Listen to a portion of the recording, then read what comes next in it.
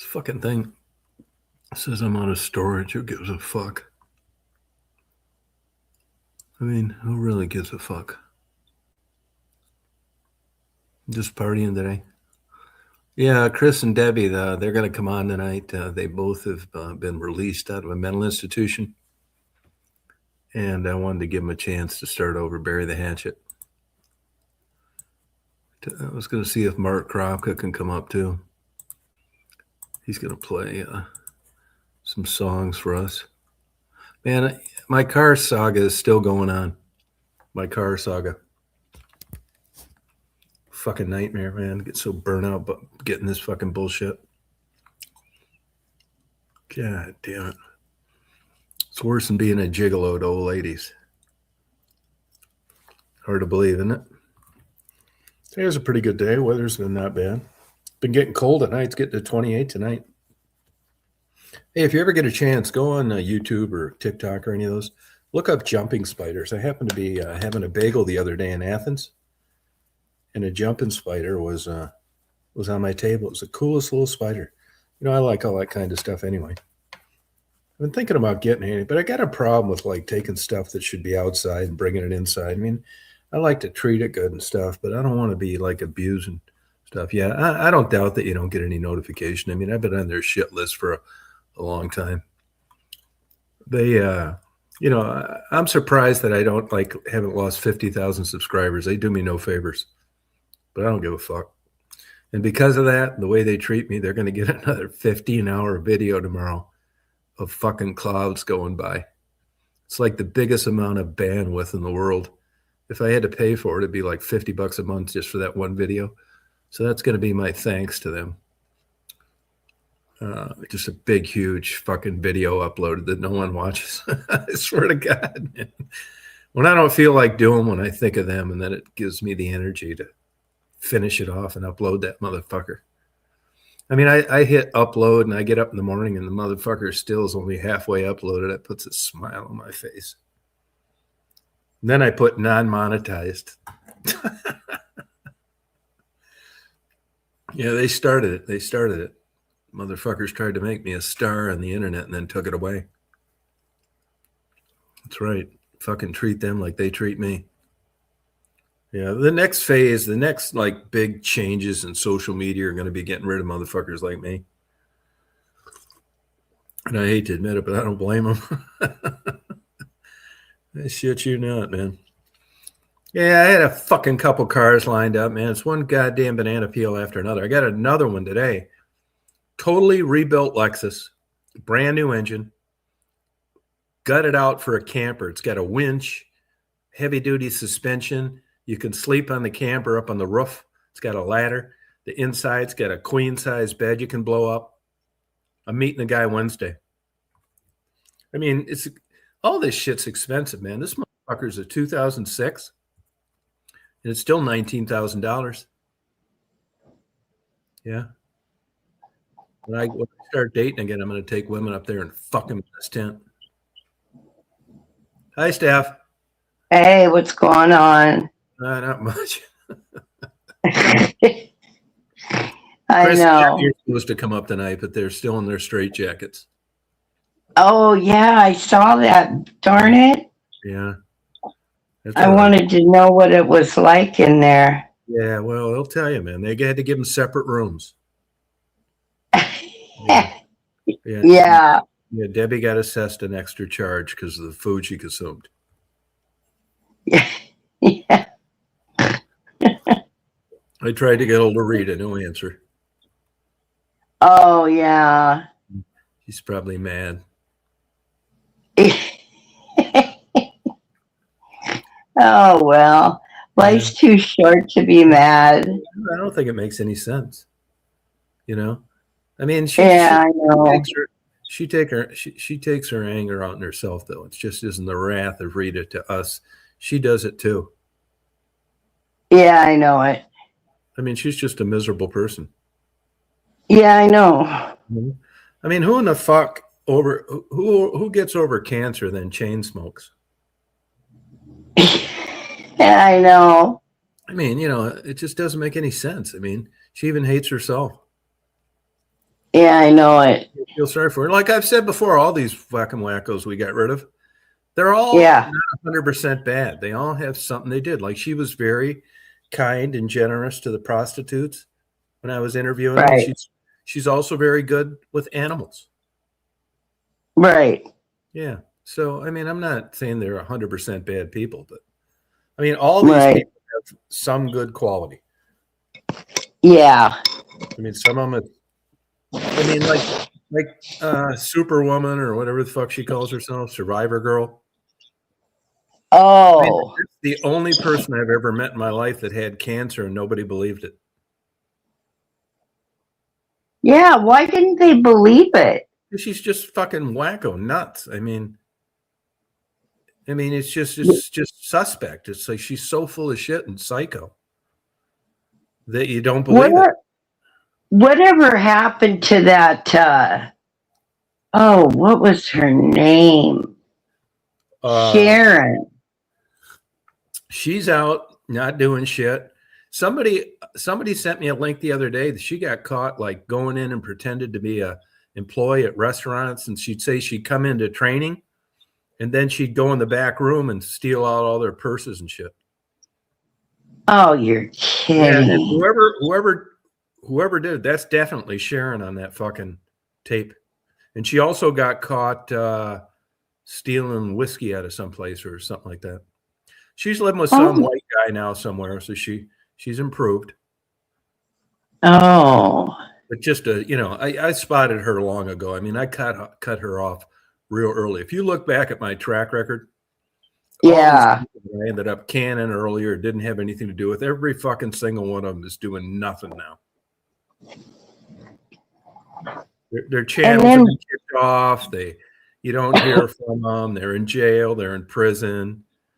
Right. All of them. Even that greasy-haired fat pig with a stolen microphone that I gave $500 to. She finally got lost. Angie reacts. Who gives a fuck what Angie thinks? Oh yeah, I forgot about her. Yeah, everybody else did too. And then what about that Debbie? Oh, another fucking lunatic. I saw her. When you sign up for TikTok and all that fucking shit, it accesses contacts and all that shit. So she must have sent me an email a long time ago or some fucking shit because I got a recommendation, and she was on TikTok, just as fucking nasty and ugly as ever. Oh yeah. Yeah, just this. She looks like Roy Orbison to me. Halfway through a section. Yeah, there's like the remnants of a woman, but this like kind of a possum. Who's that fucking Jew that Marilyn Manson? She reminds me a cross between Marilyn Manson and Roy Orbison, halfway through a sex change, and you're not sure which way it's going. And she thinks she's hot. Yeah, I remember she always took pictures with her boobs. Big old saggy fucking boobs like Jello. I mean, they're not. Yeah. There's a couple jumbos on TikTok and YouTube too. They actually have, you ever see once in a while, you've probably seen like fat men, but they had good looking faces. I mean, they're not all that frequent, but once in a while you'll find like I've been getting hit with these goddamn commercials about these young women, like older men. They don't like boys. And it shows some plumper with a real pretty face. And she's got like a 9-hook bra. And actually, when she's got the front of it tied, they look okay in clothes, but I know better. They're fat bras that they've dolled up and dressed right and, did a makeover. Right. And it looks like they've got these big giant tits, but from being around in this age that they're just real floppers, like something you'd expect on a cast. Yeah, if you ever saw them nude, you'd run. Yeah. but if you set them up in the right outfit, they got a 9-inch fucking cleavage. I mean, it's tempting. Yeah, I know. Yeah, but I know better. I mean, their tits are coming out the side more than they're coming out the top. You know what I mean? Yeah. It's like I see some of these older women walking around the mall sometimes, and they wear those like spandex. Yeah. You'll see about 11 pounds of cellulite even in those. So you know what that looks like. It's like a shotgun blast to their ass cheeks. Stop. But, they don't ever really get a good look. I found out No. the same thing when I was losing my hair. I was laying on a couch. I was trying to bang Sherry's roommate. It was 1978. And she was rubbing the top of my head. And we were laying on the thing, and I hadn't been started banging Sherry yet, so it still was like not bad. And she said, your hair's getting thin. Well, how the fuck am I supposed to know that? Like I'm standing on my head with two mirrors? Right. And after she told me that, I went back and I went ahead to go buy one. What guy has anything other than the mirror over the sink unless he's queer? Right. So I went and bought the $1 one, and put it from behind. It's like, God damn, she's right. No, but you didn't even know. No, certain things you don't know. Yeah. That's why when these TikToks, for some reason there are a lot of these older women that want to dance like young girls. And, Oh, yeah. Straight male your whole life and you're my age, you can spot the difference pretty quick. The young, tight bodies, they can wear jeans and the jeans look like they were custom made. They don't need a belt and the right. Just right across their stomach, But the old broads, you can see when they try to do the splits or something, you see a big red fucking ring around their stomach where they winch the fucking zipper and button together. Yeah. Try and look like slim. It's not the same as a flat, stomach. Right. Young person. Right. And I'm sure you spot it on males too, Yeah. Tight jeans and stuff. Oh, yeah. You just can't do it. It's not the same. No, them days are gone. Okay. I mean, can you imagine? I bet, though, you could run like a comedy thing. If you just had like a male strip club where women went to have fun, like you used to go to the Chippendales. Yeah. I bet you could have like a Friday night half off and just have like a bunch of 60-year-old guys stripping where you could laugh and fuck around and make fun shit. Oh, yeah, I know it. I know it. They have That'd one of those be in fun. Atlanta. Yeah, they have one of those in Atlanta with women.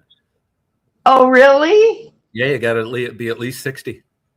Oh, that'd be fun. It's always busy. Oh, I bet. Mm-hmm. I mean, you can show people what happens to you when you get old. They ought to take every young guy in there and show them what's coming. Yep, that's what's coming. That's what your wife's going to be. A lot too with these TikTok girls. The mother and the daughter. Yeah, now some of them are not bad. Remember when they used to run the old dishwashing soap commercials where you couldn't tell who was who? Right. Yeah, that's because they had their clothes on. Yeah. Yeah, but some of them look pretty damn good. I mean, I remember being like 20 and 21. I had a couple girlfriends. The mom was cuter than the daughter. Right. I had a buddy of mine that took that, the Styx, Babe, I'm Leaving You. The what? Styx, that rock group Styx. Oh, yeah, I remember Styx. I had a buddy of mine dating that guy's daughter. They lived in Chicago. They live out in the suburb of Chicago.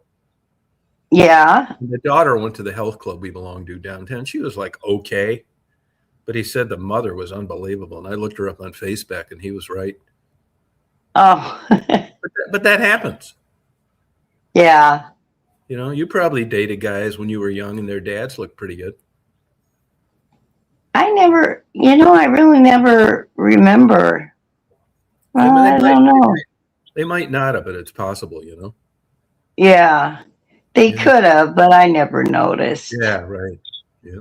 Yeah. You had better things on your mind. Yeah. Yeah, not old men. Did you get around to making your doctor's appointments? No. Yeah, not yet. I go through that too.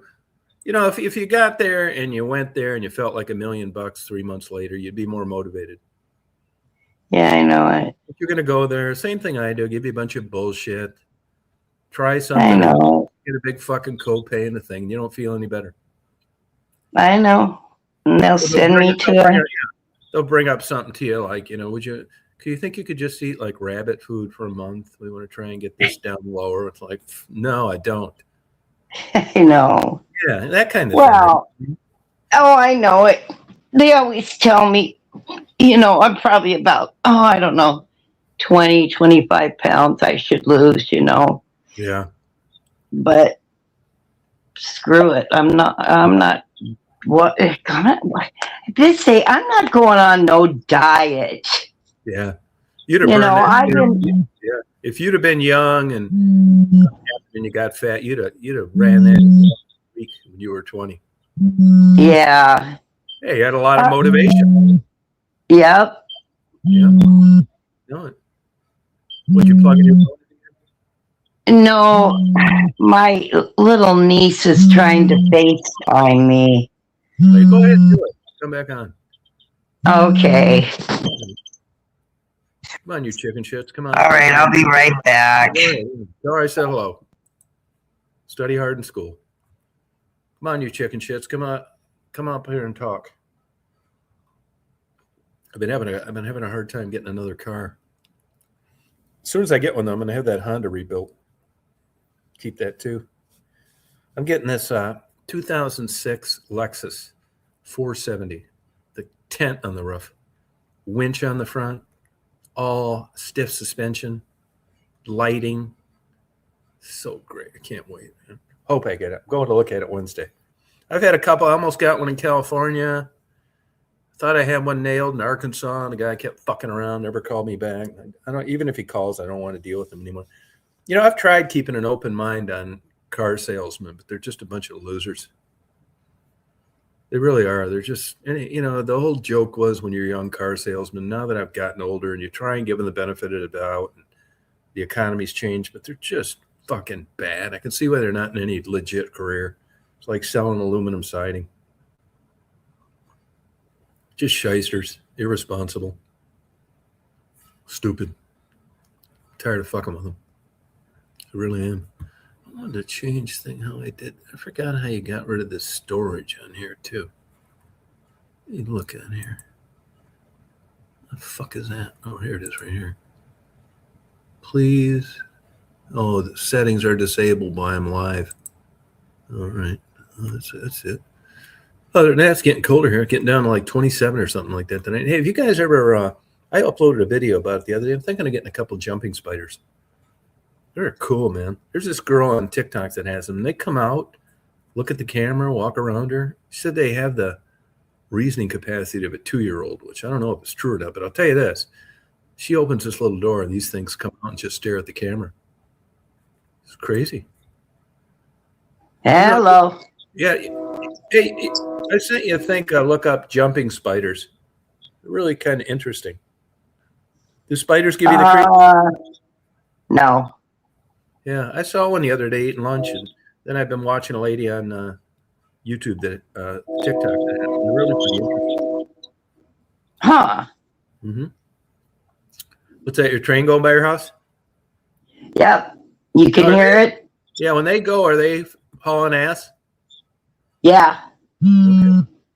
And where are they going? Do you know? I don't know. Okay. We have the Auburn Station down there where the Amtrak goes. Oh, really? Yeah. We've got I've got I got 3 sets of trains that go by where I can hear them. Oh, that's cool. I don't know if you know this or not, but those Amtrak trips are a ride from hell. I've been on them. We went to Las Vegas, my mother and I. It was horrible. Yeah, no, they were terrible. I remember getting stuck on one going to Connecticut one time as a kid, and they've gotten worse. If you look up their ratings, it's like a 1.2. Yeah. When we went to Vegas, we had to have a 12-hour stay in Salt Lake City. So I got us a hotel room because 12 hours, Yeah.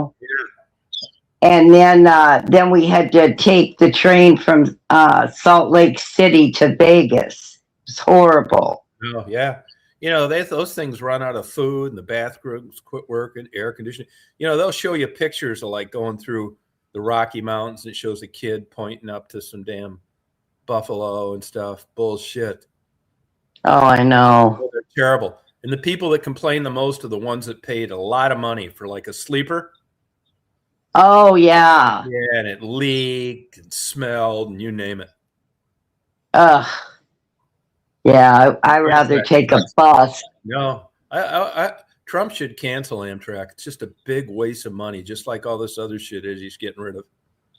Oh, yeah, I know. Really? No, it's terrible. Mm-hmm. Take the one from Chicago to Ann Arbor, Michigan, which at the time was their most on-time route. I mean, it was only 250 miles. Uh-huh. It wasn't bad. But you look at the horror stories and the people that try and take those cross country, it's nothing for them on a 2-week trip to get there 4 days late. Yeah, that's strange. They fall off the track and all sorts of shit. You know what was really fun, Tom, is my mom and I, we would take the bus trip to Reno. It was like a tour thing. Yeah. And we did that several times. You take the bus and then you spend the night, I can't remember where, in a hotel. And then the next day you go into Reno. We went to Reno on these bus trips. And it was so fun. And I was always the youngest person because they were all old people. And one time we went on this bus trip and, you know, they had the lady there and they were going to play bingo and she asked me to help. And so I'm calling the numbers out and going, running to people with their bingos on the bus.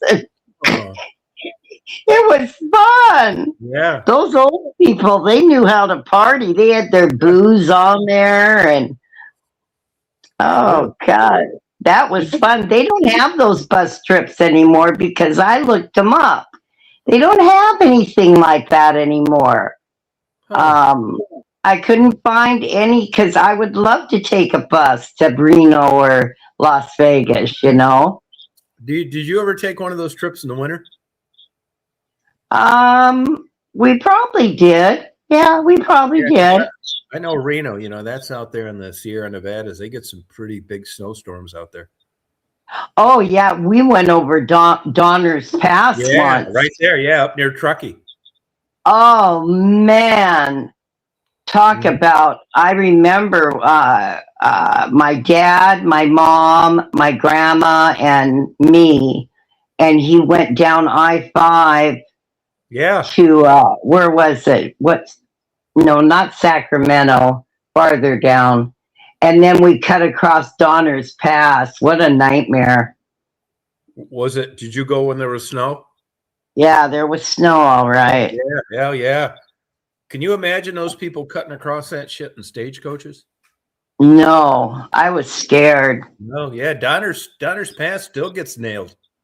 Oh, yeah. They get insane snow. And you look at like Truckee, California, which is out near there. Truckee, yeah. Yeah, it'll be like a nice day, not bad, and like 2 days later, there's 4 feet of snow on the ground. Yeah, I know it. Yeah, there's some really good YouTube videos of that blizzard they got last year in Truckee. There's just shit. Oh, yeah, just cars. And, really? Oh hell yeah, man! They were like, you know, it gets so the snow is so heavy that I don't care what you're driving, you just can't push that much snow out of the way after a while. Oh God, I know it. You can't keep up with it plowing. I mean, you know, they plow and you can go through 4 or 5 inches, but if you don't have a vehicle equipped for that, once you get around 6 inches, man, it's getting to where you got to be doing about 15 miles an hour. Yeah. Yeah, that's how it is out there. They just have insane snows out there. Yeah. And you know, I know. Look at like Beartooth Pass, northeast entrance to Yellowstone. I mean, that's only open for like May to September. Last time I was out there about 4 years ago, I couldn't make it on the way back. They shut it down. And Glacier National Park, same thing, going to the Sun Road. Shit, sometimes that thing's not open till June, and sometimes it's closed by September. But I'd love to like be up there when they got those crazy ass snows up there. But nobody's up there, you know, they close the roads. Oh yeah, I bet you would. Yeah. And if they didn't plow those roads like in Glacier National Park, shit, you might never get up there. I mean, they have heavy equipment because if you just allowed it to melt, shit, I bet you couldn't go up there till July. Huh.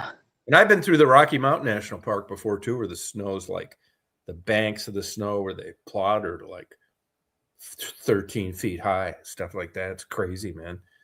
Jeez. It's like higher than a double-decker bus. Isn't that something? Yeah. If you don't have to drive in it, you can just watch it and stuff. Aspen gets some pretty good snow too. It's beautiful to just Ashland, yeah. I've been through Ashland. Yeah, get drunk Yeah. and look out the window. But if you got to drive in it and you don't have the right vehicle, you're screwed. Heavy snow will actually lift a railroad locomotive off the track. Well, that pass from is it Oregon? No, Washington to Oregon. I can't remember which one that is. Yeah. No, And you go through Klamath Falls. Yeah. Yep. Yeah, that is a beautiful drive. Yeah, beautiful. And if you ever We've get up gone that way too. Oh yeah, you go down to Weed, and then you cut across Klamath Falls, and you go down into Reno that way. That is a beautiful drive. Yeah. Have you ever been up? And if you look at, one of the major highways in Canada goes up, their international highway, like their expressways go up into Banff and stuff. And the Canadian Rockies are way, way, way prettier than the American Rockies. Oh yeah, I've never been up there. Beautiful Banff and stuff. That's one of the most photographed places in the world, Lake Louise in Banff. Really? Yeah, gorgeous. Blue Huh. water.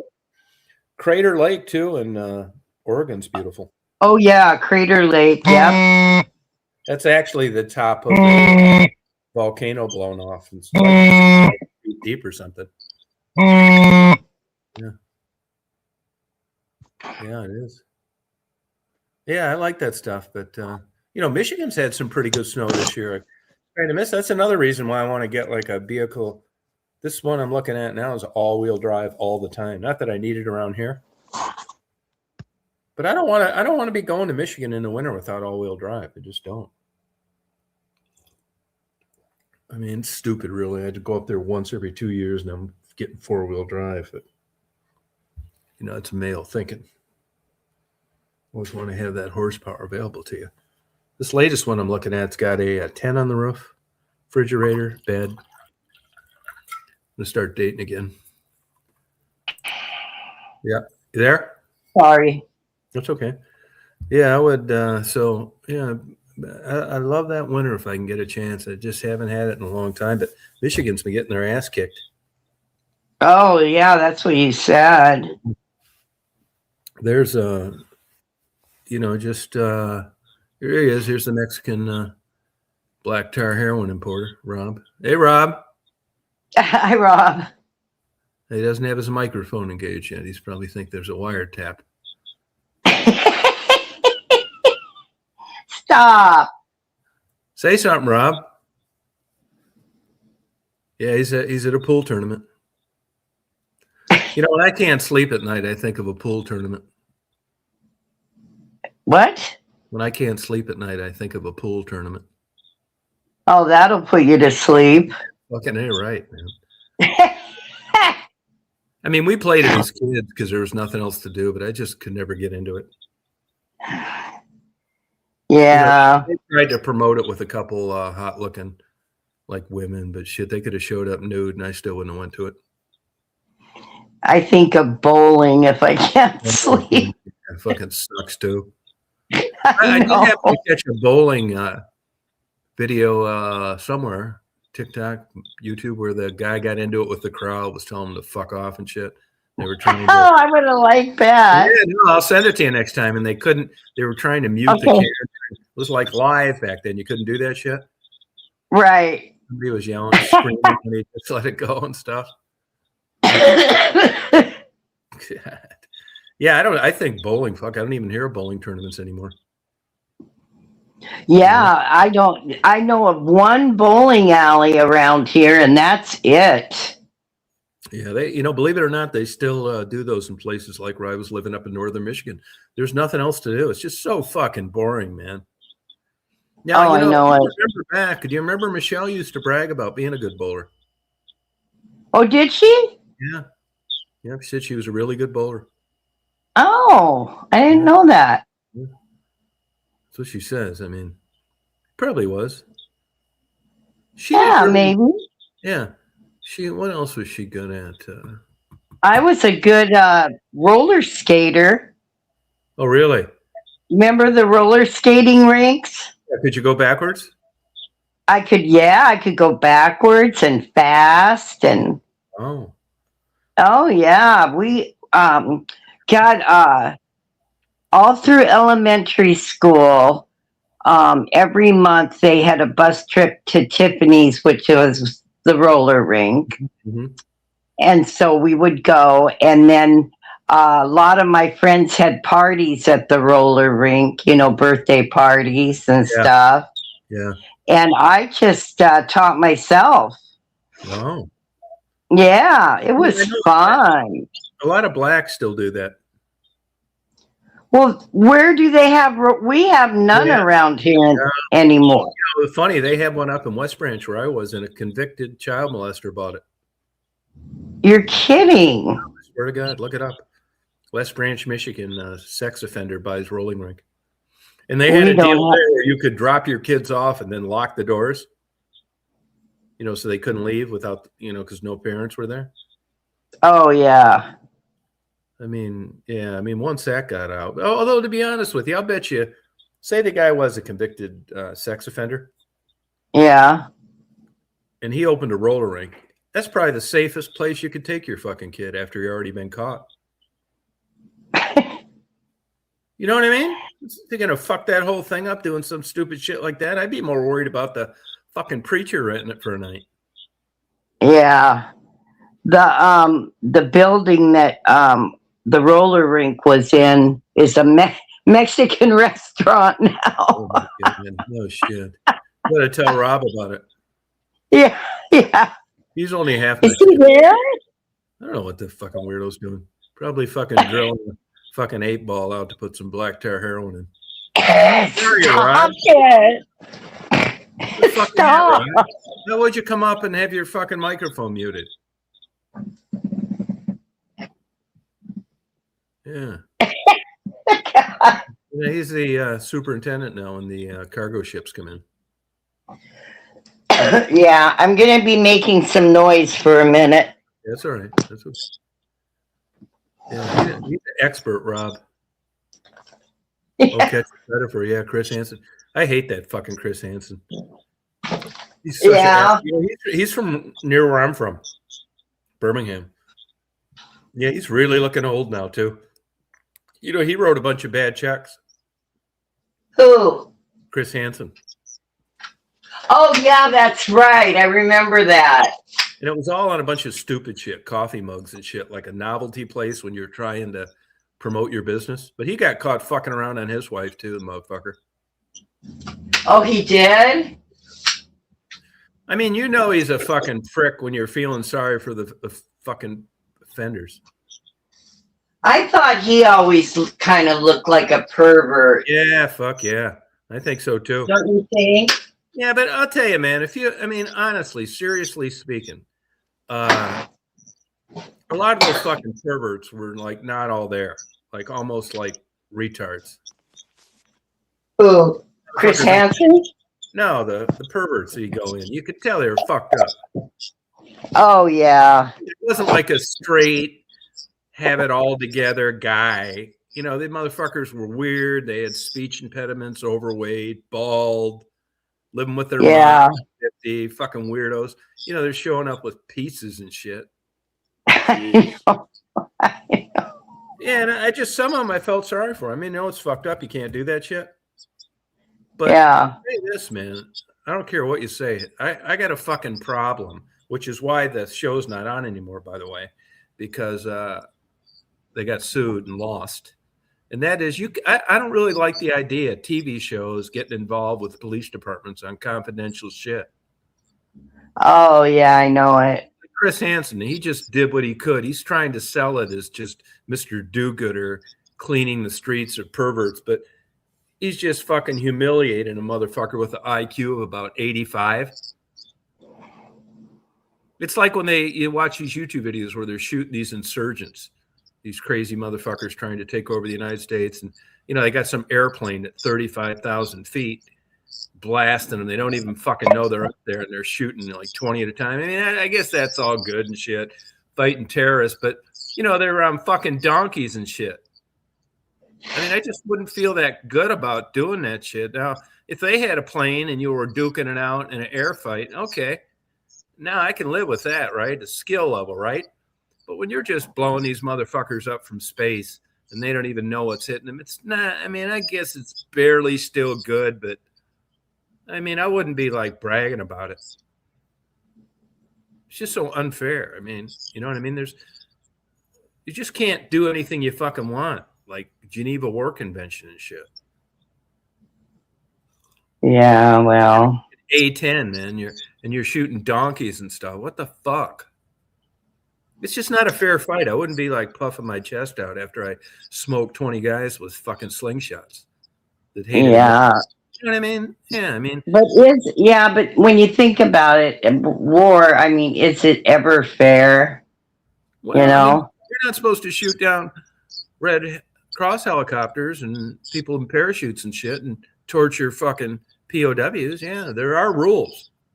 Yeah. Well, Trump's gonna just bomb everybody. Yeah, I know it. Yeah. I mean, he's fucking nuts too, but like I said, I'd vote for him tomorrow. Well, like I said, we really didn't have a choice, and yeah, that's it. We didn't have a choice. And so if I live to see the next election, then we'll see who's running then, Yeah. Well, they're going to fucking find a way to get this Vance in. There's no fucking way a Democrat's winning. Oh, Vance. No, I don't think so either. No way. Mm-mm. This Vance will get in. But, I'll tell you, he's like kind of like, blah.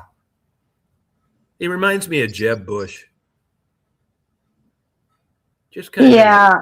Blah. I mean, he may have good ideology and all the shit we stand for, but the motherfucker's got zero charisma. And, there's something, you can knock me for this all day long. And I can give you examples outside of politics, not this guy, just in people I've known in my life. But when you start marrying like Indian women and shit, and you're a white guy, there's something a little off. I hate, you can fucking say, yeah, true love. Yeah, fuck you too. But when you start marrying these Ethiopians and Indians and shit, fucking Prague and all that fucking shit, there's just a little something off. It's a step down. Yeah. Well, Trump, he's got a lot of charisma. He does. Yeah. He's a good talker. He's funny. He should have been a comedian. Yeah, no, and that motherfucker comes in. He's got, 10 million people watching him. 5,000 of them hate him. A million of them hate him. But still watch him. I know. Yeah, that's exactly right. Yeah. No, you just never know what kind of crazy shit he's going to bring up. Oh, I know it. If Trump was a comedian, how would you like to come up after that motherfucker at a comedy show? No. Yeah. No, exactly right. Fuck no. I don't know. I think I've told you to watch before, and I think you have, but you got to watch the Comedy Central roast of Donald Trump, man. It was I did watch it.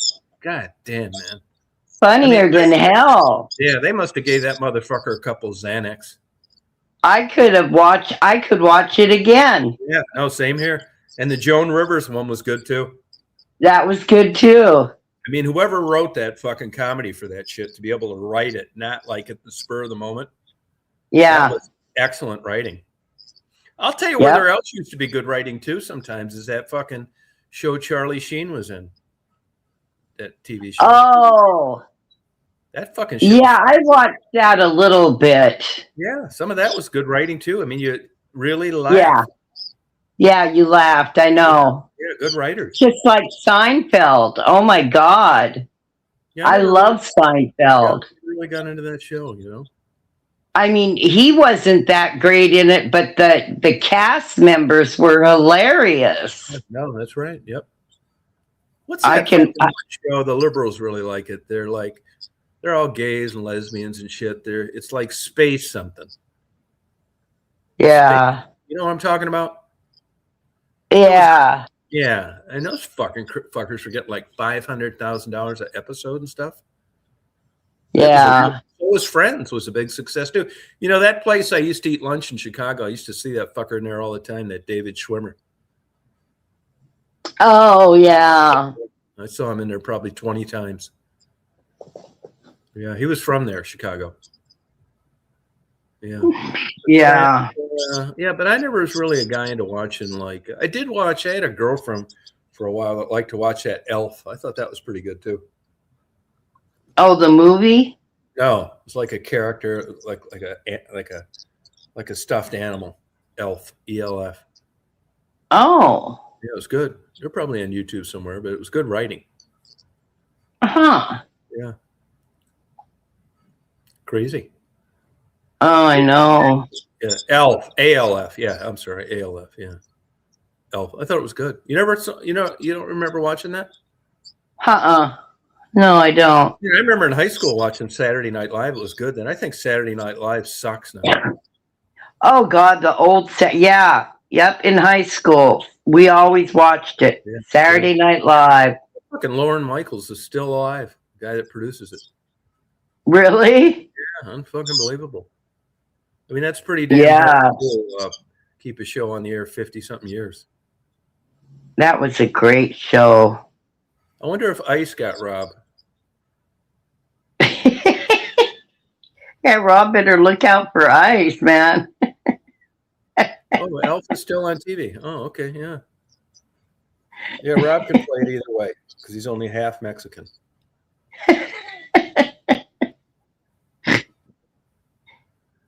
I think he could be somewhere out of town right now. Where are you, Rob? You fucking weirdo.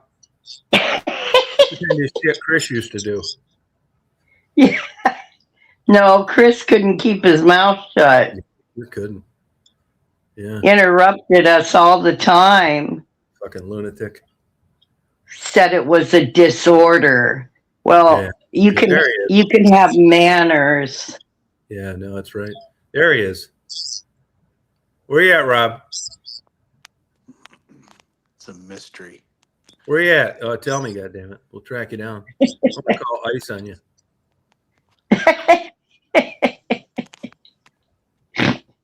That's what Michelle does. Yeah, you got to turn it off just as you come on and say he'll be back in a minute, and then That's never what come I'm back. trying to impersonate.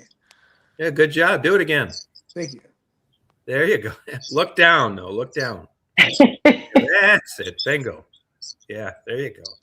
Now do the Mark Kropka impersonation. You remember that one? There you go. Fuck yeah. Hell yeah, you've been watching. That's it. He doesn't do that so much anymore. No. He's been getting more sleep. Yep. That'd be my guess. You know, no, I know this motherfucker's not into this shit, but back before I knew him as good as I know him now, I'd have people email me and say, why am I friends with somebody that's nodding? Oh, he's not nodding. No, I know it. Yeah. Yeah, I stuck up for him. Yeah. I came right to his defense. They said, no, he's not nodding. He's just high on marijuana. Yeah. I didn't know that could do that to you, marijuana. What, make you sleepy? Like that. Now, I can understand it making you sleepy, but not when you're fucking trying to stay awake. I wish I was nodding. Yeah, me too. It's not over yet. Wait till I get this four-wheeler, man. I'm going to drive that motherfucker out there, and we're going to go camping. Yeah. Hey, the only thing I'm worried about Yeah. is you got to climb on a ladder because the tent is on the roof of the Lexus. Oh, shit. Yeah, I know.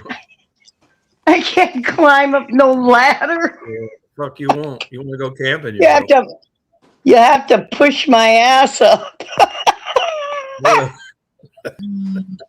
My big old ass, you'd have to push it up there. I will. I'll blow up a waterbed when you want to get out on the ground. I'll get up there and I'll never be able to get back down. Yeah. Have to ride home up there. You know, I talked to this motherfucker tonight that redid this shit. You know, he's like a craftsman, new engine in and all this bullshit. Yeah. And he's telling me that he's one of the reasons he's selling is him and his wife are getting older. Yeah. And he said they're almost 57. Oh, shit. Only 57, huh? Yeah, I know. Shit. I wish I was 57. Yeah, I know. I'm already looking at the motherfucker, seeing where I could drill a hole and put a hose in the corner. Yeah, you got to climb up about a 6-step ladder to get in the tent on the back. They're called Whack-a-Busher or something. They're common. You see them a lot on like, different vehicles. They're like $4,000. It's got 4 like air struts, and you just pull the buttons. They're lit inside. You got internet screens for bugs and stuff. Oh, just get a cute little trailer you can pull. Yeah, I'll tell you, I don't like paying. Trailers are stressful. Are they? Yeah, motherfuckers, the wheel bearings are never that good. Yeah, fuck, I'd rather not pull a fucking trailer, man. I really would. I was just They got some cute little ones. Yeah, they do, but they're just this tent's good enough. And actually, a queen size mattress fits in the back of this. So I may not even use a motherfucker. Right. Oh, yeah. A queen size mattress fits in the back of what? Lexus. With Lexus all this what? Lexus car. A car? A queen size mattress fits in a Lexus car? Yeah, in the back, if you put the second and third row seats down. And, there's a couple places down around Panama City Beach where, believe it or not, you can rent a spot right on the fucking ocean. Camping spot. Yeah. Which you wouldn't think. Yeah, you can do it. You can call it a car, but it's more like an SUV or XUV or something like that. Probably. Well, the one I'm getting is SUV. Mine's got like the off-road shocks and all that shit. Yeah, cool.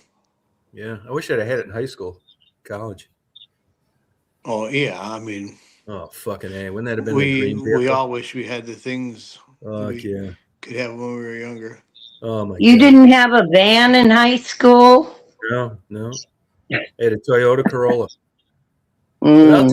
I'll tell you a funny thing though. In that Toyota Corolla, I bought a new one. It's 1979 Toyota Corolla 5-speed.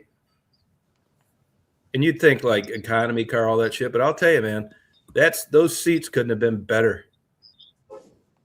I mean, really? Yeah. I mean, you would have thought those seats were worth more than the car. It wasn't cramped or anything. Well,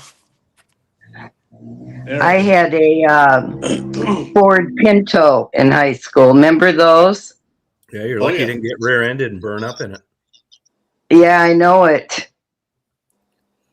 Yeah, I'll tell you, those Subarus, man, I looked at those fucking things, but I'll tell you, like I'm really into running cars to the end. Like this one I'm looking at's got a new engine in it. Yeah. But those fucking Subarus, man, like the Astrovans, I got almost 500,000 miles on each one of them. And those fucking Subarus, when they get to the end of the road, like around 200,000, where you could, if you took good care of an Astrovan or something, that's nothing. Those fucking Subarus, when they get up around 200,000, man, you're fucked. I saw a couple of them today for $2,500.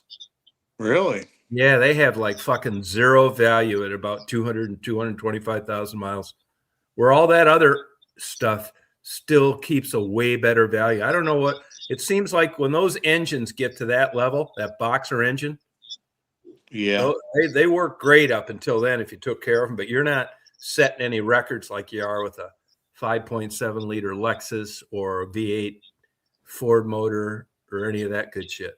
They just do not last that long. I mean, I'll tell you a downside to Lexus too. Even the high end ones like the 460s, 470s, and 480s, they rust like a motherfucker.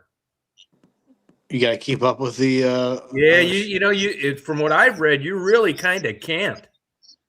Oh I yeah, mean, other than that shit you showed me the other night, your friend does. yeah.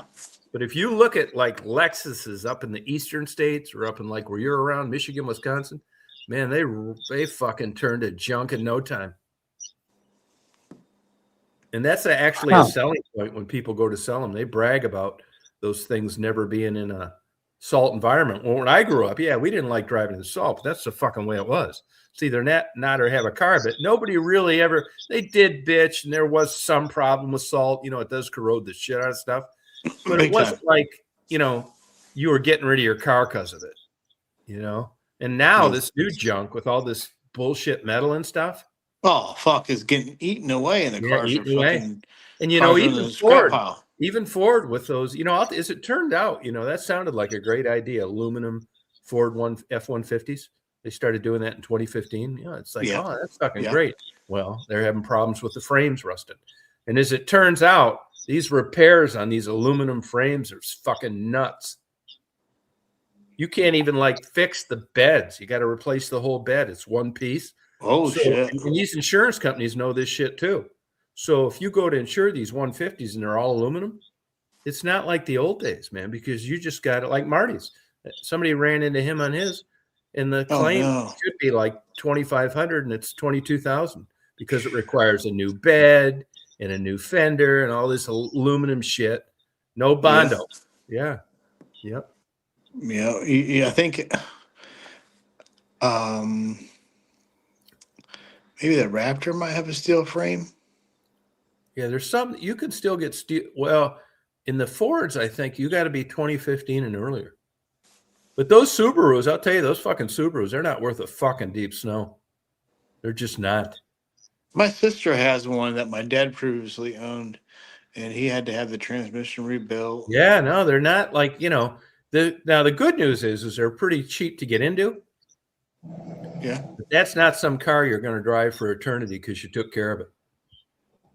I know some people that leased a brand new one up in Traverse City, and fucking acorns fell off a tree and dented the fuck out of the whole roof and the whole wow trunk or a whole hood. Yeah, I mean, just cheap ass metal. You look at Subarus from like around where you live, Rob. Yeah, they're all chewed to fuck up. And those fucking things are small, man. They do make a bigger one. Outback, I think, but the other ones are little. Yeah, the Outback's kind of what do they call that? Like crossover. Yeah. Yeah. But if you look at people like if you got more than two people in a Subaru, they always got the metal shelf on the back or everything's piled on the roof because there's no fucking room in them. Yeah. Yeah. Yeah. My dad had the Legacy. Yeah. But, like you said, boxer engine. Yeah. CVT transmission. Yeah. They had some recall on it. And my dad said he has problems with it shifting sometimes. Yeah. But he has to manually downshift and shift back up through. Like the olden days, how you would have to. You remember that, Tom? Yeah. Right. Yeah. He said that's how he felt. Like he was having to manually shift it based. That's the way he get to shift into overdrive. He's like, what? Yeah. So he went to the shop and they couldn't get it to happen again. So they'd been fighting it, and then my sister, she wrecked her car in the winter, and so he loaned her that car, and she's been driving it. She's like, Dad, I'm gonna have to buy this car from you because I've been driving the shit out of it. He said, oh, I'll sell it to you, but you know the issues. Yeah, said, oh my. Hey, are you out of the country now? No, I'm in the States. Oh, okay. When are you going out of the country again?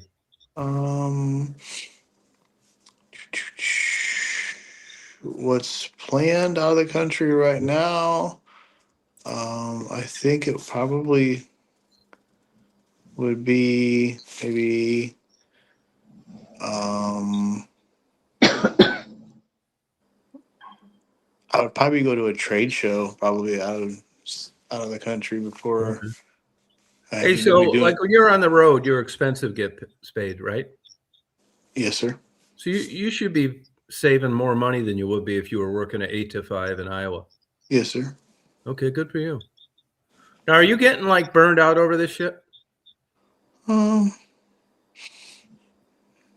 like burned out. I mean, it's just, we just put a lot of effort in, and so we just work long hours. And I mean, what else were we gonna do while we're here? I mean, I ain't going to the fucking zoo. Right. That's it, I'm not gonna go fucking walk the beach. And I mean, right. I would bring my girlfriend to come down and visit like a weekend, but we work weekends. But we could probably take a weekend off. We probably could, as long as we're on schedule, because we have things that we need to get done. And but she don't want to fly. She just refused to. Yeah, she just don't want it. No, she just it's too much. It's a fucking pain in the ass. I mean, I don't blame her. Yo. Now it is, yeah. That's what I heard. And you know what, too? You know what? Another thing about it, too. I seen it. Was it Child Predator? No, I haven't watched it yet. Watch it. I haven't. I'm talking to my buddy on YouTube. Oh, watch this. This guy's a child predator. Oh fuck! What does he do?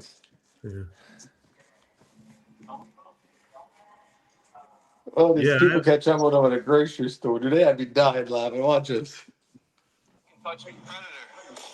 Oh!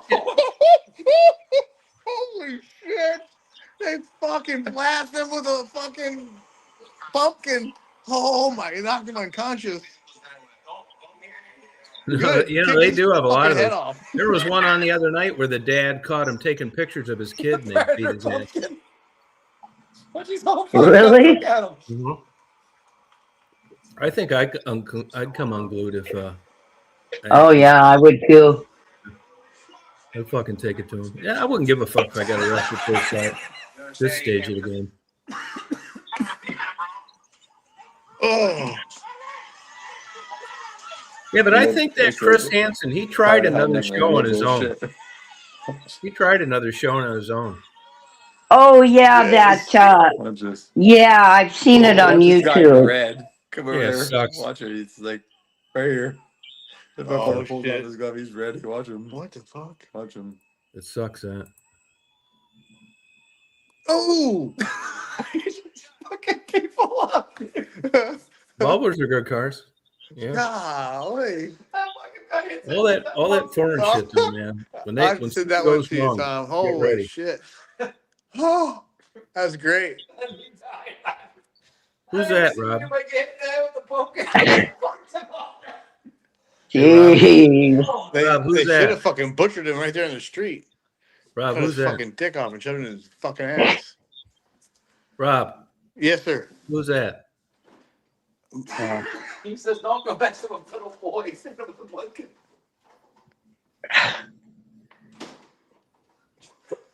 Fucking Wow. A. Oh hell no! Oh shit! Rob. Yes, sir. Who is that? That's the guy. That's the guy I work with. Oh, okay. He's like, look at this child predator. They fucking beat the fuck out of the guy. Yeah. He's like, look at this. So it looks like these guys set this guy up and they fucking they probably did. hit him in the head with a pumpkin and knocked him unconscious with a pumpkin. Yeah. Oh gosh. No, they're you don't see these predator problems in Mexico. Oh, they'll kill you. Yeah, I know. They'll kill you. They'll kill you. There's if you're the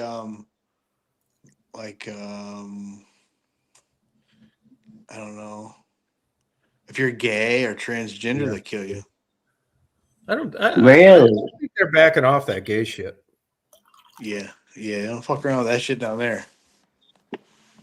Hey, now, would you ever consider moving down there, Rob, where you're at? To Florida? Yeah. No. Yeah, you're smart. The place sucks.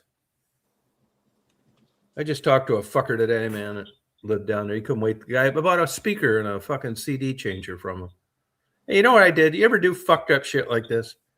So I'm getting some speakers and fucking around because I want to put some stuff in my garage and it's humid and I don't want too good a shit, but I want it to be decent, right? So I see this ad for a 5 CD changer, which is hard to find, and 2 speakers. So I go to this motherfucker's house. Good guy. He lives over near Home Depot. He's born in Florida, grew up in Lakeland, moved here. He's been here a while. So he's got these 2 big giant ass fucking speakers. I don't even want the fucking speakers. I was hoping he'd say, "Do you mind if I keep the speakers?" Like, fuck no, I don't want these old goddamn speakers. But I just didn't feel like talking about that shit. And it was only $60 for both of them, right? So I give them 6. So I fucking put these speakers in the backseat of the car. And I'm going to get a coffee. I turn in Starbucks. I hear it clunk, and I look, and I put a scratch on one of them, you know. And I didn't really give a fuck. Then I thought, I'm going to look up these fucking speakers, you know, when I go get my coffee. Fucking speakers are selling all day long on eBay for $350. Wow. They're actually What? decent speakers. Yeah, I don't think he knew what he had. I mean, they are old. They're Fisher speakers. Uh-huh. Yeah, They're that's way better why. than, I mean, I didn't even Fisher really were want the good. goddamn things. And they're worth 10 times more than what I paid for the CD changer. Yeah, they got that old mesh in the front. Like Yeah. Brownish. Yeah, and at the speckled- bottom of the speaker, you know, they're fake wood. Yeah. But when I look, the only reason it made me check their ass out is because I saw, like, when I looked at it at an angle, the sun was shining through, and I saw the motherfucker had 2 small subwoofers. Where when they were making, and as it turns out, and I didn't know any of this until a couple weeks ago, the subwoofers is where the good shit's at. There's all if you listen to a CD and it's got good subwoofers, you're going to hear that music like you never heard before. My dumbass has been listening to my classical music on a $15 Walmart, you know, quit selling them anymore type thing. And I thought that was good. So I knew they were better than I thought, that's what made me look them up. But back then they were building speakers like it was competitive. You know, it's just like gas mileage in cars. You look on like the top-notch DVD players now and speakers, and you look at the new ones and they got like shitty ratings and they're $900. Then you go on, you find out somebody that knows what the fuck they're talking about. And you go and you find the ones made in 1970 and 1975 or $3,000 fucking dollars. It just goes to show you how everything's went to fucking shit. You know? Cars, speakers, everything. Now, this next generation, and maybe even now, they should be old enough to never know quality, like Stephanie and I did. Toasters, TVs, milkshake makers, all that fucking shit. It's all junk now.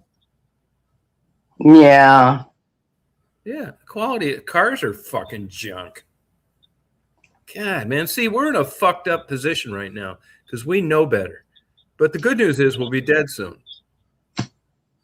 And maybe the generation behind us never knew of this shit other than overhearing their grandparents speak. So if you've never been exposed to it, you're not missing it. We know the difference. That's our biggest problem.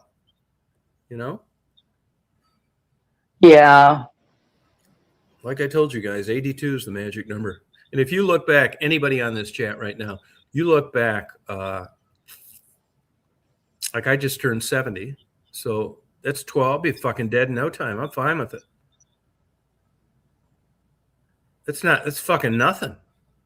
Fuck, I left Florida in 98, moved to Chicago. That flew by. Moved to West Branch, Michigan. That flew by. I'm going to be here 4 years in April. That flew by. I'd be fucking planting daisies. Yeah.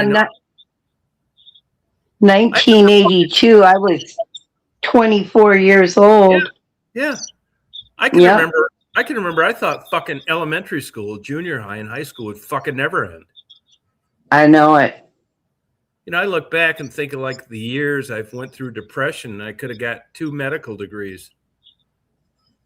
But when you're looking at it in the future, you're thinking, fuck, 8 years of goddamn school. And then you blow through 20 like it ain't shit. Yeah, I know it.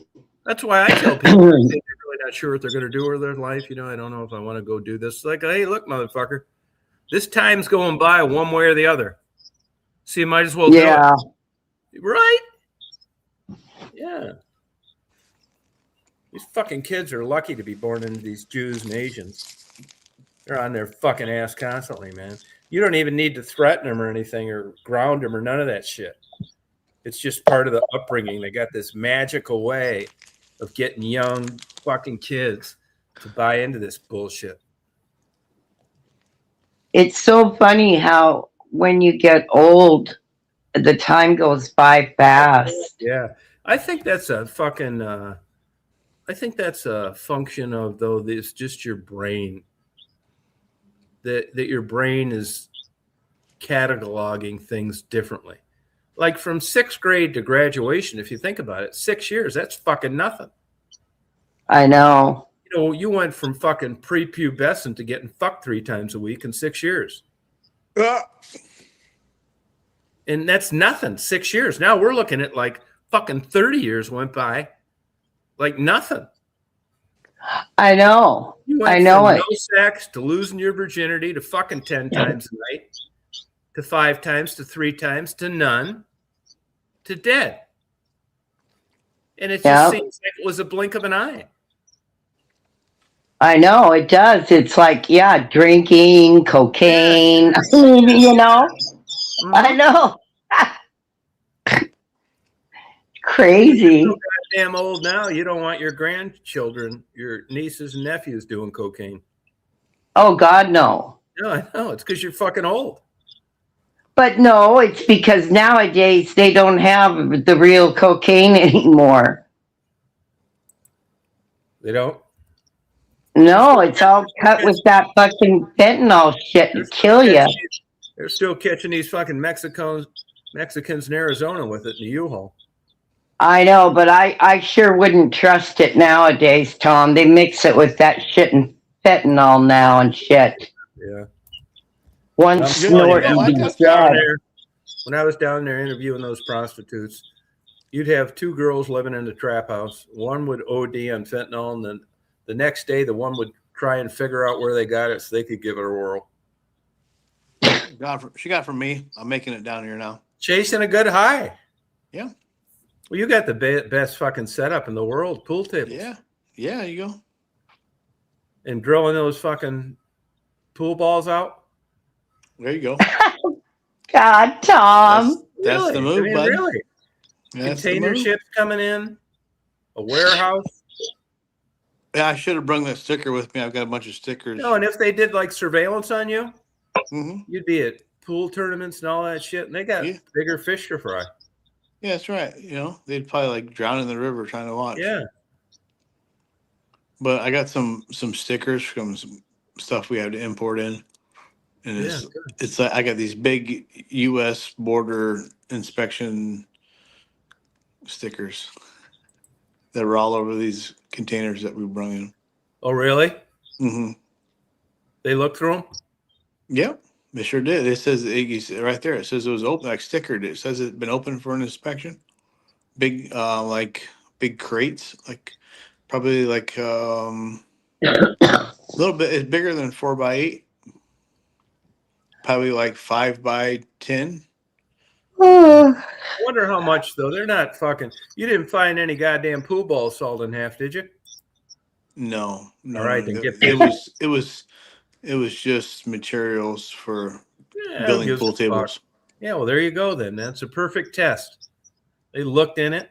Now start sending some pool balls filled with black tar heroin. Yeah, they already checked. Yeah.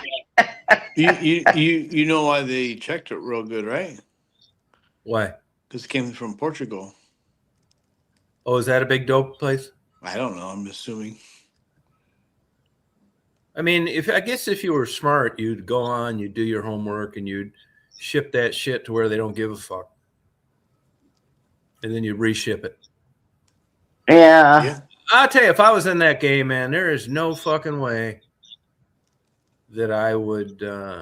I'd be so goddamn paranoid. I just wouldn't do it. And if you look at all the people that catch the mules, it's all some desperate motherfuckers. And I think some of those people really do have a family member that needs money for an operation. That's what the here's another Colombians thing. would bring their cocaine in through Venezuela. Here's another thing I wonder about too, is we don't know who they don't catch. For all we know, they're catching 1 out of 100. That's why there's so many people are getting caught. I mean, the government will have you think that they're cracking down on this shit and we're protecting our borders, but fuck, for all we know, That's why I think those shows on Discovery and stuff are bullshit, where they show these guys with masks and like $2 million cash on a table, and they're talking about how much they make. Bullshit. Last fucking thing I'd do is an interview on a TV station if I was really that. Yeah, no shit. All you got to do is fucking put a GPS on their shit, see where they went. I mean, fuck that. Why would you be a big time drug importer like that and fuck around doing an interview on fucking Discovery or National Geographic? Yeah, this does not make sense. No. I think it's all actors and shit. Or somebody who's really plumb full of shit. Yeah, yeah. Buffalo. I mean, how the fuck do you advertise for that? Yeah. Yeah, bullshit, man. There's a big goddamn underworld out there that we'll never know jack fucking dick about because it's successful. Not many are getting caught, and the last fucking thing they're going to do is an interview with some dumbass TV show. You know, shit. Yeah. And you hear these guys Remember talk. that, Tom? Remember that show, Drugs Inc.? Yeah. I still That watch was it. a cool show. Yeah, but I still think a lot of that shit's fake. Oh, you fuck, think if it's so? on TV, I mean, I don't think on it's TV, fake when they're fine, out fucking. 100%. I don't think it's fake when they're out fucking around with the end user. You know, like stiff as a board, doing a handstand and shit. Been like, wait 2 days. I think that's real. But I don't think these motherfucking supposed drug dealers are real fucking drug dealers. Because if you were, Well, they all had masks on and everything. Bullshit. I mean, if you were a cartel and stuff and you saw one of those motherfuckers doing some shit like that, you cap his ass. No kidding. Yeah. And what are they paying him? Is it anywhere near they're getting for running all this dope? Fuck no. It just does not make sense. No shit. No, the catching the perverts is a fucking piece of cake. You go on there, you show your picture of a fucking kid in a plastic fucking swimming pool, and you just got to beat these motherfuckers off. But the dope shit, I don't buy. I don't believe it. Well, I like that show. No, yeah. I mean, I think the end user shit's true. Like all fucked, strung out, getting caught, all that shit, busting them at the airport. Yeah. But not the motherfucker, the big traffic. I mean, when I used to have like think about being like fly dope. I was that kind of guy, you know, go down to fucking Cuba or wherever the fuck, load up with dope, fly it back to me. But I would never do it because, you know, I know for a while there that the motherfuckers that sold it to you were the ones calling it in, and they quit fucking with them or they gave them $100,000 to rat your ass out. Same with those Mexicans. Go on YouTube, man. If you're Mexican and you're driving through Arizona, you're getting fucking pulled over with a trailer. Just the fucking way it is. I don't give a fuck if you're or not. They make up some bullshit. You know, your tire hit the yellow line. You were doing 1 mile an hour, which is a legal reason to make a traffic stop. No fucking way, man. Besides, I think you can make more money legally if you get into the right business and you're smart than you can illegally. Maybe not for the extreme, like the drug cartel and all that kind of shit. But as like a regular person. And those minimum sentences on those getting caught with that fucking drugs. Like that guy that comes out here, that fucking Jesse James. Yeah, he doesn't think you catch drug dealers, somebody's going to replace them. I do wonder, though, how many of these motherfuckers in those giant aluminum boats with 8 motors on the back, I bet they're thinking twice now about taking off. You know, because in the old days, all you worried about was fucking drowning. Getting out there in a big-ass fucking storm that you didn't know about or some shit like that. Running, you know, the engine's quitting or contaminated fuel something. Now you got fucking 19 helicopters waiting to smoke your ass out of the water. Maybe fun. Yeah, but that could be bullshit too, man. I'm just not so sure we get the truth on anything. You know, at the top of the rung. You ever read any of that bullshit on the Illuminati? Oh, yeah. You believe that? Oh, yeah. Do you really? Oh, yeah. Well, a secret society, I believe something's there. Gotta be there. Yeah, but you don't think they're fucking running the world, do you? Probably not. You know some bullshit I saw today, though, that you know, 10 years ago, I'd have said bullshit, but actually 1% of me thinks it's a possibility. And you know what it was? What's that? They spotted Epstein at a mall in Israel. What was that? Somebody spotted Epstein at a mall in Israel. Oh, jeez. No, Anthony, I'll tell you, man. 1% of me believes it. I wouldn't doubt it. I mean, that whole fucking thing stinks. You know, if you can catch two big time politicians on a sex pervert, weird shit, underage girls, okay, that's right. But I think once they fucking check out of that shit, you got 300 fucking big time politicians and world leaders and Prince Andrew and all the motherfuckers fucking with those younger. It was just too much of a hit for the world. And of all people that you want to protect and treat with kid gloves and make sure is going to fucking get his day in court, it's Epstein.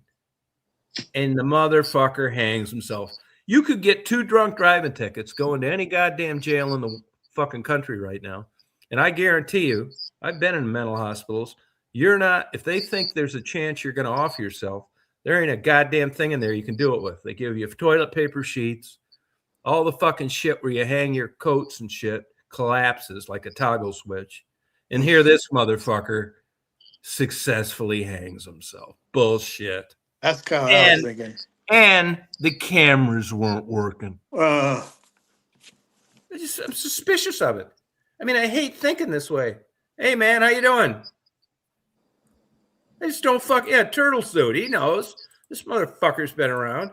He was a goddamn heroin addict for fucking a long time. He knows what the fucking score is. Come on up, Rick. Yeah, you just get tired of this goddamn bullshit, man. And, well, there's so many things that have happened. Okay, what's going on with the guy who killed Charlie Kirk? We don't hear about that anymore. Well, what's going on with? I think that they got him by the balls so bad. They're just dotting every I and crossing every. That motherfucker's going to get the death penalty in Utah. I'm glad he did it in Utah. I was thinking of that cocksucker today. Well, I think there's other people behind him too. That I still think. I do. I think he was. No, I do. No, I think the guy. Look, I don't give a fuck about dick sucking and trans and all that fucking shit. I really don't.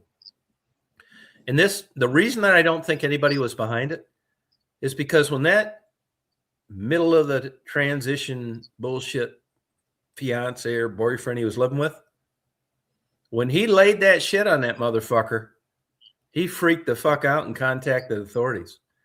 And both those guys were intelligent guys. Both of them had fucking, I think the one that was halfway through, the one that didn't do the killing, this in transition fiance, he was a fucking valedictorian, I think. And this fucking guy that shot the guy got a scholarship because he was a top-notch student. These were not dumb fucking people. I think it's just these are gene expression. It shows up here and there.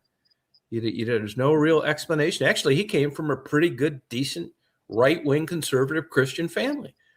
But, they didn't really support his fucking gay shit. And he actually thought Charlie Kirk, and in a fucking insane mind, I can understand the logic behind it, was disseminating hate speech, which you could interpret as that, in fairness to the guy, if you were living a Christian lifestyle.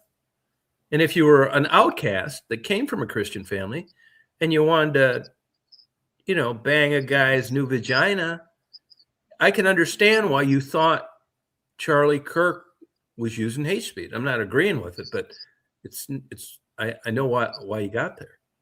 And that when he laid that shit on that guy, he was in a relationship with. That motherfucker freaked out, went right to the goddamn police. So who would be in on it more so than the catcher in a gay relationship? Who would be more important? Where's that guy that tried to kill Trump? You don't hear about him either. They killed him. Oh, that's right. Never mind. He's in the ground. He's in the ground. That's right. But I'm telling you this. I guarantee you this, man. They got this motherfucker. I thought that was an excellent move by the fucking judge by, not prejudicing the jury by having a striped suit on. Yeah, good. Yeah, put that motherfucker in a tuxedo because they got this motherfucker by the balls. He admitted it. They got the text. They got the gun. They got the fingerprints. They got the video. He's fucked. And thank God, Utah, I'm not a big fan of anyway. They're going to cook that motherfucker like a Christmas turkey. It's going to be about 15 years from now after all the appeals. Oh, yeah. I guarantee you his fucking life sucks. His fucking life. Yeah. I guarantee you that motherfucker's had all this time to fucking wish he'd have not done that. Yeah. It's fucking miserable, man. Or off himself. Yeah, exactly right. No, he's really fucked now because he can't even. Now you're going to watch. Here's a perfect example. This motherfucker isn't going to be able to kill himself. There's no way they're going to allow that to happen. Right. And let's say, for an example, for argument's sake, if you wanted somebody to kill themselves and you were, big in the government, I mean, the CIA does crazy shit. I mean, look what Trump just did. He just went down to fucking goddamn Venezuela and jerked the fucking ruler up. And he goes and fucking hands him a hot dog every day in jail in New York. I know. Fucking unbelievable. Look what they did to Osama bin Laden. And believe me, I'm all for the U.S. Love it. Glad I'm here. Glad I was born here. I'm telling you, man, there's some doubt whether bin Laden was behind this 9/11 shit. But because of what I know there is. Yeah, but because of what happened, you got to lay this fucking bullshit on somebody. Yeah. And bin Laden was a prick, and he had a big mouth. So, when you get down to all this analysis, you got all these top 10 Ivy League, all-A fucking students having a 3-day fucking Camp David summit, and you're fucking drawing straws on who we're going to take out. He lost. And yeah.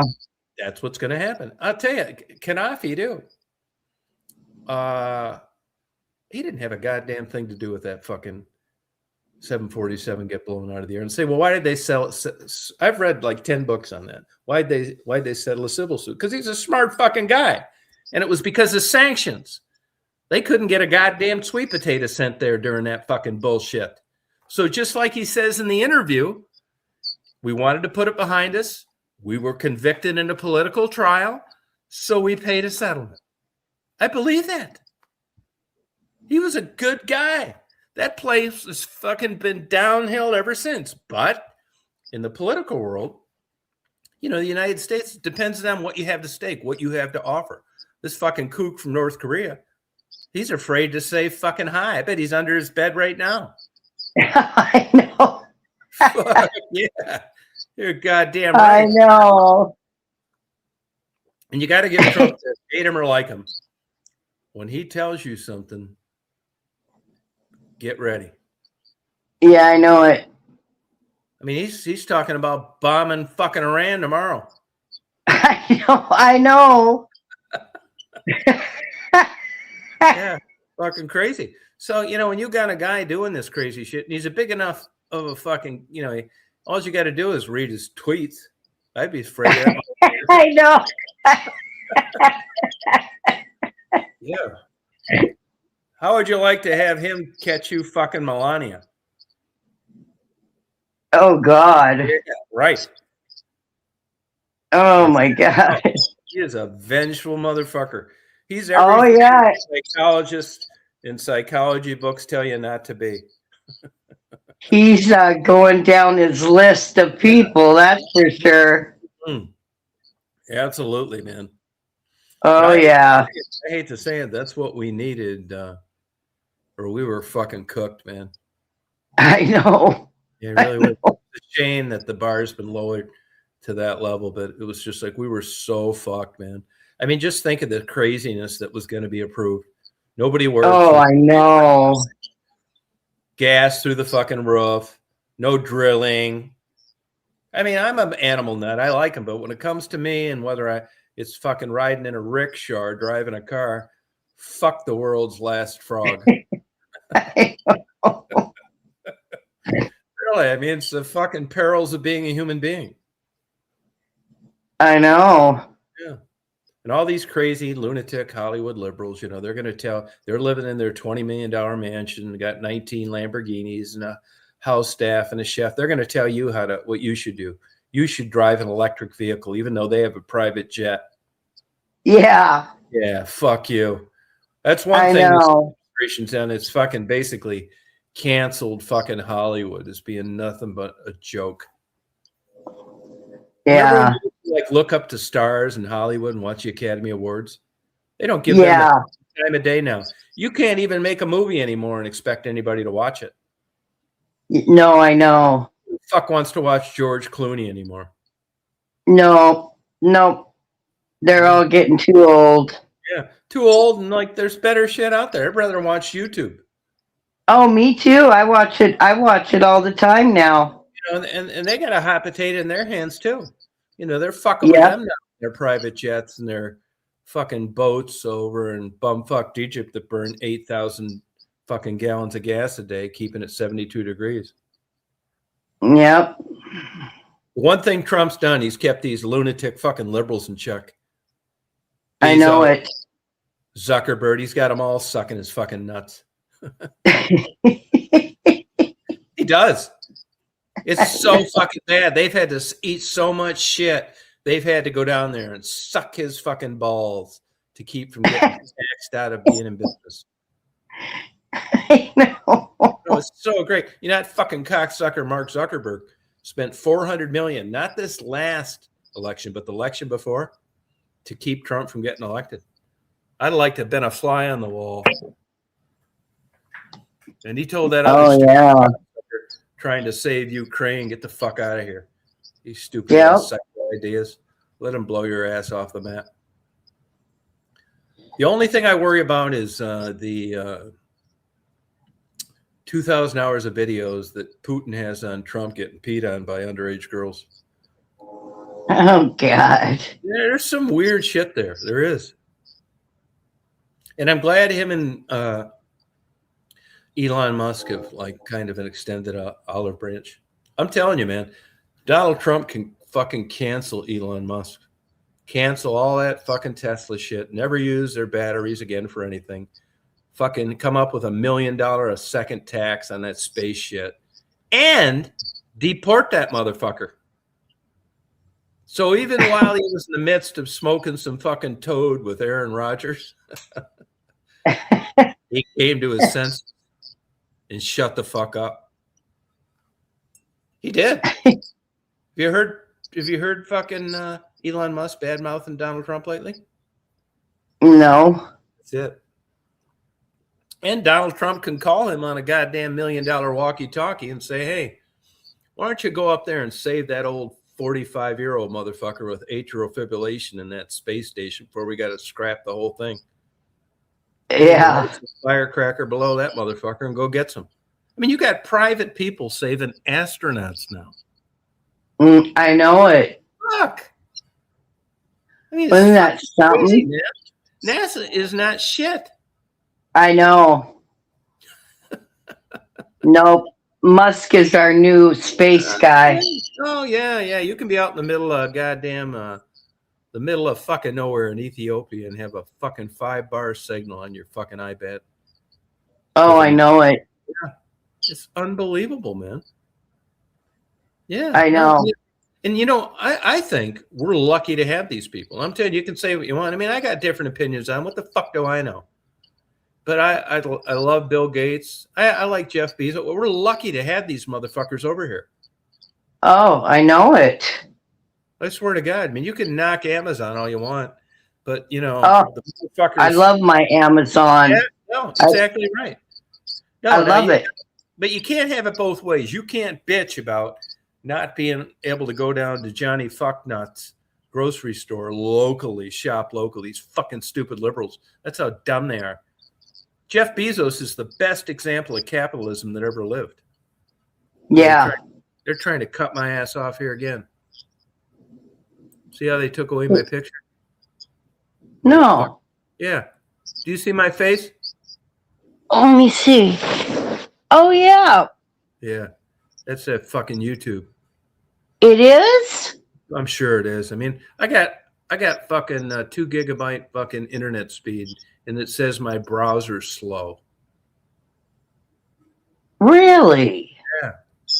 Now, this is the same shit they do with my videos now, but I don't really care because I don't upload them anyway. But I'm telling you, these cocksuckers are going to be getting rid of me one of these days. Is that because we're talking about Trump? Or I said some shit about Google. Oh. One or the other. Weird. Yeah. But, you know, that fucking Facebook, too. That fucking thing would, if you were, those fucking cocksuckers banned me from Facebook, even though I didn't use it because I wanted to, like, buy some things and shit. You know, on Facebook Marketplace. And they banned me from illegal practices. Like, what? What? I never sold anything. I never fucked anybody on a payment. Yeah. And they had, you know, Facebook admitted to that shit. They admitted to it. Really? Yeah. That's why I was down there sucking Trump's balls. Yeah. And I'm sure that's part of that. It could, maybe not, but it's just, if I've got the fastest signal in a brand new computer, why would my fucking browser be slow? I know that's never happened before. Oh, it has happened before. Oh, it has? Yep. But at least my voice is still on there. I don't know what the fuck difference it makes. But I know. You know, I'm suspicious of motherfuckers. How's Rob's goddamn face still on here? And it isn't even his chat. I know. If he didn't say anything about Google. I mean, you know, it could be paranoia, but what a coincidence. How come your fucking Santa shit's still up? Yeah, I know it. And it's not like I'm on a phone and a shaky signal. Right. Weird. There it is. Fucking cocksuckers. I don't trust them. I'll tell you this, too. I know they don't want guys like me around. I mean, I don't think that, you know, I'm not flattering myself, think that this is some big news break that they're trying to pick me out of like 10 trillion people. Maybe not. It could just be a technical glitch. But I know how they think, and I know what they fund, and I know their ideology, and I know they hate Trump. So that's my best guess. Oh, yeah. Yeah, I know it. That's like Facebook. I every time I tried to post something about Trump, they wouldn't post it. Oh, yeah, there you go. And I know, you know that broad that was sucking my cock when I go back to Michigan in the summer? Yeah. They did that to her. She was supplementing her income selling fucking antiques on Facebook Marketplace, and they pulled that fraud bullshit on her. And she's other than sucking cock and not being married, she really is a toe the line Christian. I wish you could have been a fly on the wall when I talked her into that, because I convinced her that that's why Jesus died for her sins. It worked. He did. He knew they were going to be doing shit like this. So you go Sunday and on to another week. She's just too fucking crazy. Yeah. This is what I'm sure of. I know this 100% sure. You know, I've actually gotten a lot worse in like the last month. I don't know. I do. I'll tell you this. I do have some kind of autoimmune disease. I do. I fucking do. I mean, I did get diagnosed with one once, but I think I might even have a hybrid. But I don't know if it's affecting my mind like more now. You know, you never really know for sure. But I know the last month, like I've gotten like fucking even like worse. Like I don't even. Well, you should go get checked out. Oh, well, I am. I'm going up to Michigan to see my buddy. Yeah. The only thing that I think is I think I could have some weirdo fucking like infection. Like maybe I'm going to get checked for that. And I got the good supplement with Medicare. And my buddy, you know, he's been doing this forever. So he knows how to answer all the shit, failure and bullshit.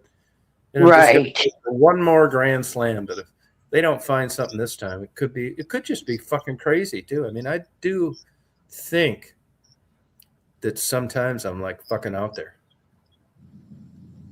But Oh, yeah. they say that if you're nuts, that you're the last person to realize it. I'm not sure if how true that is or not. You know, everybody's got their. I'm out there too, Tom. You think so? Yeah. Yeah, because I do stuff sometimes I don't, and my sister says, "Oh, what's wrong with you?" I said, "I don't know." But do you think this? I mean, you're completely 100% confident, and you have no problem with never getting another dick again. Well, right? What's that got to do with it? Well, I'm asking you. I mean, nothing maybe, but am I right? Yes, you know that. Okay, yeah, okay. Well, that's what I was getting at, and I'm the same way. And I just wonder that what comes along with that, the remnants that we may not be as in tune with, that's part of that family of like throwing in the fucking towel.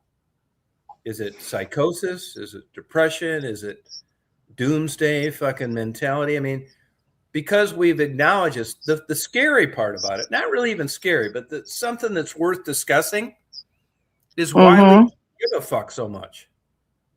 We're not even on the fence about this shit.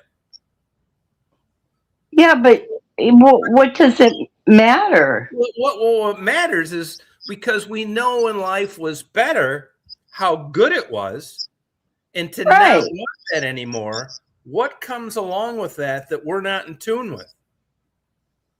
I mean, are we getting crazier? Because you could go around and you can go on dating sites, and there's people our age that want to fuck like that. Yeah. So I'm wondering what comes along with where we've arrived.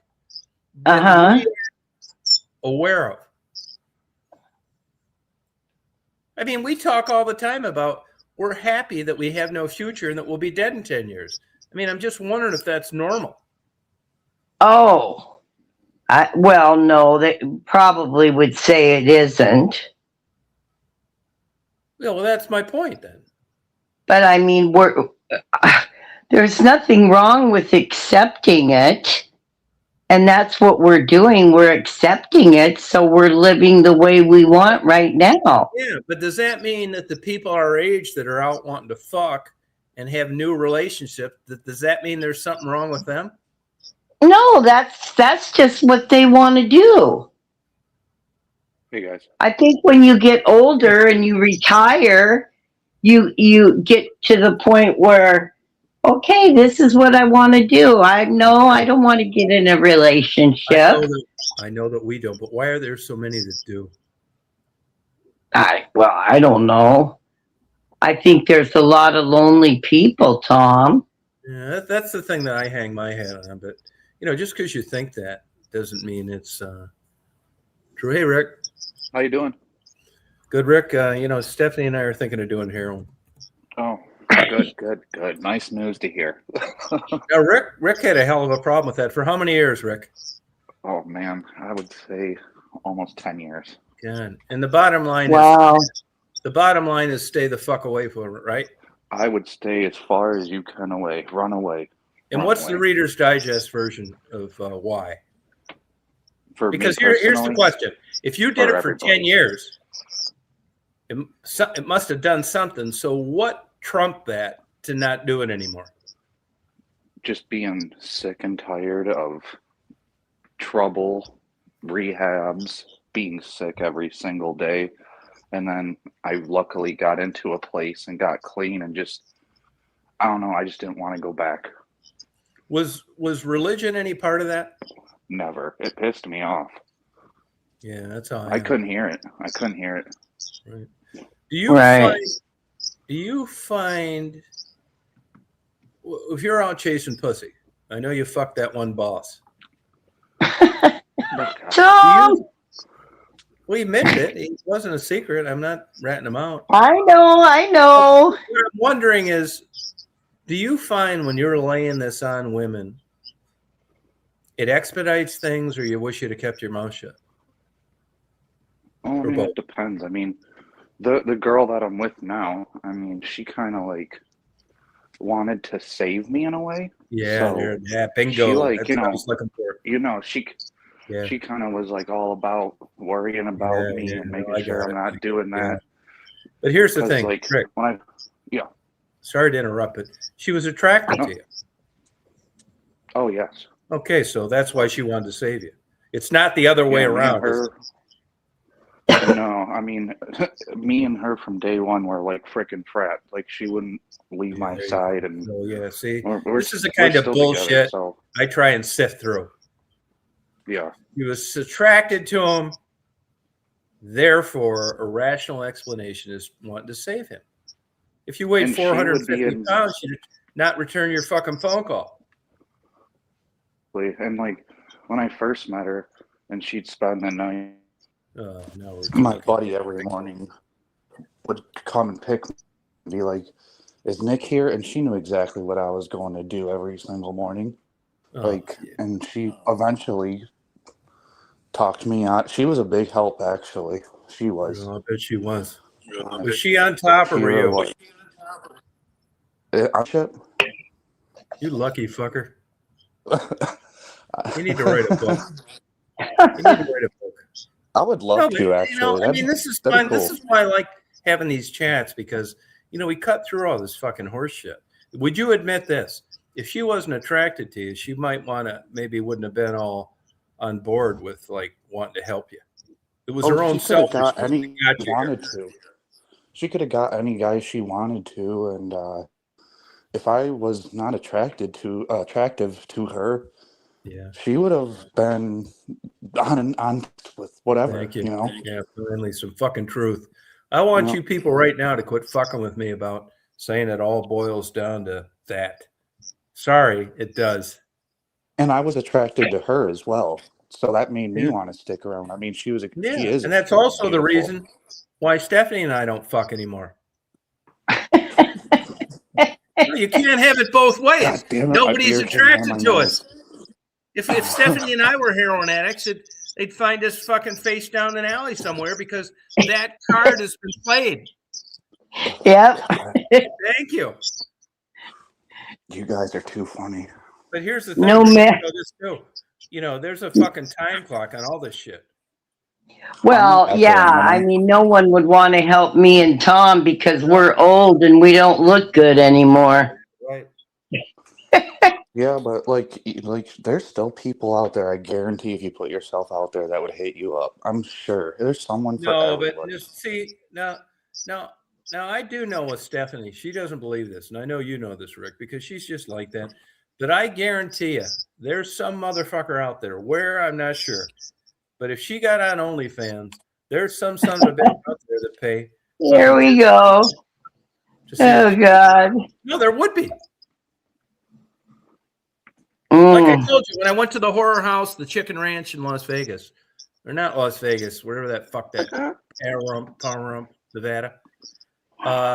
The ugly girls got more dick than the good looking ones, and it was more fetish and a comfortable deal.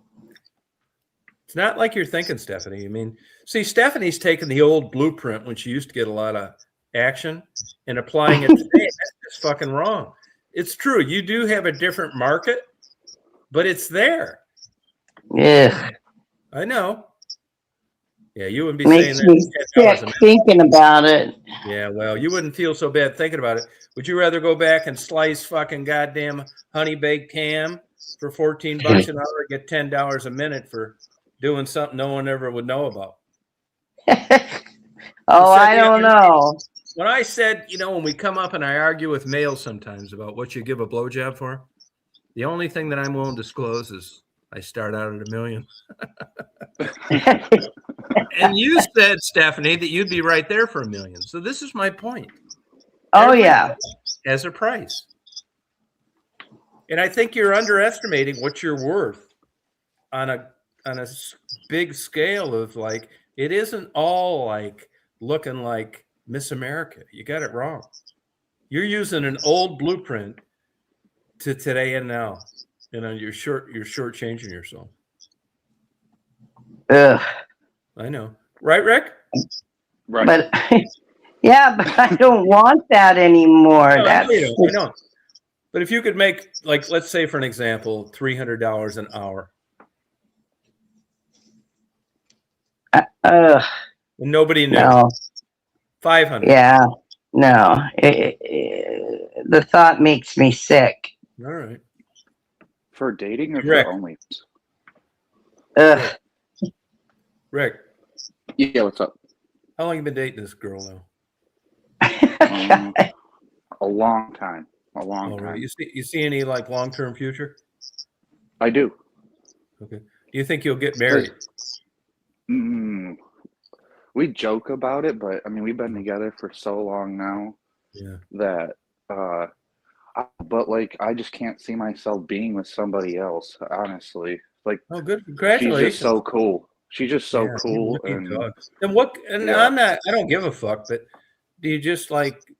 Is this just like the new philosophy on people your age that marriage is just something mankind created and why ruin a good thing? honestly, kind of, yeah, because I don't know. It can, like, let's say she came up to me and said, you need to marry me or it's done. I'd marry her. I don't care. I really don't Well, care. I'll tell you, that's exactly what's going to happen. Funny you should bring that up. It will happen. What's that song? If you like it, put a ring on it. Yeah. Beyonce. Almost all guys that I know, including myself, you talk all this shit. You're on here. I'm telling Rob, Beckett, I don't know this pussy, man. I'm never getting married. And then they threaten to leave, and you really believe it. That's when it changes. And you've been fucking them for 10 years, and you kind of like them. And you know what my fucking big ego thought? I mean, I'm not really an egomaniac, but in this regard, I'll wear the hat on this one. Is I thought she deserved me. And I know she wanted. No, I know it's fucking stupid. But I've been fucking her for all these years, and I just thought that I wanted to give that to her, not because of just that, but because, like, I just didn't want to send her out in no man's land when that pussy lost about 50% of its value. Nuts, I know, but I'm being honest. But that'll happen to you someday, Rick. You're gonna get. Did you stop sleeping with her at the end? No, our sex life was fucking great, man. I just this is my own internal shit. It wouldn't have mattered who I was with, her, somebody else. If you got mental goddamn problems, man, people with like diagnosed legit problems, they're fucking hard to live with. It ain't no joke. It's a real thing, and the people that brush it off and say mental issues are not real. Man, you are lucky that you don't have any. Yeah. Well, I have plenty, and I know that and I know the only kind a long-term relationship I can have. It was someone that has low self-esteem that likes big cock. Oh yeah. Yeah. No, but you're not going to read any self-help books about recommending that. No, I mean, it's all upside down. You're trying to plug yourself into a blueprint, and it's just like, I mean, no, it's fucking nuts.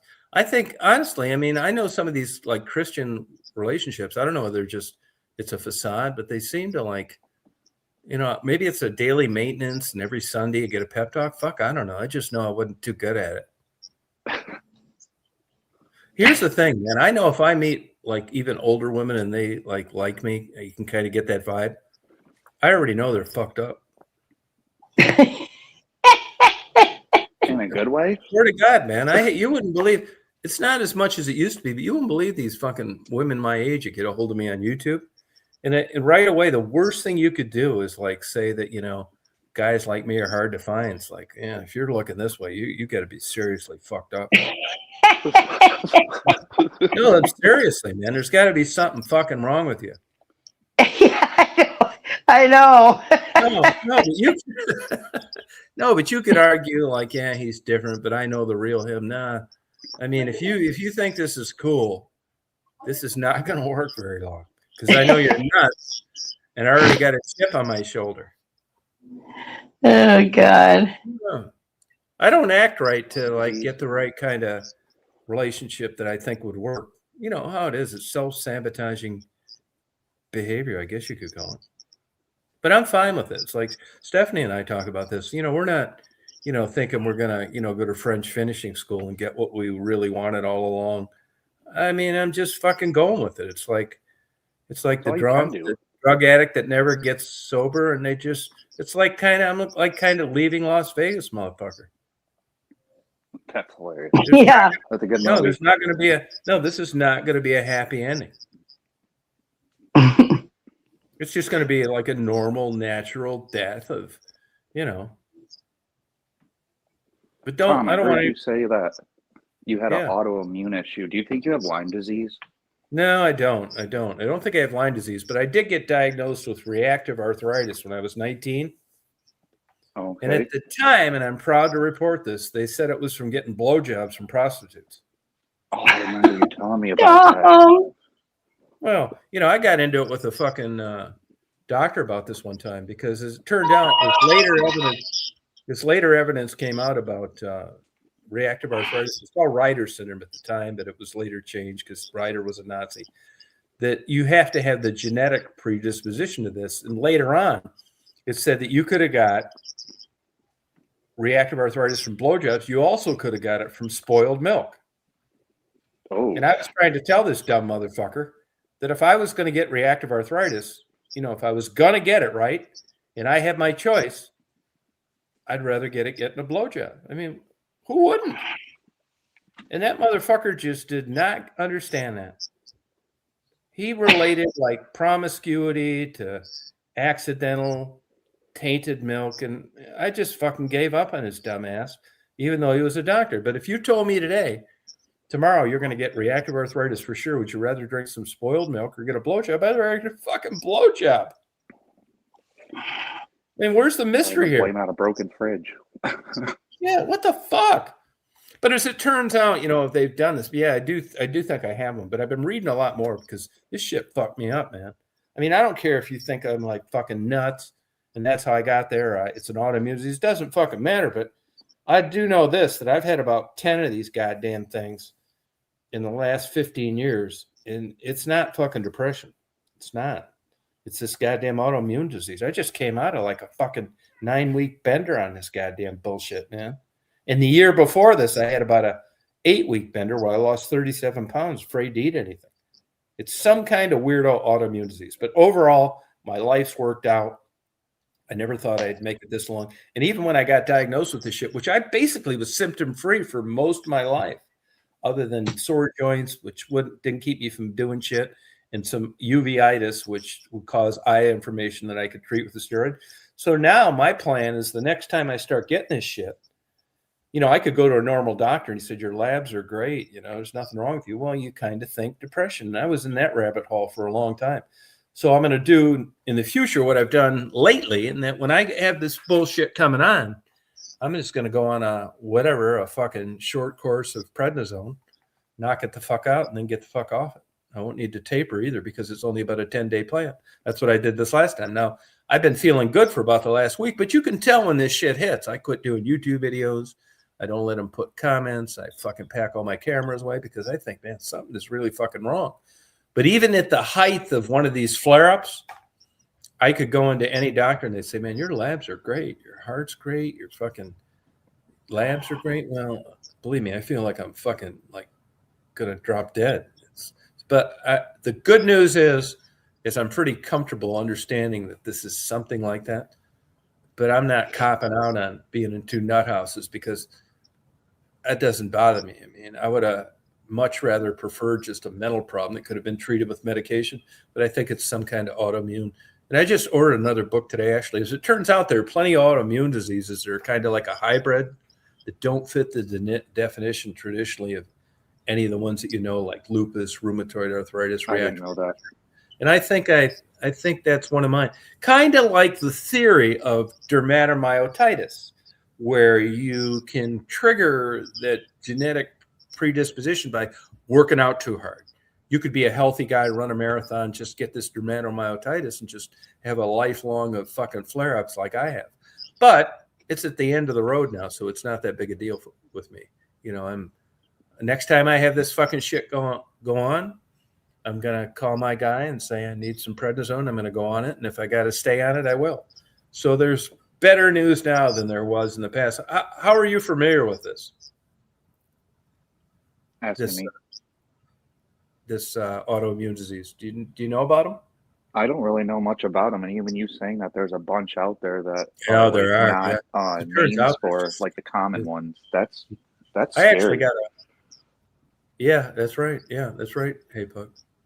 I actually, I mean, I don't know this for sure, right?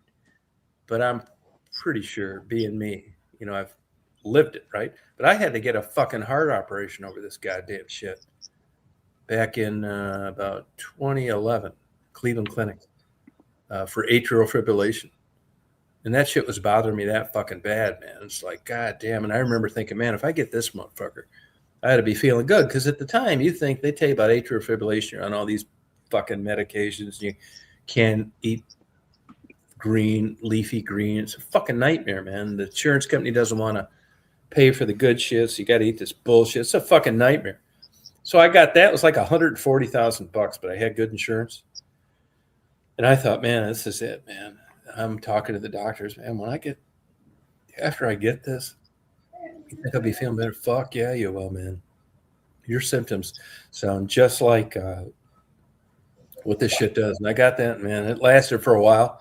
But, you know, if you look at studies on double-blind studies with placebos, yeah, I think that's what it was. I felt good for a couple months. Then it was like, fuck. Placebo is real. I mean, it is real. Actually, Harvard did a study 2 years ago where they used to be double-blind studies. So that meant that the doctor didn't know what he was giving you and the patient didn't know what he was getting.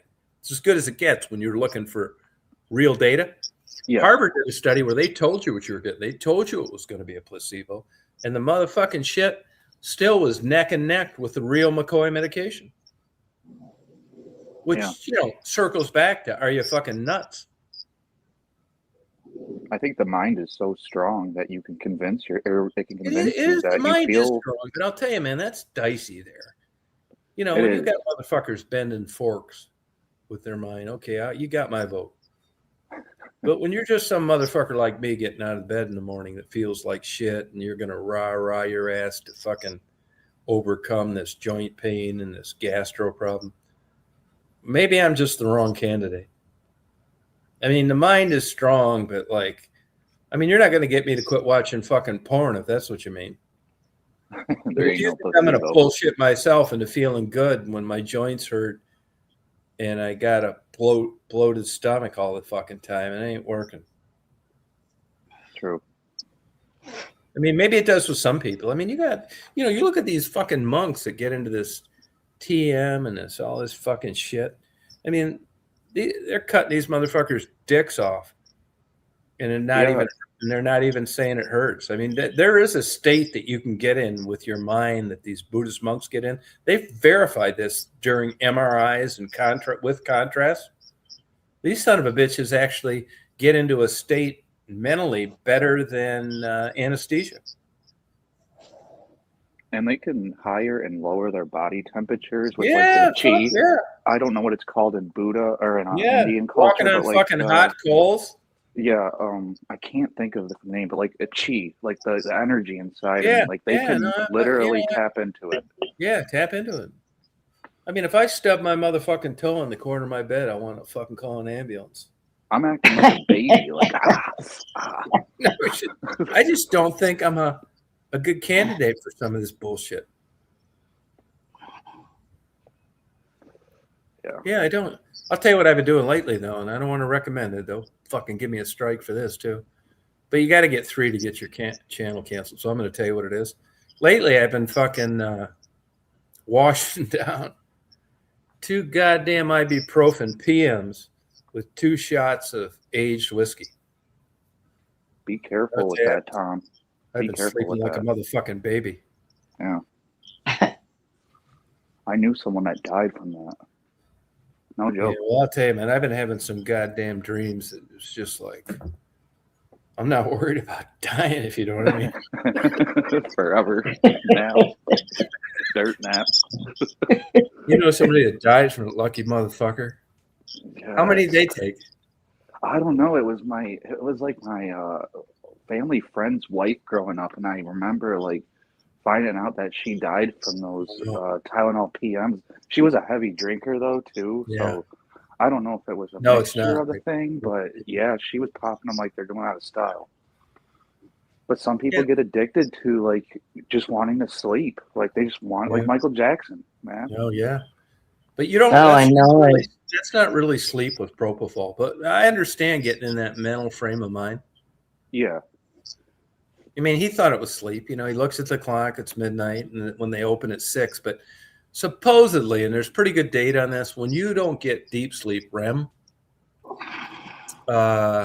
you wake up tired. Yeah, for sure. I mean, yeah. But this REM, I don't know. I'll tell you one thing, though. When I take this fucking shit, I had the craziest goddamn dreams you've ever fucking dreamed of. I mean, like all sorts of fucking shit. I had one last night, believe it or not, going out and buying like a formal dining room set and then shopping for tablecloths. That is so random. I could give a fuck about. Yeah. Yeah, weird. And I've never in my whole life, I'm sad to say, I've never had a sexual dream. Never? No. I sometimes Me neither.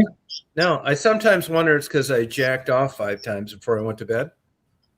That could do it. Yeah, but I never had wet dreams, none of that fucking shit. I didn't have them until I was older. It was weird the first time I had one. Never had a sexual dream. Whoa. I had a fucking one a couple months ago, though, taking the same thing. Lately, they've been good dreams, but the other ones I was having nightmare. One night I was like fucking dreaming. There's this motherfucker on TikToks that does these. He's got a pizza place in Waterbury. It's like Connecticut. Cool guy, man. They cook these kick-ass pizzas. They've been making them for a fucking million years. They're really good pizzas. They use the good grande cheese. And I dreamed I was there. And you know how you got like that square window sometimes where they hand the pizza out to where the waitress grabs it, brings it to your table? Yep. I dreamed I was inside the lip of that frame. Not in the No, like I was screaming and I could see him handing the pizzas through and nobody heard me. God, weird. I mean, what the fuck, man? And I can remember thinking in the dream that, that I'm just going to like die here because, it's drywall and stuff. And the pizza motherfuckers can't hear me. And the waitress can't hear me. And I can see the pizzas going handed out. Like, as they're making them and handing them to the waitress and she grabs them through that, like, rectangle and takes them to the table. Right. And I wake up fucking scared and I think, motherfucker, man. Have you ever had like a lucid dream where you know you're dreaming? Well, it's funny. I've got a couple books on that. And honestly, to be quite frank with you, I got into about the 3rd chapter, how you can manipulate these motherfuckers. Yeah. And it kind of like, I ain't ready for that. I'm trying to just not think about tablecloths and pizza windows. No, it kind of like fucking scared me. I wish I could manipulate him, man, but I don't know what I'd manipulate him to. I mean, I'm not like lacking fucking having sexual dreams and shit, but I just, I'd like to like think of one like flying with a bald eagle or something. Not this crazy shit. Yeah. Or those motherfuckers, like I like flying. I've done a lot of skydiving. I was a pilot for a long time. But you couldn't offer me $100 million to jump off those goddamn mountain on a wingsuit. Fuck that. Have you ever had a close call flying? Once. What happened? Tell me. Well, I had an older airplane, and they didn't really have performance charts. And to be honest with you, I'll be honest with you, man. I didn't really fully understand density altitude. Ooh. And I just happened to be in an area where I got away with it so often that it didn't matter. I always had light loads in the airplane and long runways, and I pulled it off a million times. So because of not having that data, when it looked like it was going to be a problem, I didn't sit down and do the math because I got away with this in a million years. Now, if I'd had a 172 or 182, I'd have probably done it. But I didn't even they didn't even have that stuff for that airplane. So anyway, long story short, my wife and her fat girlfriend, I'm up in Gaylord, Michigan. She gets in the back. There's a puppy, hotter than a motherfucker, man. The density altitude was high. It was hot and windy and humid, which kills the performance of an airplane. But I had a 5,000 foot runway. And I figured I just 5,000 feet. Most I ever took off of was like 3,500. I thought, man, if I have to stay on the ground longer, I will. And I'll just turn into the wind. And, you know, even though I wanted to go south, I'll go to the north, have that big stiff ass wind, and then head south. And I went down that motherfucker and kept going and going. And I should have just aborted the takeoff, but I didn't because I'm thinking this should do this easy. And as soon as I lifted that goddamn airplane off the ground, the wind was blowing so hard, I didn't have enough rudder left to straighten it out. Ooh. Yeah, I know. And I remember thinking, I'm going to fucking crash this goddamn airplane, man. And Did I you let your passengers know or just stay calm? And this puppy, fuck no. Well, that's where your training pays off. I remember thinking, I'm going to die on this fucking goddamn thing. And it was barely climbing. It went over I-75, barely above the cars. I'm waiting for this motherfucker to stall out. It was an old plane. It didn't have a stall horning, so nothing was blaring. And I finally just slowly kept going, full power. The engine started overheating. It was density altitude. But I just wasn't familiar with it. That fucking girlfriend weighed a lot more than I guessed.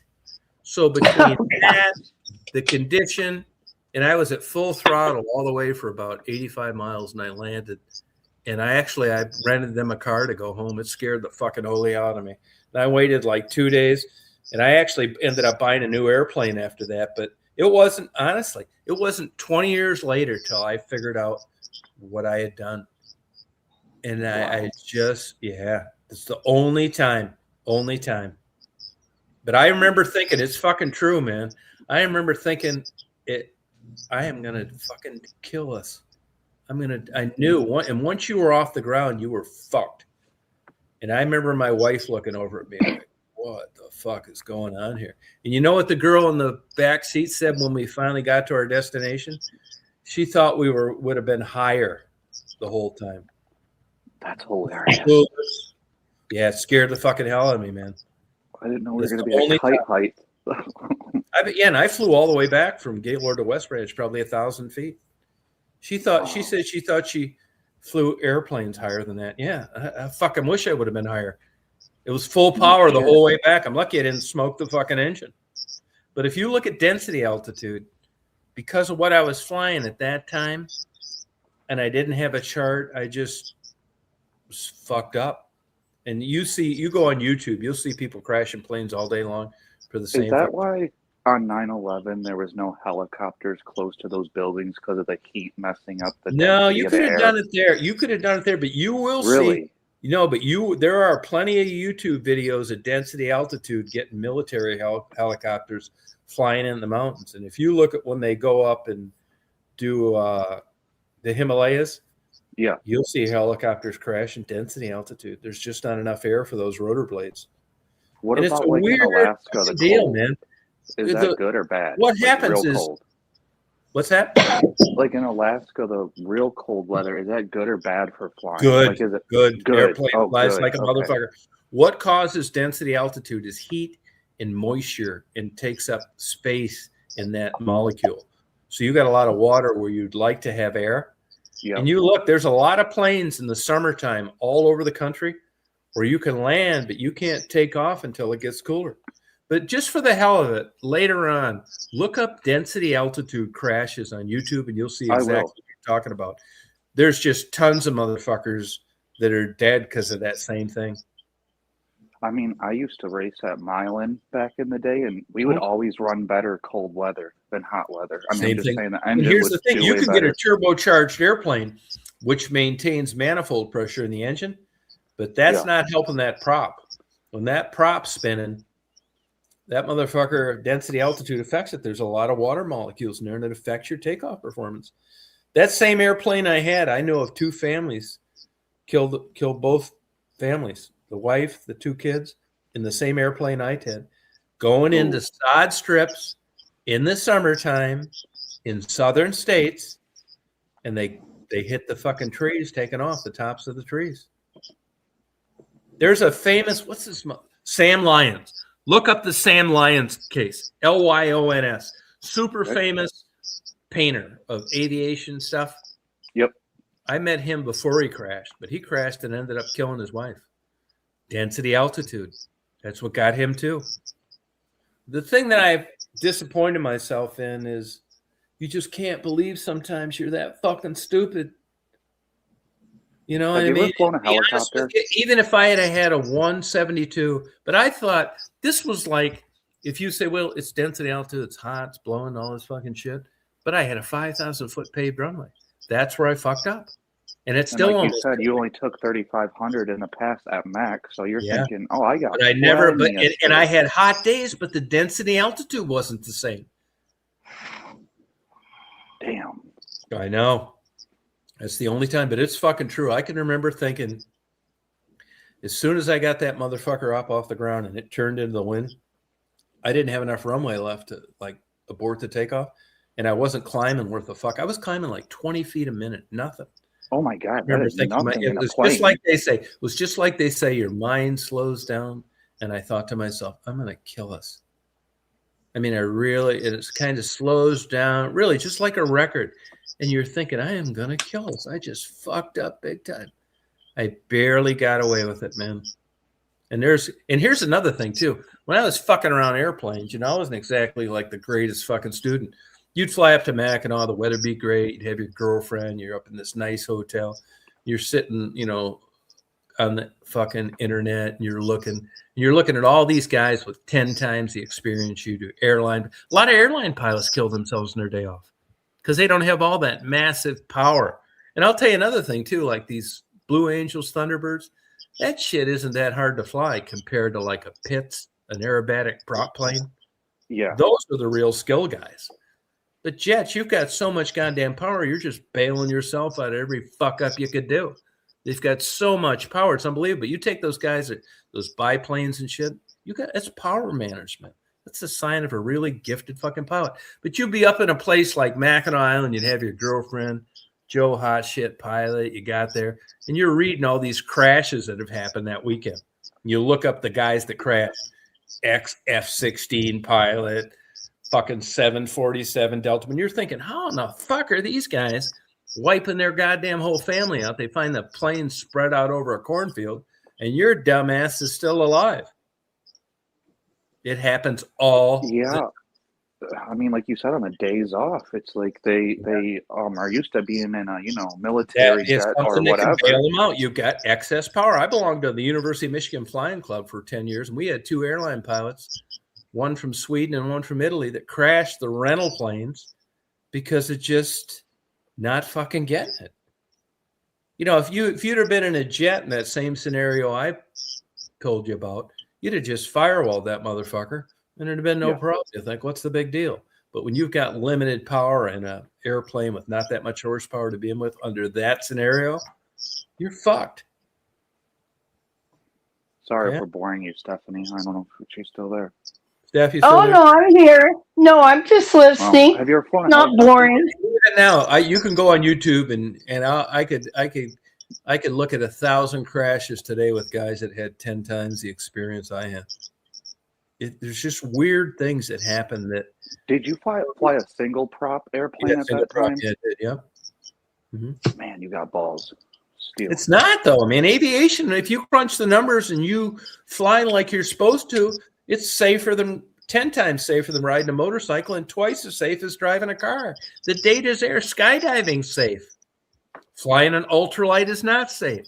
Flying a gyrocopter is not safe. Flying a powered parachute is not safe. But if you're in a certified airplane, it's safe. And you fly it like you're supposed to, it's safe. It's not balls like you're thinking. Okay. Maybe it's just the perception of it that seems crazy. I mean, but I flew for 12 years without a license. Wow. Okay. Would that fly today? Yeah, I was just like one of these guys, just, don't take direction too good. And thought they were ripping me off. And once I had the money to buy my plane, now you do that shit now, and it's 2 years in prison and a $250,000 fine. But before I did that, I used to call up the FAA and said, hey, I know this guy. He's got an airplane. He doesn't have a license. what happens if he gets caught? It's like, they couldn't tell me. I'll tell you, because I know what happened. I was in a ground school. 2 guys got caught that didn't have licenses. I'll tell you what happened to them. Nothing. The only thing that happened to them is they told them, we ever catch you flying again without a license, we're going to stick it in your ass. Now we suggest you go get a license. And they went and got a license. But that's not like that fucking now. I mean, flying doesn't really interest me now because, first of all, I'm way behind. I'd have to study a lot. I'd probably have to take more dual. Fuck it. It's too expensive now. I can order fucking 1,000 books for fucking around in some goddamn airplane 2 hours now. I don't give a fuck about. I mean, I did it for like crazy for like 20 years. It's not worth it to me now. It's just not. It's too expensive, you know. But back then, I'm telling you, man, that flying bug, it's true. I've seen motherfuckers leave their wives and kids and quit good jobs, all sorts of fucking shit to fly. It's fucking addicting, man. When you first get up there, and here's another thing too. I met a crazy motherfucker. He got nailed for fucking child porn later on. Crazy motherfucker. Randy Traeger was his name. And by the time the cat got out of the bag and they found out that I didn't have a license, you know, I was like, nobody wanted to fuck with me until I ran into this fucking kook. And I said, I was just honest with him. You know, I just got tired of lessons. He said, well, he said, if we go up and you can fly, I'll sign you off. It's like, okay, well, all right. So we were supposed to go up for an hour. We were up for about a half hour. He said, nah, no problem. I'll sign you off, which was fucking stupid. I wonder if that motherfucker's even still alive. He later got busted for kiddie porn. Crazy motherfucker. Oh, later he got busted. And he signed me off, and I went up and took my check ride. And the guy said, man, yeah, great. Actually, it was abbreviated. Well, it should have been great. Fuck, I'd been flying for 12 years. But that doesn't mean, you know, it's just like driver's ed. If you went and gave you a driver's ed test now, you may flunk because it's all this fucking shit that you, in the real world you're not doing. You know what I'm saying?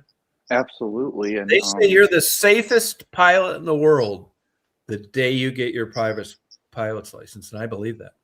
Well, you're checking your mirrors. You're doing two hands on the wheel, whatever. I don't know. You got all your paperwork lined up. You're fucking fucking around. You're doing pre-flight inspections that are like from ass to tip. You know, it's everything. You know, And I flew with a couple crazy motherfuckers. You know, when I was young, coming up, and really one of the main reasons I could not wait to get that goddamn get a hold of an airplane so I could go buzz my girlfriend's house. Fuck yeah. That seems okay now, and like, oh yeah, you wild child. But now that I'm older, I mean, I think I wasn't like totally crazy, but I look at some of the fucking shit that I did back then, and man, I would fucking crucify if I had a son he did that shit.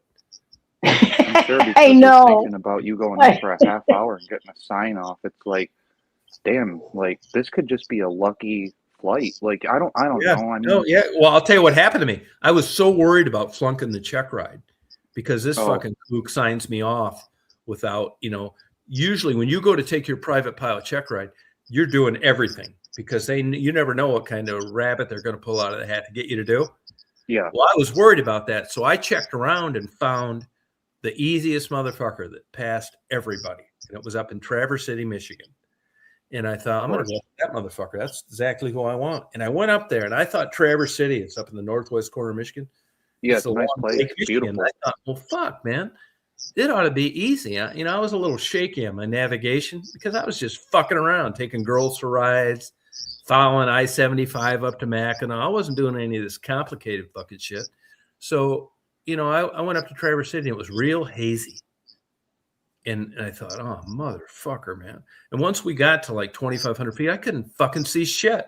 You couldn't see Lake Michigan and everything. And this guy says to me, okay, I want you to fly like heading. I'm already getting like about ready to have a fucking panic attack. He says, I want you to fly like 220 and for 6 minutes. Like, oh, fuck. This is what I was worst at.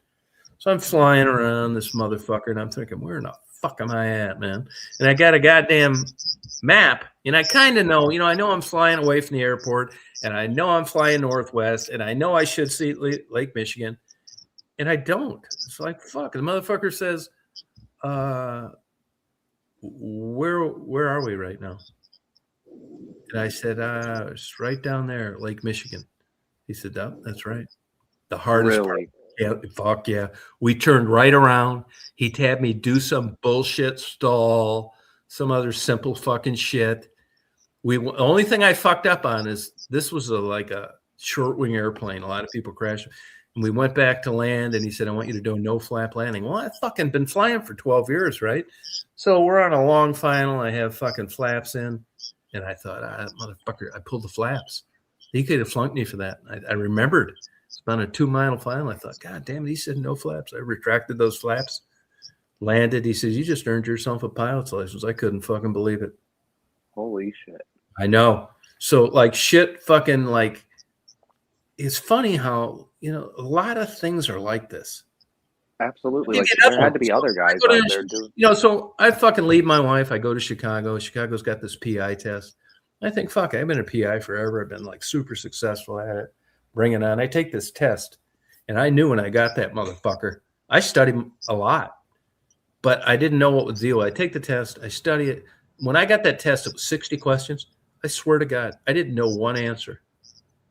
Nothing. It was all this shit that had nothing to fucking do with being a PI. Fingerprints, crime scene. PIs don't do that shit. I was about to say, I thought you're supposed to be more like a it's secret. fucking bullshit, man. So you needed a 70 to pass. I got a 68. I flunked the goddamn thing. Well, I didn't know of what the deal was in Chicago, in Illinois. As it turns out, there's classes you could take for $1,500, ex-license guide, and they told you what not to study. Because when you ask the state for the recommended study materials, you get like the Encyclopedia Britannica, and there was only 60 questions. So, but I didn't know that then. I'm telling you, man, I studied my motherfucking goddamn ass off because it was embarrassing that I would like done so well as a PI, and I couldn't even flunk past this goddamn test. I studied my fucking ass off for like 6 months. And I took that. Did you like PI work? Like, did you like that work doing that? Yeah, I mean, only reason I liked it's because of the money. Okay. Other than that, no, it's super fucking boring.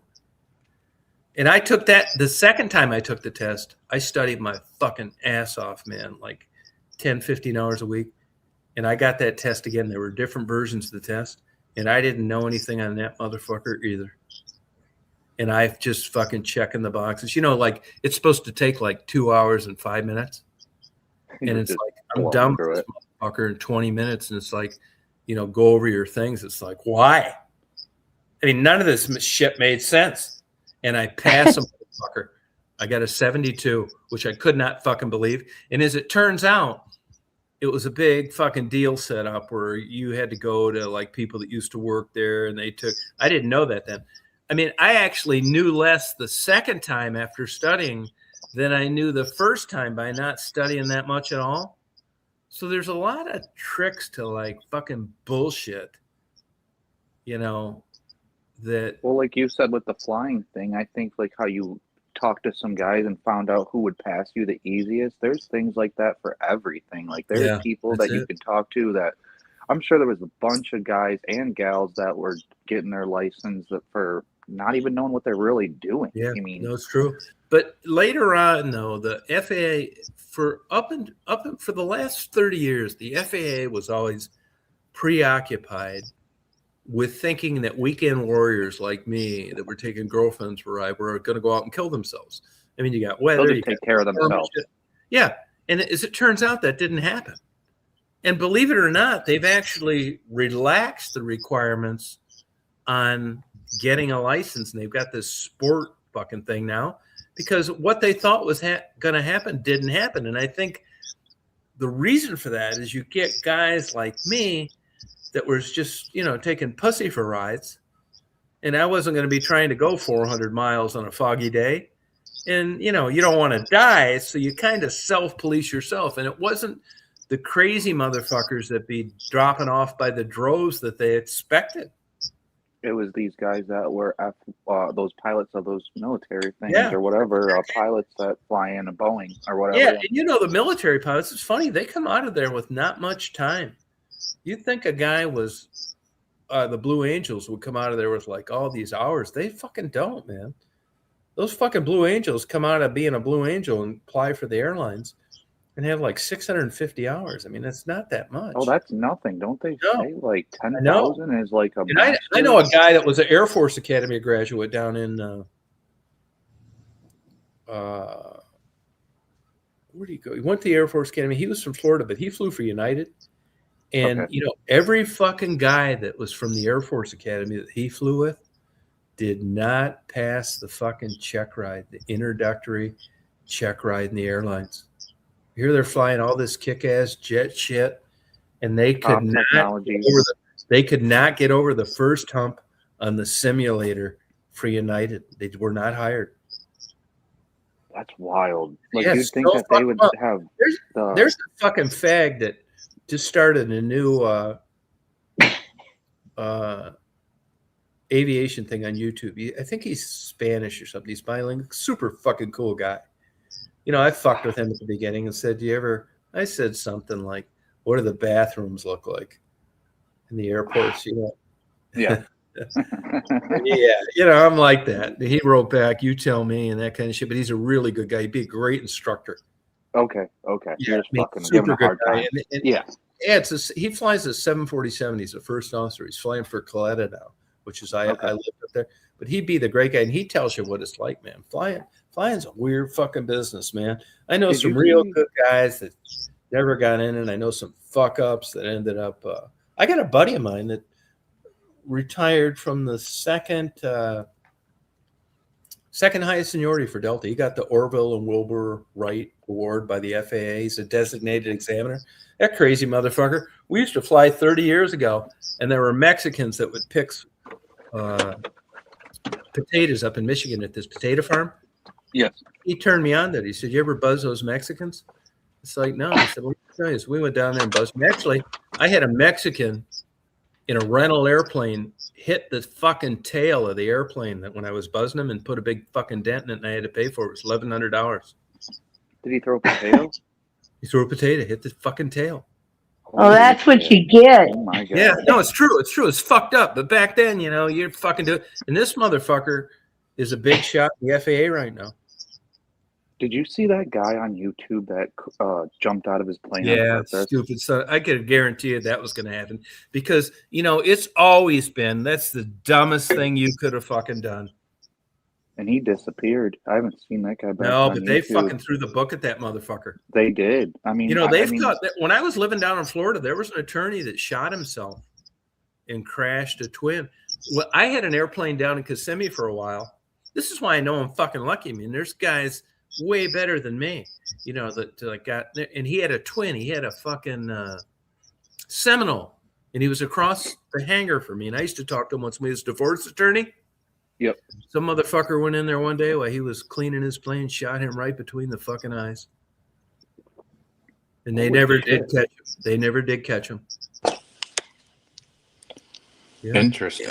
Yeah. I mean, it's fucking funny how life works out, but I mean, I look back now that I'm older and I look and I think, man, crazy ass motherfucker, man. I mean, not super crazy shit, but I'll give you an example. One time I had a nephew up in like northern Michigan. He's playing a softball game. He said, hey, could you come up here and play in the softball game? It's like, yeah. It's like, well, are there any airports? He said, not really. There's this big fucking field. So, you know, you're landing in like off airport fucking places. Like, it's just not good if you've been down there on the ground before. So anyway, I go up there. There's this big field. He said he saw planes there before. I flew over it, landed, played the game. I remember I hit 2 home runs, won the game. And at the end, it was dark. No, nothing, super fucking dark. And I tell these fucking clowns to get in their pickups and like get at the end of the field, like light the stupid, man. And about halfway through the thing, I can't even like hardly fucking see. I wait like another minute and then just pull up. And I remember I got lost for like 20 minutes trying to figure out my way back to the airport that I was at. Yeah. Just stupid fucking shit like that, man. God, wild time. I got fucking lucky. Have you flown a lot in the UP? No, not too much. Not hardly at all, actually. I was usually Mackinac Island and back. Okay, so that's not too far up comparative to the UP. The UP is huge. UP is like no man's land. You don't have enough like lit cities. Hell no, it's you can actually see the stars when you're up there. No, you know, that's it. under the sun. I mean, under the Yeah, I night. mean, once you pass Mackinac, then you're pretty good with the Sioux. But as you head west to like Marquette, man, good luck. Yeah, I would say like after Marquette, it drops off as far as Yeah, even between Sioux and population. Marquette. Basically the UP is one big giant bird sanctuary. It's so there's so many birds up there and Yeah. wild butterflies, Yeah. I mean just so much different stuff up there, and it sucks to live Michigan's up there. secret spot. I wouldn't want to live up there. I used to go up there every summer. My aunt and uncle lived up there, and holy shit, they were Where at? older. Newberry? All the way up in oh my gosh, I'm blanking on it right now. The Let me UPS just sucks. think They got huge drug problems up there. Oh yeah, because there's nothing to do. No, nothing to do. That's it. Alaska's like that too. Oh, absolutely. I thought I wanted to do that. Let me look at Yeah, it. I used to. I thought I wanted to do that Alaska shit until I went up there and it's like, fuck this too. Oh, have you ever been? You've been to Alaska? Yeah, I've been everywhere in Alaska. Okay. Yep. But that shit, they like romanticize this flying up there. Fuck that, man. Well, I think that it sounds all good till you. Oh, I used to go to Copper Harbor. I can't believe I forgot. Copper Harbor's great. I was up there one night. I was in Copper Harbor one night, and they got 31 fucking inches of snow. It's insane. They have those like signs you can go look at, like where the snow's been, and it's like, is this real? And it's like, holy shit, it is real. When it comes, it's like, when people go up to Copper Harbor, they think they're going to see this big, fantastic harbor, and they're not. No. It's slow going. It's nice. Copper Harbor. I love it. Copper Harbor though is mainly white trash. Yeah, I could see why. I mean, I could see that. Yeah. Yeah. But I'll tell you, if you look at real estate values and like in the Upper Peninsula, they've really went up compared to other places. I'm sure. I mean, everywhere it's gone up, so I'm sure somewhere like that it's gone up. But I would not, maybe Marquette, but fuck the rest of that place. I heard you talking about Epstein earlier, and I just saw this thing on YouTube the other day. I was fucking around on there just watching random videos, and they talked about the Michigan Epstein guy. And he was this pilot that had a boys' camp on, I think. A faggot? Yeah, with the boys. Yeah. And I was like, there was a guy when I was in Ann Arbor like that. Gotcha. I just was wondering if you ever flew over that. That's why I asked you about flying. Where was it? Where is it? South Fox Island. It's right underneath the UP on the I never side. did. Nope. On the eastern side. No, I didn't. Yeah, I didn't go to. I never fucked around Drummond Island or any of those places. It was Mackinac Island. That was about it. I looked it up, and I've seen some guys like that have videos of them now, like landing on that spot and everything, and they were talking about like hitting deer and everything. Yeah, fuck yeah. It's just a dirt runway, and I was thinking about you and your story that you were just talking about, like. That shit's real. I didn't even think of that. If you go to like a lot of the airports now that the government, the feds pay for fencing. Oh, okay. And it's because of deer. Yeah, I know a guy that hit one in a fucking caravan. I know another guy that I talked to that hit one in a Learjet taking off out of Grosse Ile. Did he live? Yeah, fuck yeah. They had to do an emergency landing in Toledo. He said that motherfucker dented that goddamn leading edge of that wing in that Learjet about 6 inches. Holy shit. Yeah. It's 200 pounds. It doesn't matter if it's deer, bowling balls, steel. You're going Those wings are not designed for hitting shit. No, it's like being on a motorcycle and hitting a bug at 200 miles an hour. No. It's going to hurt. No, and I was living up in West Branch. There were 2 guys got killed hitting deer on a motorcycle. I mean, what are the fucking chances of that? It's almost like, I don't know. I could offer you $1 million fucking dollars to go hit a deer with a motorcycle, and you couldn't do it. Good luck. Guys get killed. Luck. I know. But those fucking deer are so goddamn stupid, man. They'll stand there right until you get up on them and then run across. I mean, I have it happen 5 times a week here. I don't quite get that. There's something that must happen in their brain. They're like, mesmerized, and then when they hear the engine, they run. I don't know what it is, but they'll wait till you get right up on them. I just missed one yesterday. Man, Crazy. In your truck, Yeah, obviously. my fucking Honda. I didn't give a fuck. I mean, I would have. I feel bad hitting the deer, but since I've lived here, I've barely missed probably 25 of them. Well, when you're living out in like the countryside or like where it's kind of wooded area, like that's They're everywhere normal. here. I thought there That's was a lot of. normal. I thought there was a lot of deer in Michigan until I moved to this goddamn place. Are Fuck, they bigger I or see smaller fucking- down there? Or same? Not Or really. same? No, they're not. You know, if you look at the Bergman's principle, the equator north, animals get bigger to survive the winter. Yeah. Motherfuckers look the same size to me. Yeah. They're about 200 pounds for like an adult male. Yep. They're fucking everywhere. You know, I feed them and shit. I mean, I like watching them and stuff. I wouldn't have any enjoyment out of shooting them. They're all fucking deer everywhere around here, man. I mean, if I went out there right now with a fucking big bright light, I bet there's 20 of them out there. I feed them all year round.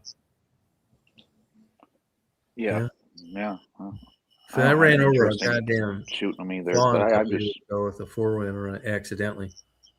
ooh. And I know I felt terrible. And I was driving slow and everything. I still ran over the goddamn thing. But I've talked to guys in other states that fuck, they run over 30 a year in a combine if they're doing like 1,000 acres.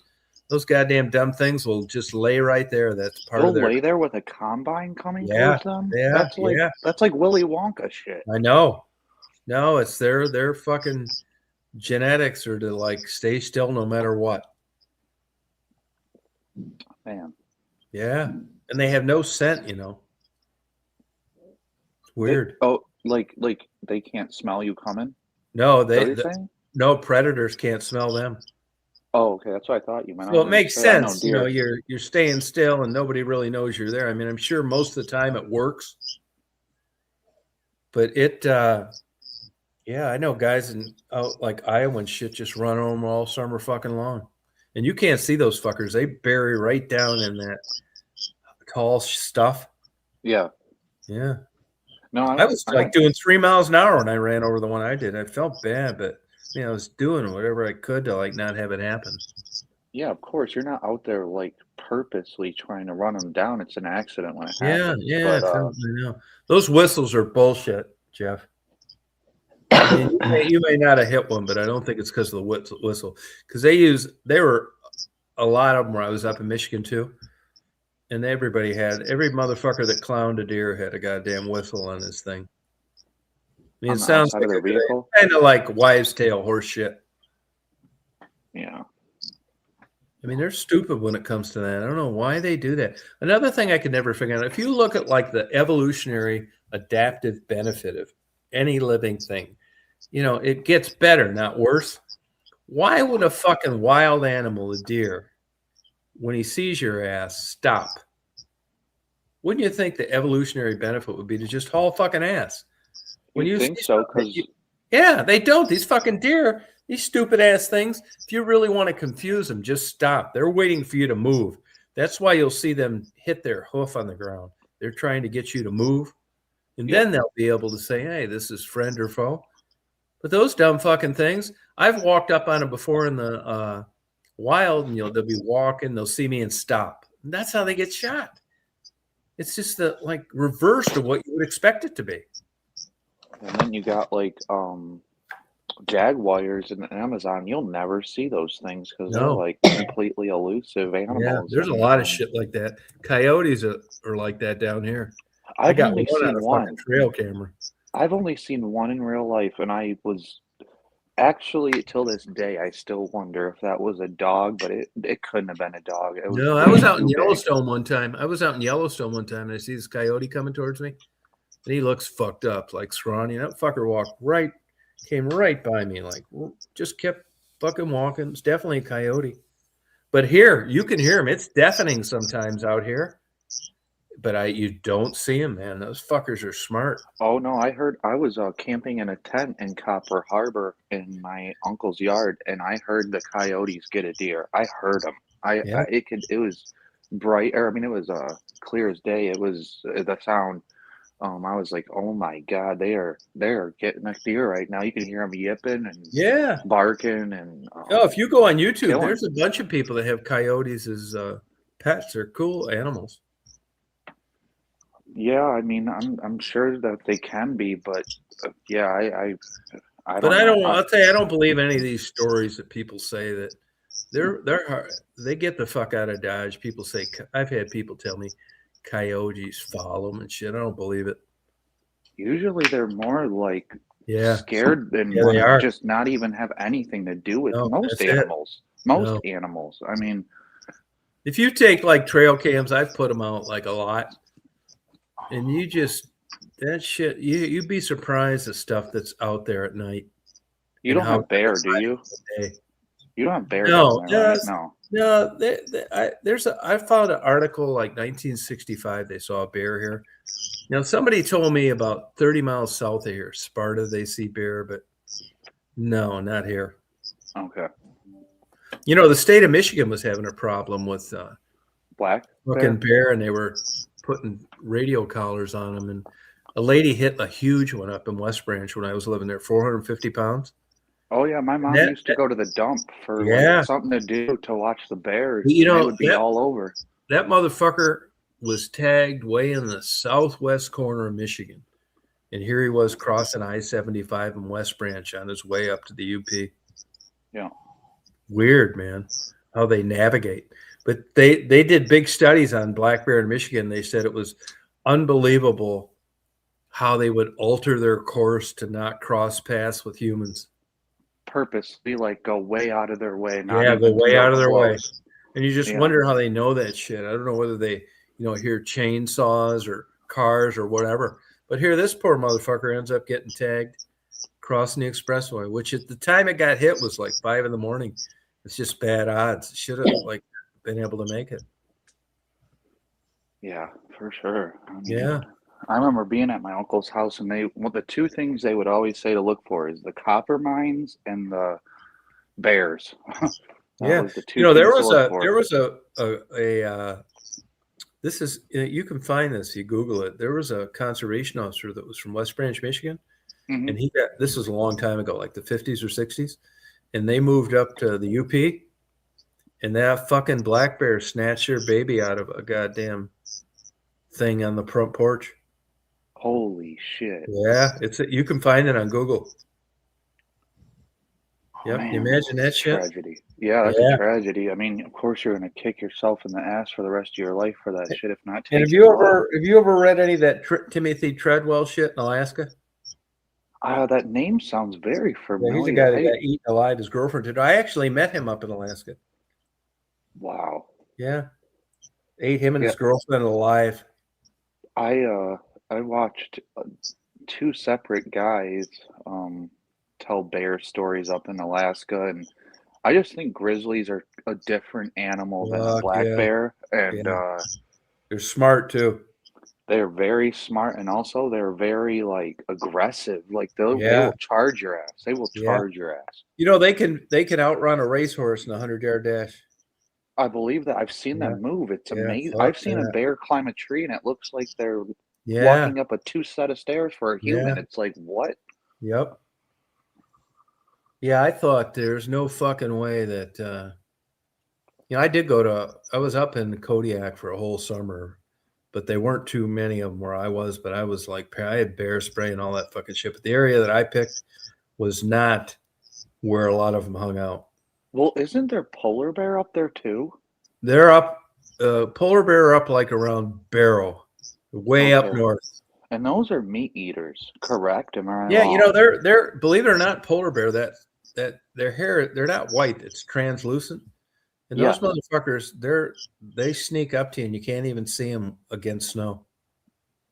I went on a polar bear tour. There's a motherfucker on TikTok up in one of those Canadian places way up high. And that fucker's out there. He shows polar bear all night at the dump. I'm sure. I mean, there's some YouTube videos where, polar bears are trying to kill scientists, chasing them around their truck and shit. I watched like some video. I don't know if it was in Antarctica or where it was, but there was this guy that like went outside of his station and had a polar bear attack. Yeah, And that would have been up north, okay, Alaska. okay, Yeah, okay, yeah. yeah. No, they'll chase your ass around. I saw one of them almost get nailed by riding a snowmobile. Yeah, when it goes That'd be into so like the scary. winter, into So the scary. winter, their brain tells them to like stock up with whatever they can eat. Your food as a That's human. it. Yeah. Shit, Yeah, that that's would scare wild. the hell out of me. But you go up to Alaska and there's people up there that lived their whole life, never saw a bear. It's not like they're running around all over. Yeah, it's not like deer here where you're like you're gonna see one. I'm sure No, that yeah, I and if mean, you want to see grizzly bears up in Alaska, like I did, you go on a fucking tour. You go on a thing, and they take you in an airplane, they fly them, and they land, and you're not going to get eaten because the bears are kind of used to people getting their picture taken. That's what I did. That's what most people do. You're going to see them around dumps and like other places, but by and large, if you want to see bear when you go up to Alaska, you're going to have to pay somebody to fly you to them. It's not like they're walking around downtown. it makes sense though Good night, Jeff. because I mean they're not trying to like come say hello to humans. It's like Yeah, that's it. Yeah. No, they're I can't. scary as hell. Fucking huge. Yeah, I can't think of the hunter's name. He's like a famous guy that's been on Joe Rogan and shit, and he was telling his bear attack story when he had like a moose hanging in a tree and left it there, and then came back and ate lunch, and a bear came rushing in like right past his head, and I think there was like 3 or 4 dudes that were there, and they hit it with one of their walking sticks and stuff like that. But they just basically the moral of the story is they were there eating lunch completely fine, and this bear came charging out Yeah. of nowhere like a cheetah, basically. Yeah. Like you didn't even know it was coming. They show them out in Yellowstone where they'll move them because they're like causing problems. Yeah. And they'll let them out of these things in the back of a pickup, and some of them will come around and attack the truck. I believe that. I mean, Yeah. I do believe that. Yeah, no, most of them just take off out the back and that's it. But some of them come around and start biting the truck. That would be wild. Yeah, and if you see in Russia, they got a lot of them. Stephen Rinella. That's the guy that had a bear attack in Alaska with and then there's other guys that have survived. There's that one guy that like has his whole face tore up by getting eaten by a bear. And if you look in Russia, they got lots of them too, and they trap them and stuff. And you'll see some of them actually break their way out of those big half-inch steel traps by ramming it with their head. Those Russian bears and Russians are crazy. Those crazy motherfuckers. Yeah, fuck I know. And you look on YouTube, there's people that had like pet grizzlies, and like one day the thing just decides to eat you. Reminds me of that woman that owned that orangutan. Yeah. Gave her Xanax and wine. That was a monkey. Thing. Oh, well, I thought it was an orangutan. No, monkey. Yeah, orangutan do the same thing, though. Dumb bitch. Tore her face off. Man, I know. And I know. Well, you look at monkeys. They say like if you took a regular chimp or a bobo or a chimpanzee, that those fucking things could sit on a weight bench and bench press 800 pounds. I believe that. Have you ever watched? Yeah, they say they can tear your arms off and eat them.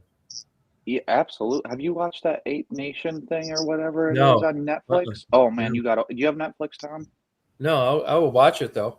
It's so good. There's like these guys that go into the shit wherever the bobos are. Like that's what reminded me of what you just said. I'm pretty sure that's the kind of monkey or whatever it is. Or sorry, I'm bad with animal species, but they follow these guys and they go into full out wars. They're smart motherfuckers. Yeah. They are crazy animals, and they kill each other just by beating them to death. I know. That's it. I know. They're wild animals. Yeah. But like crazy, the strength of those damn things. They say that an adult gorilla, like a silverback gorilla, could bench press 4,000 pounds. I'm not too inclined to say that's false because those things are just pure muscle, and also they have an animal brain that they have no sympathy for you or your life or your pain. Then you'll It's see, like, you'll see some place where somebody's in some fucking cage with one of these goddamn things, and they're handing them their babies to a human. I know. It's like, I I mean, I know I think don't it'd want be to bring it cool. up, but it's like that Harambe story when that Yeah. monkey killed that fucking, was it a child? I can't remember. I honestly Fuck yeah. don't even know, but why even risk that kind of thing, man? I mean, But monkeys, like they can't potty train them. I would think they'd be throwing their feces at you. Yeah, no, they can't. They can ride a bike and juggle at the same time. But I mean, yeah, they have resemblance of human beings and stuff. But like, there's a guy that talks about it all the time on YouTube. There's no monkey writing poetry. That's very true. I did see something that they're like entering the Stone Age and starting to spearfish and stuff, like taking after humans, some kind of breed of monkey. But Yeah. I believe that that's going to take a long time, if ever. But they're not Yeah. human. They're not human. No, That's they're not. different. That's different. Yeah. I mean, I think who gives a fuck, how they communicate.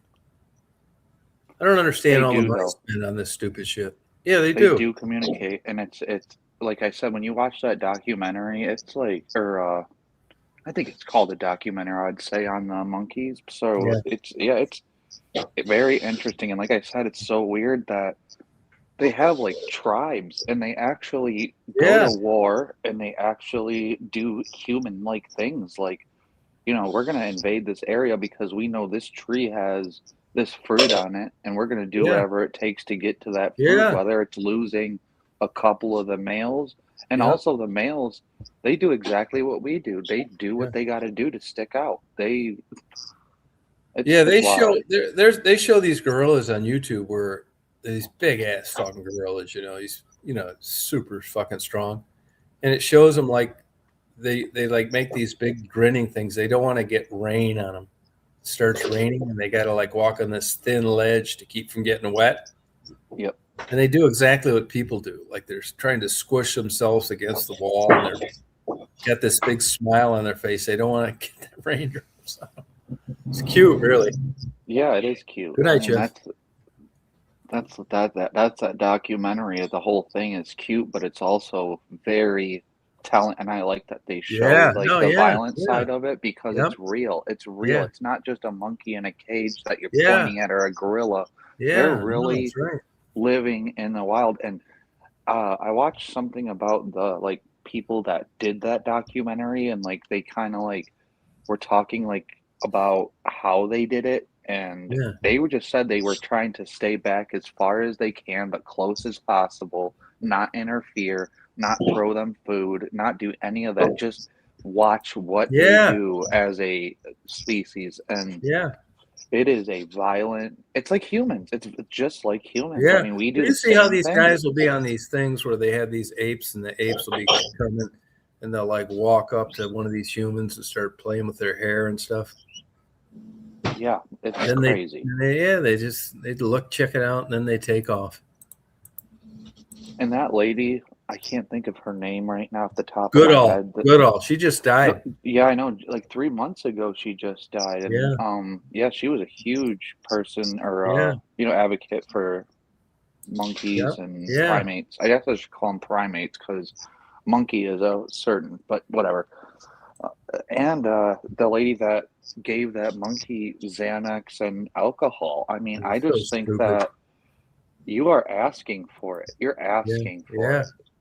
Yep. It's kind of like people that own tigers. Yeah, people that own tigers or lions or any of those kind of things. I had a crazy neighbor like that in Florida. Steve Sipek. That's where you got to be, Florida. But they've really cracked down on this shit. They were fucking with him full time.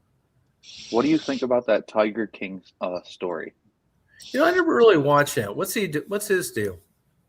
Well, I'm just going to give you the cliff notes and then go from there. So supposedly he owned a bunch of tigers and wildlife, and he had this other lady that was jealous of him owning all this stuff, and her husband disappeared, I think actually flying, if I'm not mistaken. I could be wrong about that, but she said that he hired people to come kill her and he got a bunch of prison time over it. But if you don't know about the story, it's kind of No, hard for us to I go saw back it and forth. like around, but I never clicked on it.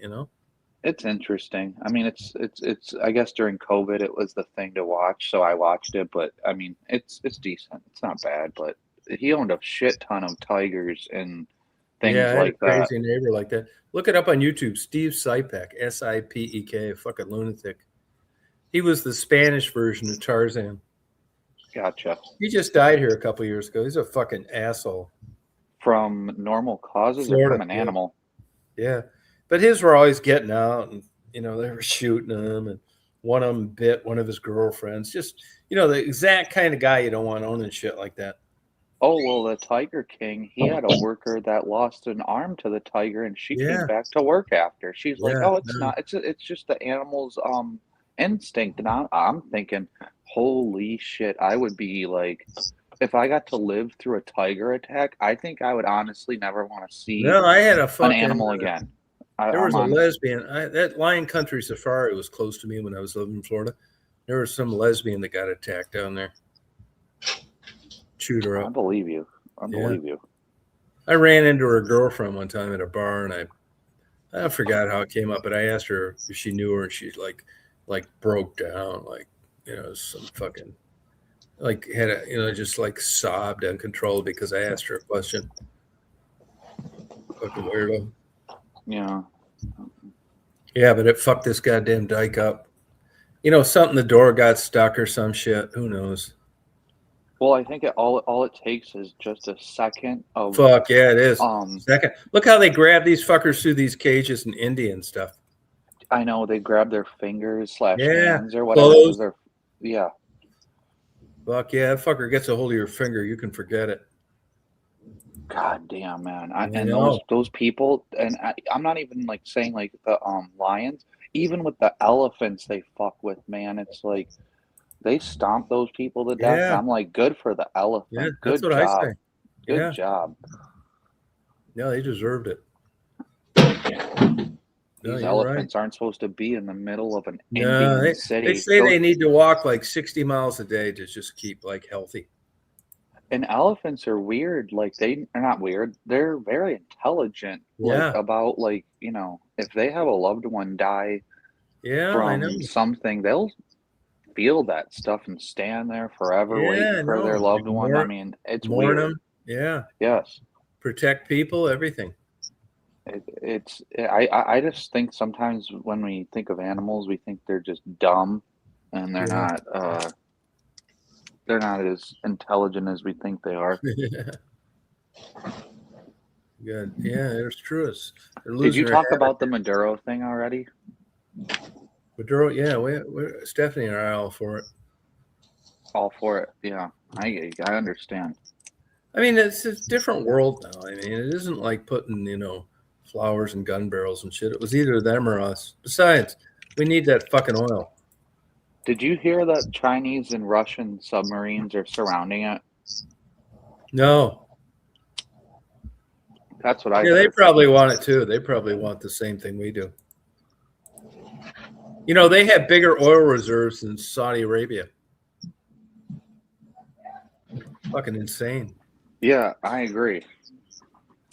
Trump's thinking about bombing Iran too.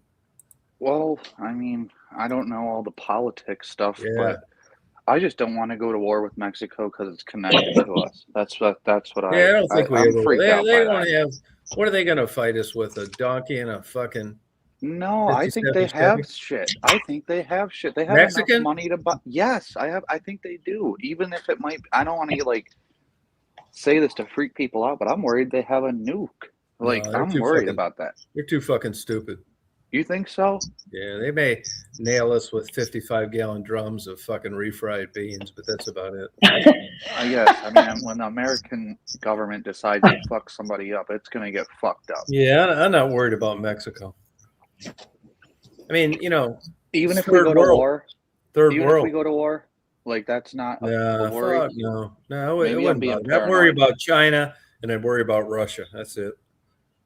But I did hear about submarines. What are you going to get? You're going to have your fucking M1 tank, get a couple tacos smashed across the windshield.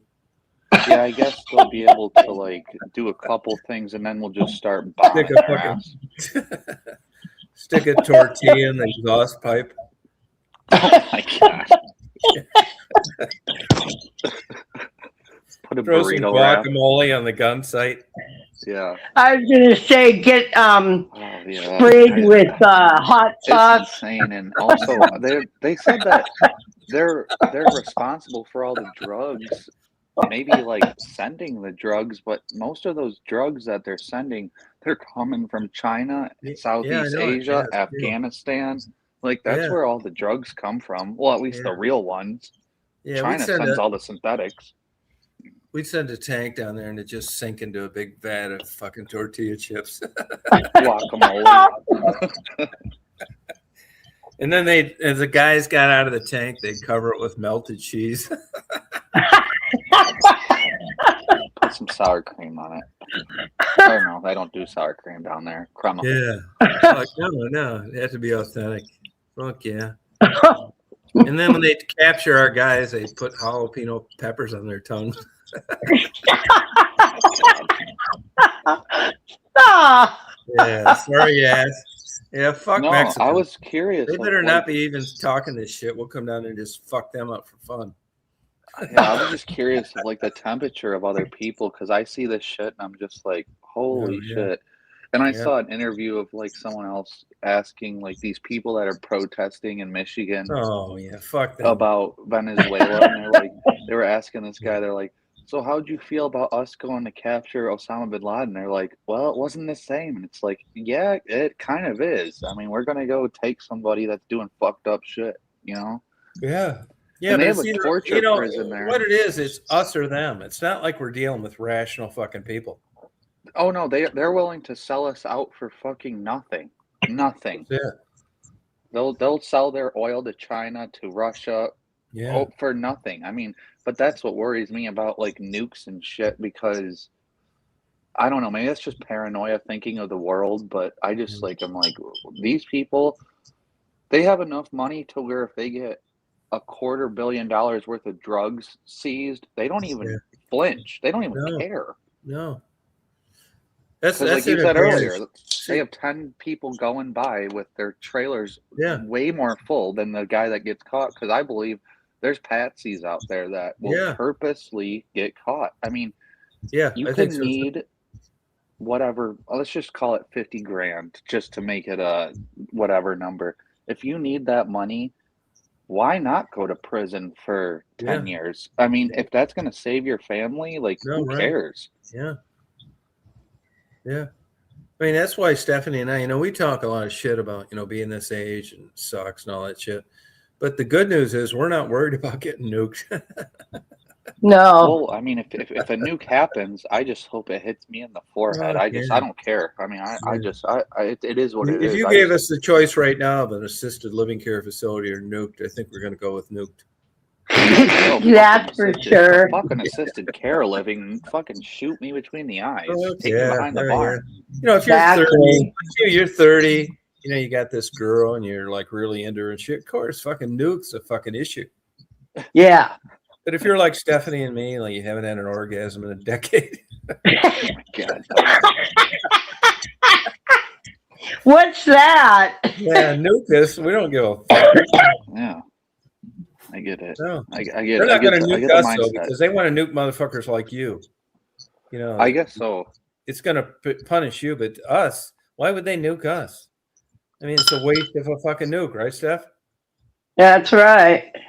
Damn right. I think we put her to sleep by talking about flying and boring stuff there. No, she ain't into Oh that no, shit. I like to listen. Well, Yeah, she's Yeah, no, hey, I wanted to not ask at all. you If guys, I was do you know if bored, I'd Marguerite's just still leave. alive?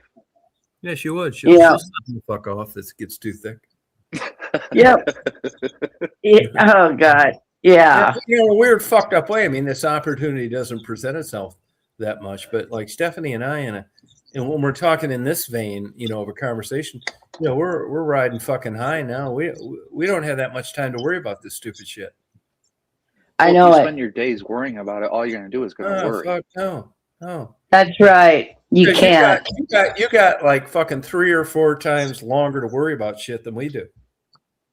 Well, they've been guess so. talking about I nukes guess for that's 40 actually some years. truth. I mean, Yeah, no, yeah. truth. I mean, Yeah. You know, Yeah. they've been talking about nuclear war for 40 years. do you think Maduro's gonna get like sentenced here, like and put in Yes. No, ADX? that's a good one. I don't know about that. But I'll tell you, he's not going back there. No, he ain't going back anywhere. No. I was about to. I mean, he might be going in the back of the prison, but Yeah. that's No. about it. Who I don't knows? think But he's going back to his Venezuela to future be a is not. dictator. His future is bleak. And you know how you were talking about Epstein and him like unaliving himself while being in custody? I Yeah. wanted to say this. For one, being in a state facility is different than being in a federal institution. When for you're in sure. a federal institution, Yeah. they are not going to let you have anything if you are on suicide watch that could Right. even closely Yeah. let you kill yourself.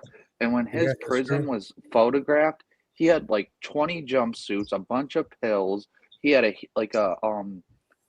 what's that called, when sleep apnea machine that was wired into his room. That would Yeah. never happen unless someone was out to kill you. And Yeah.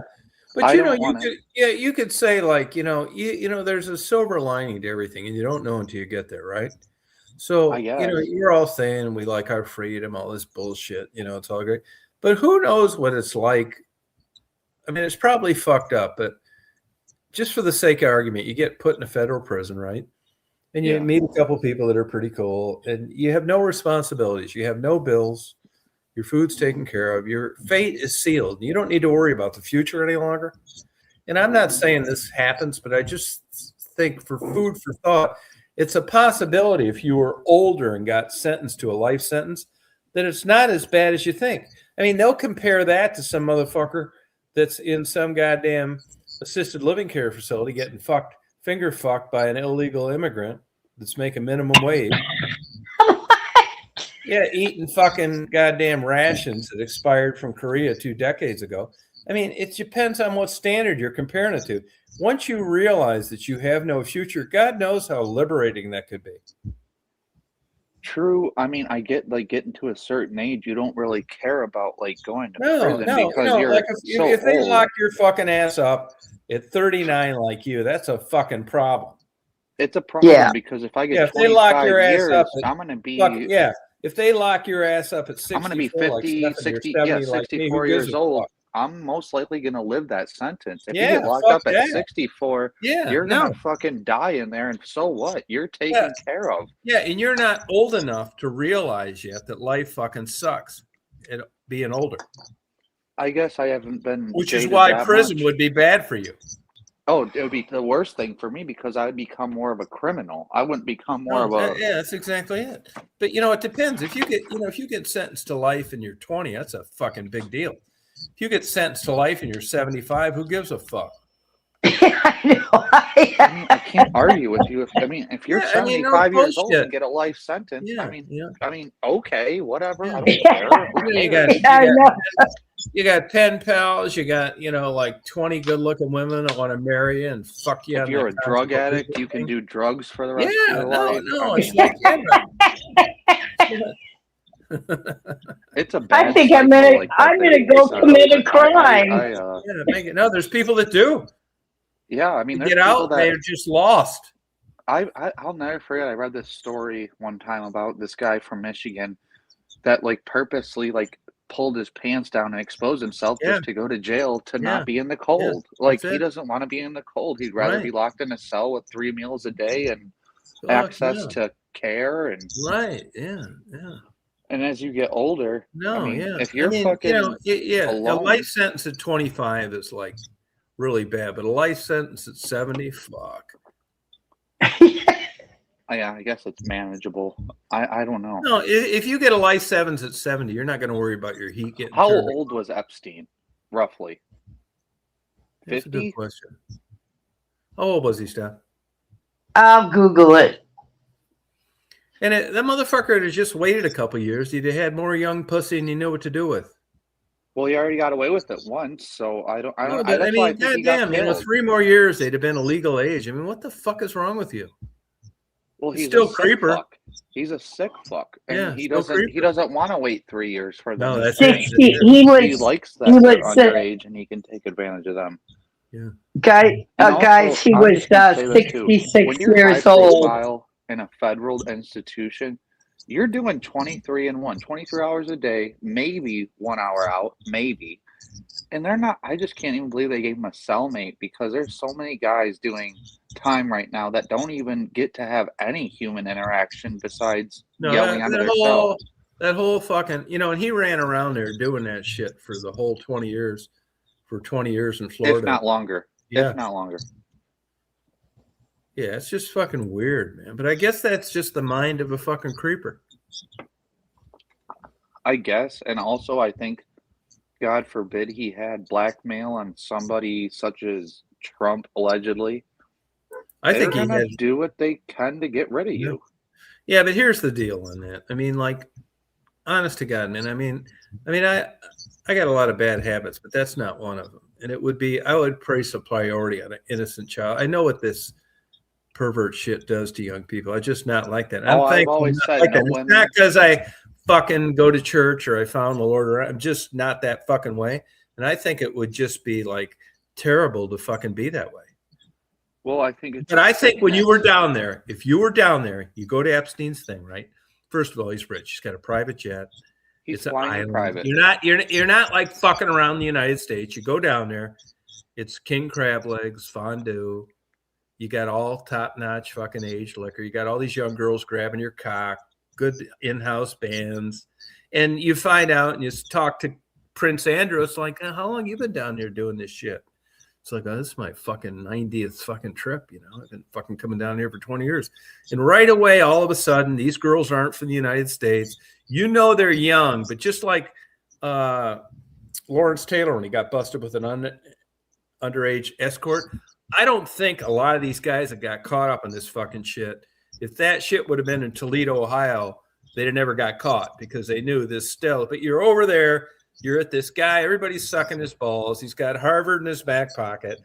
They've been fucking these goddamn young girls at these kick-ass parties for 15 fucking years. They're young, but it isn't like you're going over there and sitting in a fucking sandbox with 12-year-olds. No, but then again, when you're a half a fifth deep and a half a that's exactly it, man. No, that's exactly it. I mean, I'm not defending this shit, but it isn't like you're going over to your buddy's house where everybody's in the fucking 8th grade. No, it's not like they're pulling up to an elementary school with these guys. Yeah, and saying, and it's not like you're drunk, you're fucked up, you're on this island. This guy's respected. He's hanging out with dignitaries. He's fucking going to Harvard. They're naming fucking wings after his name. And you get all these young looking good fucking girls giggling. You're Alan Dershowitz, and you're finally, for the first time in your life, getting some girl that's good looking rubbing her tits up against you. The fucking male mind does weird fucking shit. And even though they're young, you're not demanding ID. And then as it turns out, the worst possible scenario, they're from the Czech Republic, they're fucking trafficked and all this other goddamn shit. And they set this up, Giselle, Maxine, or whatever the fuck her name was. She's recruiting all this young pussy. And all of a sudden the fucking trap gets sprung. And it's way worse than you thought. As it turns out, these girls were trafficked, they were threatened, they were fucking 17, they weren't 18. And 15 years of going to these goddamn parties, the fucking lid comes off, and it's like nobody gives a fuck about what you thought while you were there. Well, also, if I walk into a party and Bill Clinton's sitting there, I'm not thinking I'm in some shitey party. Right. Are you kidding me? Bill Clinton, Greg Norman, Prince Andrew, Harvard president. Any of them. I mean, if you tell me this guy works at Harvard. I'm telling you, man, I still don't think, and I'm not defending this at all. It's fucked up, right? Hell no, it's fucked up. No, but I don't think that this was a bunch of 11-year-old girls in Band-Aid bras making sandcastles in the sandbox. Maybe a select few was disgusting like that, but I'm not going to say that was the majority. No. How about this? How about this? Do you believe this? If you'd have told all those fucking guys when they arrived at that, hey, I just thought I'd let you know, all these fucking girls are underage. Do you think they'd have still hung around or got the fuck out of there? I think they would have got the fuck out of there I because do there's people too. that I do worked too. there that didn't even know what the I do fuck was too. going on because I do too. they thought they were young. But guess what? Yeah, that's There's exactly girls right. that are fucking 18 years That's old that it. look way younger than That's 18. exactly it. Well, you know, there's a fucking Chinese restaurant I go to in Augusta, and there's a lady from Thailand that works there. And I'm always fucking bullshitting them about bringing me back a wife and all that shit. I mean, they know me. A lady boy? No, I'm just kidding. Yeah, no. And you know what she I'm told fucking me? with She you. told me that like Bangkok, where she's from, she said she could take me over there, and there are literally thousands of women that are in their 30s that look fucking 12. Well, yeah, I mean, especially in that culture, they're Yeah. kind of So when you blessed. go on that, and she said the immigration service in both countries, there and here, if a fucking woman isn't 40 over here by now, you're lucky to even get a vacation fucking visa. They've caught on to that fucking shit.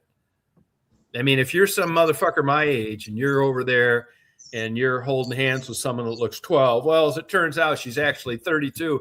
But even at that, they are not granting that fucking marriage goddamn horseshit fucking bullshit like they used to. They are well aware of what's fucking going on. And they're their fucking tees and got in their eyes, which is good. But when you go on a YouTube channel and you think, look at this old perverted motherfucker holding this young goddamn girl's thing, it's like, what a creeper. Well, as it turns out, she's not as young as you think, but it's still creeper. But she told me she knows some legitimate deals over here where women, if they weren't over 40, you can forget them even visiting the guy my age, which I think is good. Well, I think they caught on to the sexcation They kind did. of thing where They did. people, you know, they go to all those, like, you know, Thailand, Cambodia, all those places to go on sexcations where they want to have sex with these women. Fuck yeah. And yeah, I actually watched a podcast where like this guy was talking about, he was like, yeah, I'm moving to Thailand. And he said he almost got himself caught up in like the sextortion thing of like these girls will like, you know, play your emotions. They will do that for your money. Yeah. But you know, there's just some people I don't out there. blame them. No, but there are some people out there like To Catch a Predator. They've proven where there are just some people out there that they are so out of the box that it's worth rolling the dice for some young pussy, and they'll worry about the consequences later. Or they don't even care about the consequences. Or they don't even care. Yeah, they're fucking, you know, a sexual fucking weirdo predator. But if you've got that fucking mind where you're just that self-centered, and you only care about you and you don't give a fuck, and you just turn a blind eye to what, you know, fucking around with underage girls does to them mentally, that shit's going to fucking happen. You know, I'll tell you this. I had a guy tell me 25 years ago, you know, Thailand and those places are weird. You could go over there and fuck these underage girls all goddamn day long over there. Nobody did fucking jack shit. Nothing. But if they caught you putting that shit in a video, you're done. There's Northwest airline pilots over there right now that have been over there 25 years that got life in prison because they caught them with that underage girl porn shit trying to get back to the United States. I believe that 100%. And yeah, also they don't there's care guys, if you fuck them while you're over there, but they don't want any proof of it anywhere. Well, and those guys, I think, purposely move to those places to exploit their their whatever sickness. It's bad to call it fantasy, but a sickness. Yeah, exactly right. But it is a fucking sickness for an adult person to do that to underage women. Well, even like I always like even like being in the streets and things like that, women, children, and innocent civilians are off the table. You can't go do that to those people. They're innocent. They're not in the game. If you ever watch some of the videos that I did, there's women that'll sell that goddamn daughter pussy.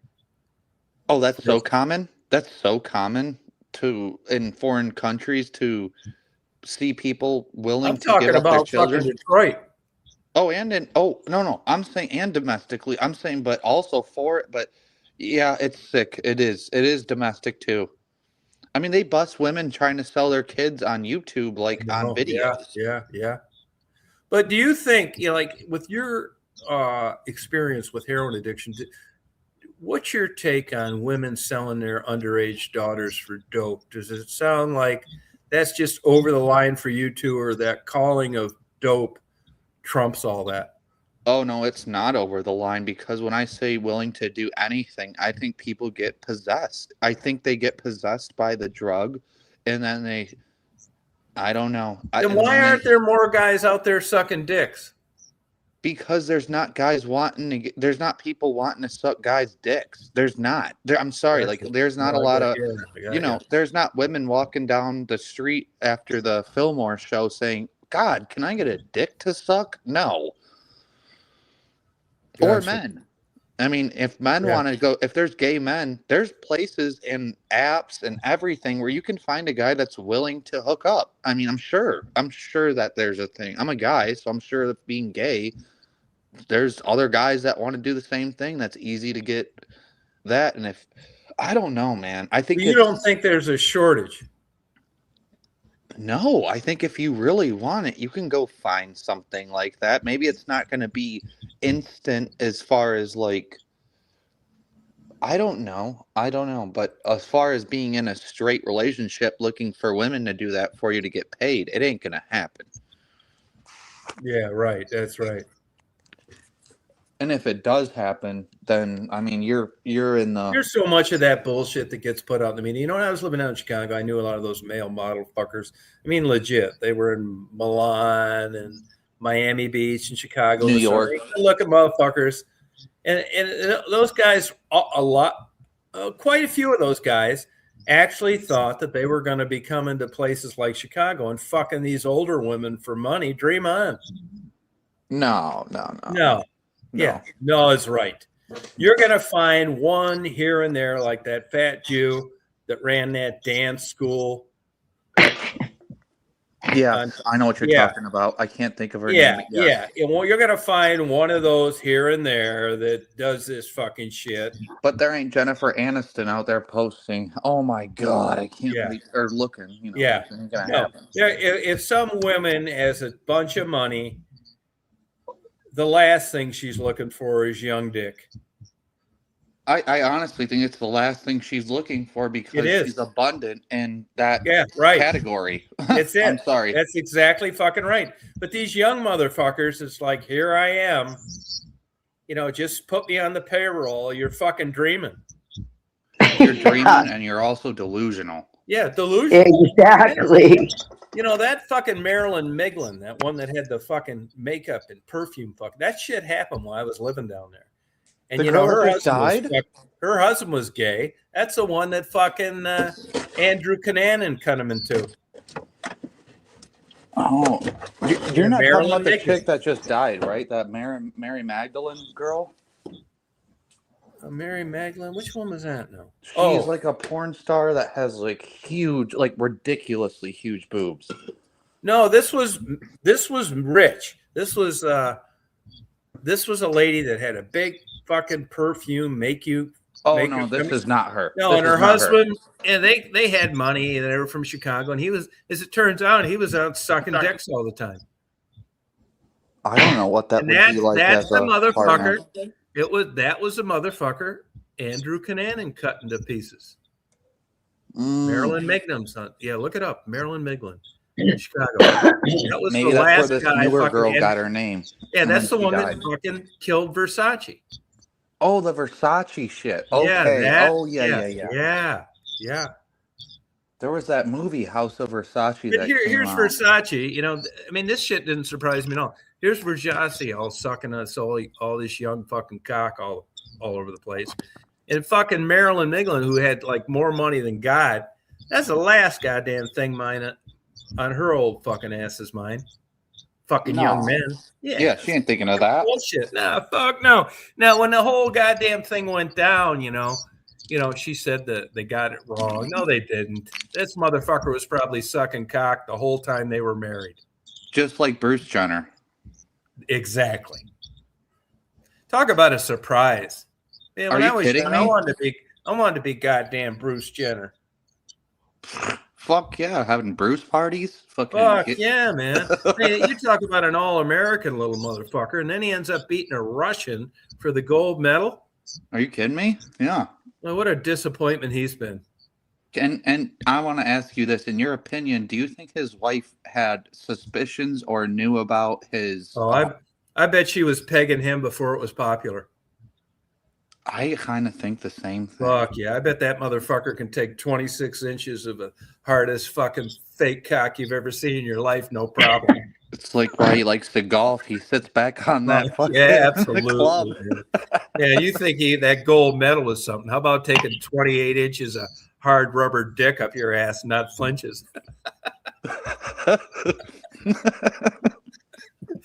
Fuck yeah, for sure. There's a lot of those motherfuckers out there that like dick the whole time. I do think that, and I think a lot of guys get married to like try to reverse it, and then they're Oh, like, yeah, "Fuck, no, this ain't yeah. working. This ain't Yeah. working." Yeah, not in this Trump administration. They don't. Fuck no. No, yeah, I think. Well, they talk. There's fucking Oprah did shows on black guys in the down low. All these married, good-looking black guys sucking cock Did for she? extra money. And if you look at DMX, Coolio, if you listen to the lyrics in a lot of their old rap, they talk about straight black guys sucking cock for extra money. And especially in the prison system. Yeah, I mean, when absolutely right. A lot of those male heroin addicts I talked to in Detroit, they would have sucked cock, but there was no market. well, there's like I said earlier, there's nobody too many out there. places to get it. I mean, it's going on 1241 right now. I bet there's 0% driving around Detroit looking for a male escort right now. That's it. I guarantee. Exactly right. Yeah, you're right. I'll tell you some bullshit though, man. I mean, P. Diddy, I don't really like the guy. But when you start getting convicted of fucking hiring limousines to transport known prostitutes and you get nailed for sex trafficking, that's some fucking bullshit. Well, yeah, I mean, he was hiring people that were offering services for this stuff, and then they turn around. No, sex trafficking, you should be exempt when you're a known escort from being part of a fucking connection to a sex trafficking charge. I mean, sex trafficking to me is like you go in there, you offer money, offer them dope, you rip them off their fucking lights, and you drive from Ohio into Michigan. That's fucking track. You didn't really want to do it, but you did because of this. But sex trafficking to me, how can it be how could you get nailed for that fucking shit when they're known sex fucking workers and they did it in their own volition? What a bullshit fucking charge. I mean, I don't like P. Diddy, but I think in the serious charges, they didn't convict him on, and they convict him on this fucking bullshit. It's the only thing that they could hold over his head because I hate to say it, he's a sex addict, and you let's say you're living on the border of a state and you go over that border and you pick up a woman and you drive her back 30 minutes. I know it sounds ridiculous, but there's literally 30 minutes between borders or less. Yeah. And you get back and you get pulled over and this person says, they made me go. You're fucked. You're fucked. Yeah, no, you're fucked. They're nailed. There's fuckers getting 20 years in prisons now for just being the driver. Absolutely. And you're fuck. Yeah, I mean, I think that's why, back in the day, I mean, you lived in Chicago. I mean, pimping was a real thing. Pimps used to be a real, I'm not saying these guys that are gangbangers that say they're pimps. No, I'm talking about real guys that were about, leisurely service. And these women were all about it. They loved it. They loved that lifestyle. And you look at today and man, I wouldn't. Where that whole thing started?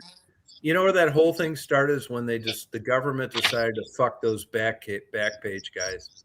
Oh, Backpage was a huge thing, and not only for prostitution, but on Backpage they used to put ads up I do black tar roofing, which meant black tar heroin. There was guys that say I do blues playing. That meant blues as in pills. There was a bunch of shit on there that was like that. I notice on TikTok now they must be fucking with them because now they're saying if you're talking about smoking dope, you're supposed to say gardening. Gardening. Yeah. Yeah, I mean, that Silk Rose motherfucker, that prostitution part of that came unglued on there. Ross Albrecht. Roses instead of $100 bills. Albrecht, the Silk Road guy, and he got busted for hiring a hitman. He didn't get busted for the drugs, man. And the FBI fucking stole the Bitcoin. That's ridiculous. No. That motherfucker tried to get the people that turned him in killed. You think so? Yeah. Maybe You not. think I the mean, you never government know, put that man. on him? I mean, maybe not, but I mean, it seemed to me that, you know, for the sentence he got, they had to document some proof. I guess you're right. And I mean, Silk Road and the whole dark web thing, as Yeah. far as like Alpha Bay and all that shit. Yeah. I mean, I knew people that got shit off of there back in the day, and I But hate you to can say, you can think, I mean, I'm not saying it's the way to go, but you know, for a while running that motherfucker, like the good times seemed like they would never end. oh, that's how it always goes when you're selling drugs or doing illegal activity. You think this is always going to go another day, and Yeah. I mean, yes, I believe that he was fucked over, and maybe money was taken out that wasn't supposed to be taken out, and he hired people. Yeah. But the sentence he got, like charged for that instead of Yeah. all the other shit he did, Yeah. is wild. Is wild. No, that motherfucker, what did he get? Like 2,000 years? He got some outrageous sentence that. Yeah.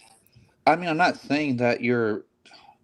This is hard to talk about because it's like I don't believe that you should be hiring people to kill people, but then again, hiring someone and not even having it done and getting caught is one thing compared to selling 200,000 Yeah, but you know, pounds of heroin. that's some of the longest sentences, conspiracy, because you only got to prove about half of it. Oh, it only takes what, 2 people to say? No, and I'll tell you another one they get conspiring? people with. I'll tell you another thing. All that complicated shit where you need fingerprints and video and eyewitnesses and all that fucking bullshit. The easiest one of them all that sends motherfuckers away forever is Conspiracy. postal fraud, mail Yeah, fraud. postal is no postal, like the Yeah. postal FBI, the postal fucking, what's it called? I can't remember. Whatever the postal guys are that are federal, that are like cops. Those Yeah. people are not jokes. Those are not jokes at all. Like they are Right. the real Yeah, thing. that's it. They are the Yeah. real thing. Yep, that's it. And so many people, even now, use the mail to send drugs. Yeah. You know, there's people in prison, federal prison, for like forever for just mailing marijuana. Absolutely. I'll tell you this, though. I was staying in a hotel when I was fucking around doing those interviews. And anyway, her sister was married to a porn guy. And she told me they had the fucking thriving goddamn mail order cocaine business for 30 fucking years. And they were doing it the last time I talked with her. Mailing fucking cocaine in the mail out of Las Vegas. I believe that because like on Silk Road or Alpha Bay, you would order something, and let's say you ordered a gram of cocaine, it would come in like a DVD or a stuffed animal or something like that. That was so inconspicuous that I'm sure there's so much that gets through while they're checking the one package that's full of cocaine. Yeah. It doesn't matter. Yeah, like those fuckers where they catch them smuggling shit through airports. I think for every one they make put on a TV show, there's a fucking 100 of them that went right through. Yes, I do too, and I don't know. Me personally, I would never try to go through an airport. I would never. No, me neither. But you know what? You're basing that on these fucking shows. If you were some motherfucker living in a place and you made, you know, you're living a great life and you've made 200 trips and no one asked a fucking thing, you may think differently. I mean, we're only getting sold the people they're catching, and we're never going to be able to quantify the people that don't.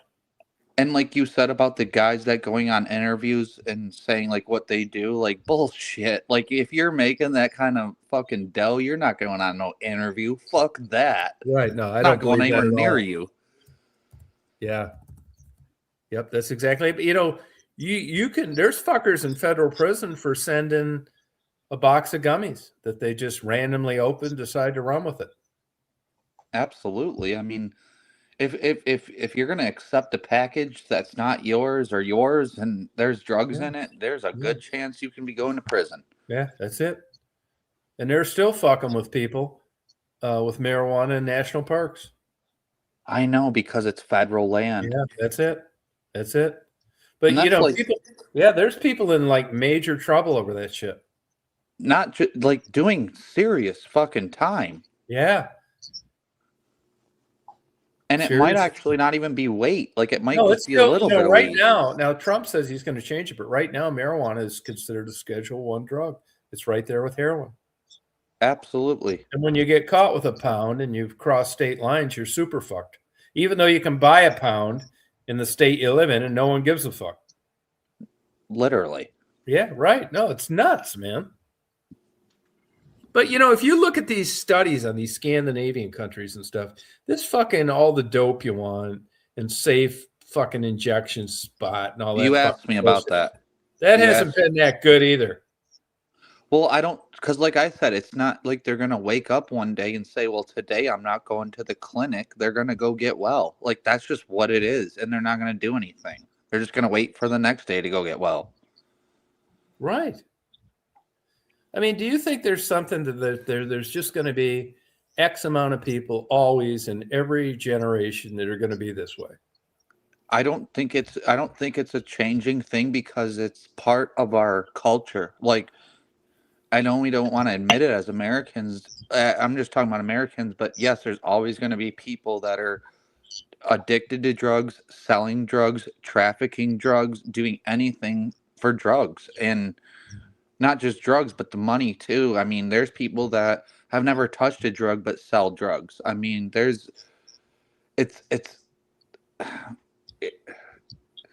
when people see that opportunity that they can take advantage of people that are sick, they will take it. And then the people that are sick, you just got to keep getting your medicine to be just normal, not even high. Do you think do you think selling drugs on the street is any different than owning a liquor store? No, because like you can walk into a liquor store at 8 a.m. here and buy a fifth of fucking whatever, Everclear, and get completely blackout drunk to where you don't even know where you are. And the guy selling drugs on the street, the only reason there's a difference is because the law says, oh, alcohol is fine now. It's like prohibition. And marijuana illegalness in Michigan, I mean, as far as that goes in other states, I just feel like they just want to illegalize it to lock a bunch of people up and make a bunch of money. And then they're like, oh, it's okay now. Like, I wonder if in the future they're going to allow other drugs. Like, they've been talking about mushrooms for a while. And it's like, I'm surprised to see that going through. Because if you take a bunch of mushrooms, you can't drive. You can't do anything. Yeah, but you'll look like in places like Washtenaw County, Ann Arbor, Michigan, that what they've agreed to do is to, you know, not prosecute you. It's still not legal, but nobody's going to do anything about it. And actually, they've done that with sex services in that same county.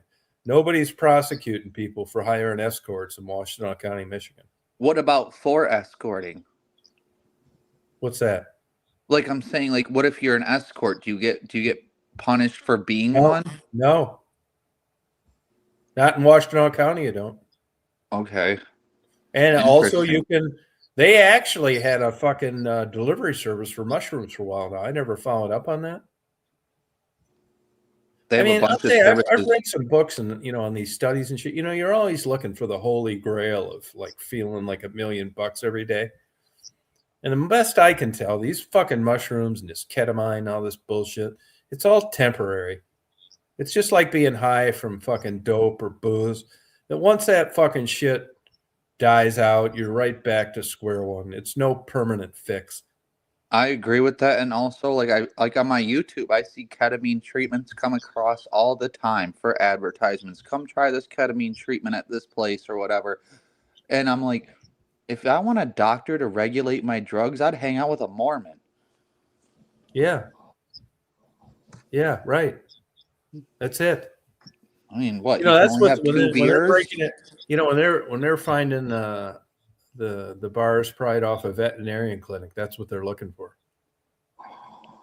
Ketamine. Yeah, I've honestly, that's one thing I've never done. It's weird too because it's kind of getting sold as like therapeutic. Yeah, therapeutic.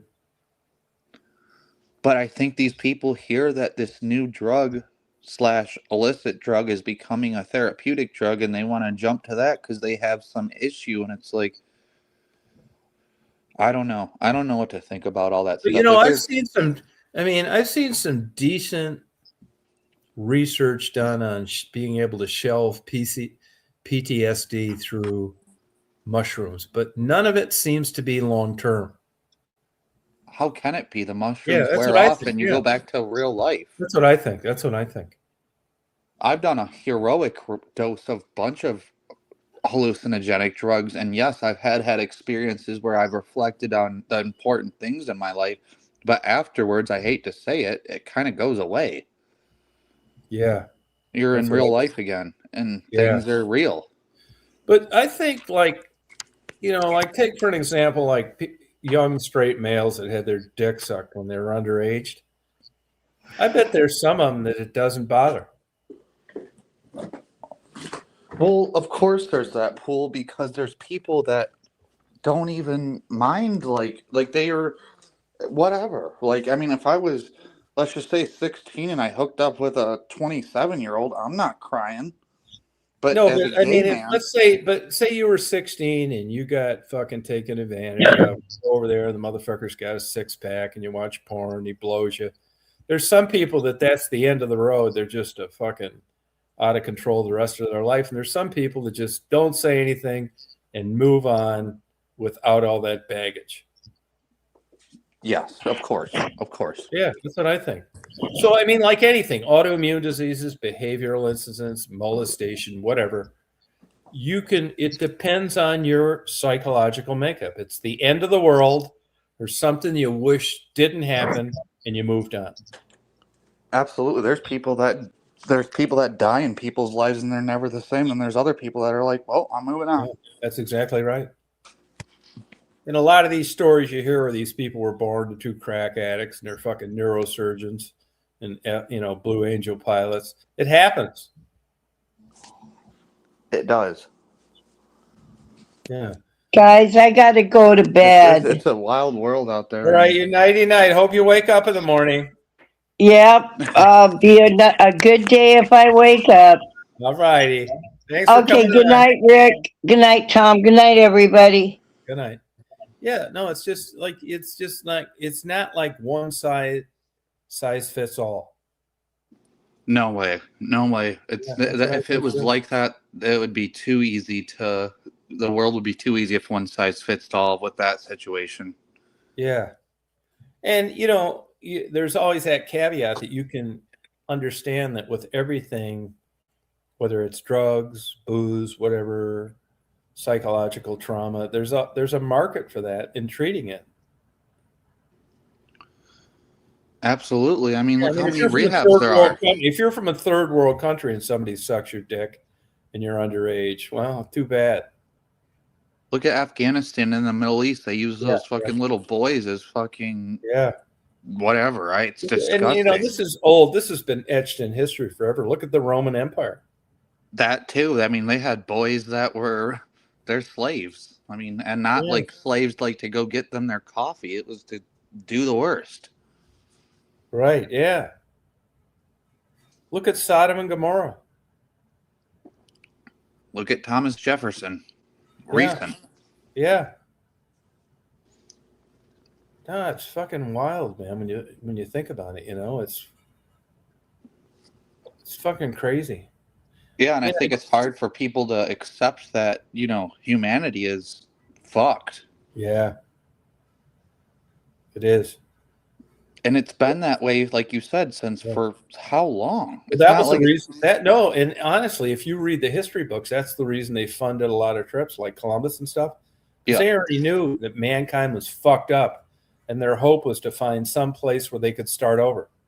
Well, they did, and that's just as fucked up now too.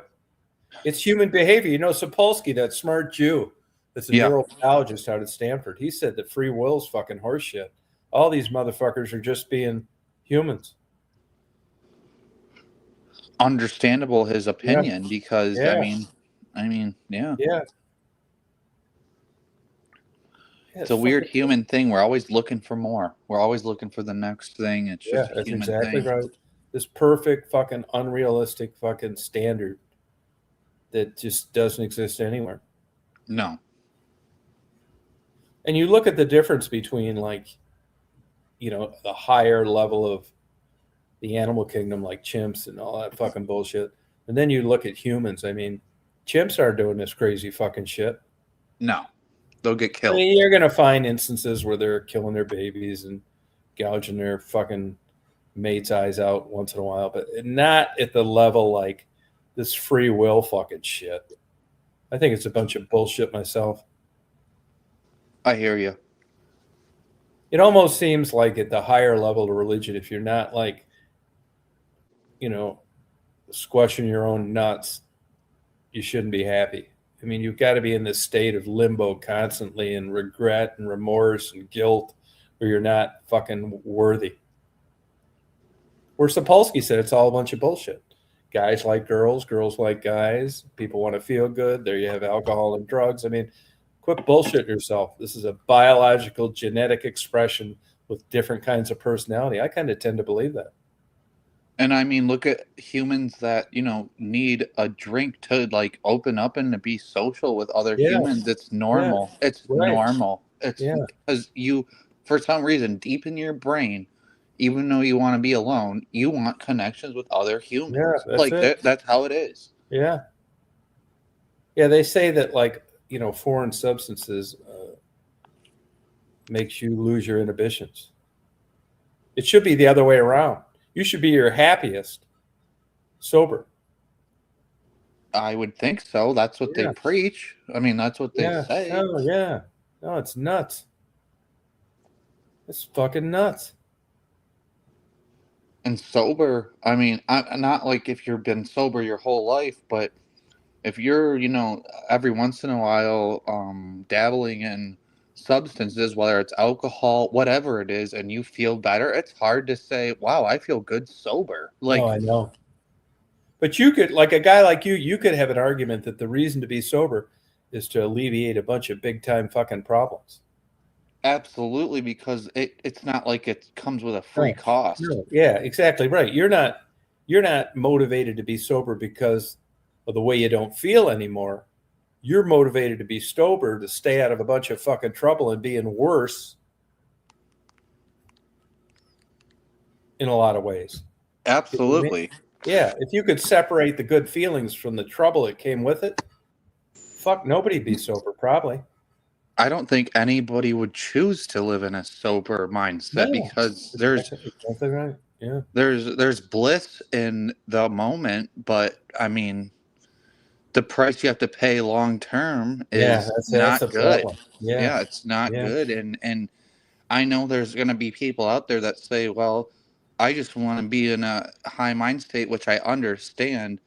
But when you get over that and when you get done with that, you'll be looking back saying, holy shit, man. Like the things I was doing, the things I was risking every day of my life is not a joke. Right. No, right. And like Frisky says, now they're talking about Mars. They'll fuck that place up too if they give them an opportunity. I want to ask you something. Do you think we went to the moon? Yeah. You think so? Yeah. Okay. And I've cut it every way possible. First of all, I've been fucking with it my whole life in the photographing it. I'm aware of the dark side of the moon. I'm aware of the angles. I know you have people that are going to come up with bullshit about the shadow of the flag, but I'm paying attention to this my whole life. The moon's not that far away. We've went to places 50 times farther away, no problem. The only difference there is it was human beings. And yeah, I think we did. I mean, I've looked at all the pictures.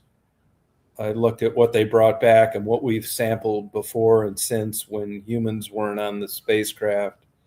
I looked at the transmissions. I followed it when they landed there. I believe the Earth is round. I believe the distances from the Earth to the moon. So I do. Okay. I'm just interested in what people think, especially that have been alive during space. Yeah, I mean, I just can't find anything to dispute it. Even our enemies acknowledge we landed on the moon. Why haven't they been able to go? I think funding. And once somebody makes it there, it was more of a pissing contest than anything practical. Now, the United States will sell it to you as all the great composites and stuff and all the things we learned to do because of the research that enabled us to fly a spacecraft there and walk on the moon. But once you got there, it doesn't make sense. It's like the first 25 people over the Niagara Falls in a barrel. I mean, it's like winning the Indy 500. I mean, nobody gives a fuck about second place, and it's very expensive. And if you went up there tomorrow, if everybody went up there tomorrow from every country in the world, there's nothing there that we don't already know about. Okay. So there's really like no incentive to do it. It's not, and in this day and age, it's not that big. I mean, everybody's fucking got a goddamn rover running around fucking Mars and Jupiter now, but that's different. But the human on, it was a big pissing contest. It was great. It was impressive. We got there first, but that's about it. I mean, it's like a dead issue. It doesn't warrant countries that, can't afford it. I get your opinion and your angle because, I just have always wondered about that. I think it was a big deal at the time. It was the race for space. I mean, Russia tried, China tried, and they fucking died and blew up the launch pad and all sorts of shit. It was kind of like, they're going to sell it as we're supreme in technology, but there was a certain amount of just things that went your way and timing, and they could have not made it too. But once that happened, I mean, there's no really motivation to anybody to go there. Second place, who gives a fuck? It ain't gonna mean shit to first place. No. Nope.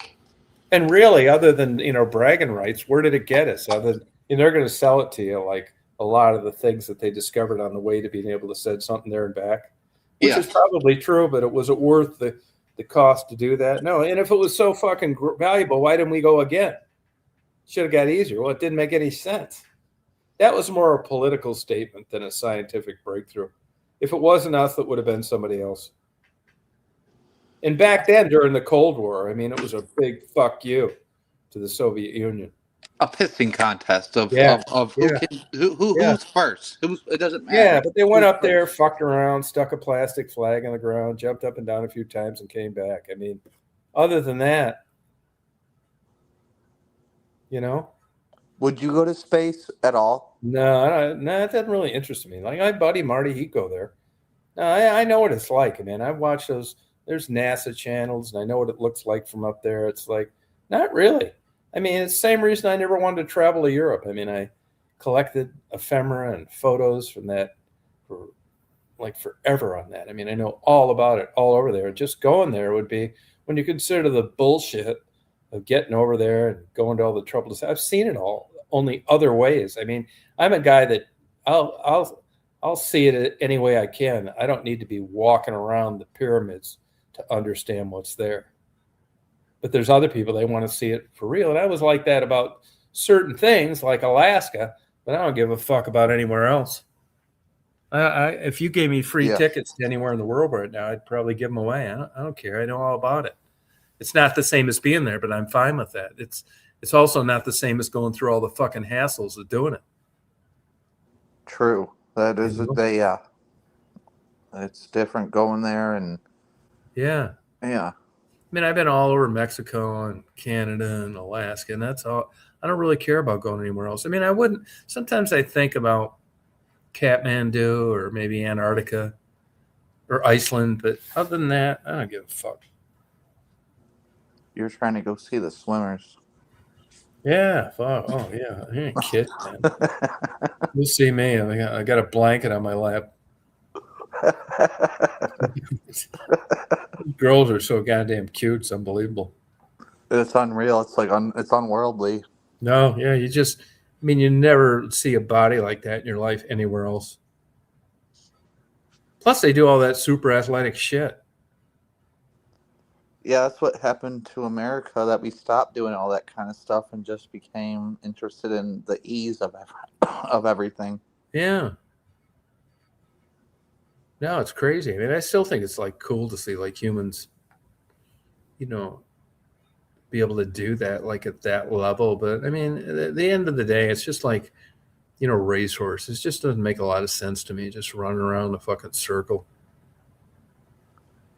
I mean, it does kind of seem like, humans like doing that. I mean, but basically I'm about 50-50 with they live a good life and they have all the medicinal advantages, but it's still human beings like betting on horses to run around in a circle. I mean, would they be running around in a circle if humans weren't involved? Probably not. Hell no. Those horses will be running through a meadow or something. Yeah, exactly right. But do they have good or better lives than if they were, they've been catching them and killing them out, those wild horses out west? I don't really know. I mean, is an elephant better in a zoo than he is out there looking for something to eat where I wouldn't think subdivisions are built? Fuck, I don't know. I would think it would be, but if you look at like conservation efforts and stuff and what's going on in some of those places, like their habitats getting encroached and all that fucking shit. Fuck, I don't know. Some of this stuff you're never gonna like know 100%. I mean, I'm pretty sure like, killer whales in swimming pools in Orlando is not good. Hell no. Yeah, I mean, who knows? Like I've been reading a lot and watching a lot about these jumping spiders, and I'd like one. I think they're cool, but I'm not doing anything that I think there's 1 degree worse being in captivity than they would if I just didn't buy them and they're wherever the fuck they're at before I did. It just doesn't seem right. I'll never know what that fucking shit is thinking. But say you just took people and you took them into animals' worlds, like you made them lived in dens and fucking swamps and shit. You wouldn't think it's too fucking cool. Hell no. If you took a human it seems like fucked up. It's just too big of an unknown thing to like risk for your own entertainment. Like I'm really like fucking around with genetics, and I almost grew marijuana because of that, even though it doesn't interest me. And I'd like to breed pythons as an example. I'd like to breed boa constrictors. I'd like to breed fantail guppies, fuck around, see mutations and stuff, but it's just not cool. It's just a bad habit by human beings. I almost got into Texas Longhorn cattle. Well, until I found out, for anyone who says that, like, I don't get why you'd want to be interested in marijuana, because marijuana has so many different genetic components to the plant. Cool. Yeah, it's very interesting. Like, it is. Wait a minute. So you're telling me that I can make my own genetic, like better? It's very interesting. And then, like you said, then you get into the animal genetics, and you're like, wait a minute, I can produce a longhorn that's the best longhorn there is. It's interesting. Which wouldn't happen. I mean, there was a movement out in Texas to reverse breed those, to bring them back to what they were before all these fuckers were trying to get the biggest horns in the world, which I was kind of interested in, but the fuckers never called me back. I'm sure that's an expensive business to get into. It's not bad. Although you do have to have their, hoofs trimmed and all that kind of shit. I mean, I was watching some things tonight, these people with these Percheron horses. They weigh like 2,800 pounds, man. They just seem so cool. Jesus, that's a huge horse. Yeah, and they're just like, they're like big, gentle giants. Is that like a Clydesdale or bigger? Smaller? Yeah, bigger. Okay, wow. Yeah. You just think that like just taking good care of them is good enough, but I'm not. Hell no. You're not. Yeah. Yeah, it's hard to say. The jumping spiders are fucking cool, but there's a lady on TikTok that I'm telling you, she has these jumping spiders, and she opens this little cage, and these little fuckers come out, and they get on her hand, they run around. She claims she has documentation to say that they're at the intellect level of a 2-year-old, and I don't know if I believe that, but I'll tell you this: it's just not like spiders how I've seen before. I've seen this goddamn girl go in there, open the door. Motherfuckers come out, they go right up on top of her knuckle, they like look in the camera, they fuck around. It's not like spiders that I know of, and I don't know if they're at that level, but they sure are cool. But like if you told me I got 10 jumping spiders and they're living fucked up lives, I'd be all over it. I get you. I get what you're saying. It's but I'm not going down to PetSmart and listening to what they have to say about it. Hell no. Yeah, so I'm always reluctant to do that kind of shit.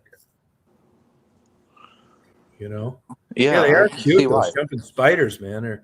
And it just seems like, maybe I'm reading into it that, there's something to what this lady's saying. She has this one especially. This fucking thing is so cool looking. And she feeds it and it gets water and I don't know. But I probably won't do it because I think it's just like when you got PetSmart selling them. Now, is selling them necessarily bad? Fuck, I don't know. It is if you're breeding them into captivity. When I go to these reptile shows sometimes, I think it's fascinating how they have these boas and all this fucking shit where they crossbreed these hybrid colors. But you go in there, they're all in this round plastic clear thing. Just it's like, I don't think so. I mean, leave it to a human to breed color combinations of a living thing, not in its natural environment. I just think it's fucked up. Back again to what you said about let's just go into an animal environment. Let's live in the Amazon on some fucking let them crawl around. I mean, you grass. don't really know what it's like for them to like live in their natural habitat. That could be all bullshit too. Maybe they do live better lives in captivity. I don't know, but I'm not gonna, just like I know neons for a while. I remember when I was fucking around with aquariums. Neons, nobody was breeding them in captivity. Now lots of people are breeding them in captivity. Now, if you said, well, breed neons and then send them back to wherever the fuck they're dying, I'd be all up for that. But not just to have the motherfuckers. And is a neon a snake or a spider or what is that? Fish. Tropical fish. Oh, fish. Yeah. Oh, yeah. You put this black light and they look really cool. But, I mean, you'd have to have like a good reason to like, do it. And I just don't think. I just got a problem with like putting something in a cage and looking at it. It's different than like a dog or like right. They've been domesticated, Yeah, I mean for thousands of years. Yeah, you just don't know. I mean, for a long time I didn't kill fire ants down here, and then I just switched my mind on that because they're not indigenous and they do fuck with a lot of other things, and I do it now. Kind of like beavers too. Like beavers are like really fucking destructive of waterways and stuff like that. And yeah, they're cute, but man, they fuck up the environment. It's crazy how those things just like know how to do that. It's in their DNA. Yeah, I mean, I know people that have had I know an airport they shut down in a week because of flooding and shit. Yeah. I believe it. I mean, it can happen. A waterway gets cut off. Where's it going to go? Out. Yeah. No, I mean, but you'll be out there and then these motherfuckers move in all of a sudden and they're, if you looked there and you didn't know beavers existed, you think construction equipment did it. Yeah. You'd think a human came and built a indigenous dam. Yeah. And you never see like that, they're aware of the wind and all that shit. They just chew these trees so they stack up perfect. Yes. Crazy. And there's a couple of people, I don't know how they did it, but there's some people like that got beavers like chewing trees, like right next to them. And it's like, you watch this motherfucker, man. He's got this shit down, man. You couldn't cut it down that good with a chainsaw. And he's doing it with his teeth. With his teeth. Or sheath, whatever you want to say. Yeah, before you know it, all of a sudden that place like, where the airport was, the guy goes on vacation for a week, comes back later, there's fucking 4 feet of water at the beginning of the runway. It's like, where'd this come from? It's like, well, go look. Yeah, go look at the source. It'll be a dam built up. No, they reroute water like you can't believe, man. They had to train those motherfuckers to go down to the Mississippi and shit when it floods and just unleash 2,500 of those. Yeah. They'll route that fucking water right back to where it belongs. It's crazy, man. It is. It's wild. What do they do? Like, it's like they got GPS. What do they do? Look up? Fuck, I don't know. But they got this shit down. It's like a fucking Canadian geese. Like, how do the fuck they know where they're going? Yeah. They've seen them at 29,000 feet. That high? Yeah. Yep. And they sleep while they're flying. Well, when I was a kid living up near Detroit, if a Canadian goose came through, it'd be on the front page of the paper. It was a big fucking deal. Mm-hmm. Now there's fucking 100,000 of them. They're now shitting everywhere, and they're everywhere. They're trying to figure out what they're going to do with them. And my old house, with this global warming shit, they don't even fucking fly south anymore. That's what I was about to say, because I lived at a house that had a pond in the back, and the Canadian geese would be there year round. Yeah. Yep. But I'll tell you, down here, I notice all the birds like pine siskins, pine warblers, robins, all that fucking shit's down here. I see it all the time. I had about 50 robins in my front yard the other day. And when you're up from Michigan and it's January, there are no fucking robins there. I was just about to say, that's amazing. You're thinking those motherfuckers really down there somewhere because, you may go down to Florida and you go on vacation in Fort Lauderdale. You don't see any fucking robins. But down here, like where I'm at, fuck, I had 50 fucking robins fucking around my front yard the other day looking for shit to eat. So, it's nice to see it for sure, rather than just reading some big obscure map about what they supposedly do.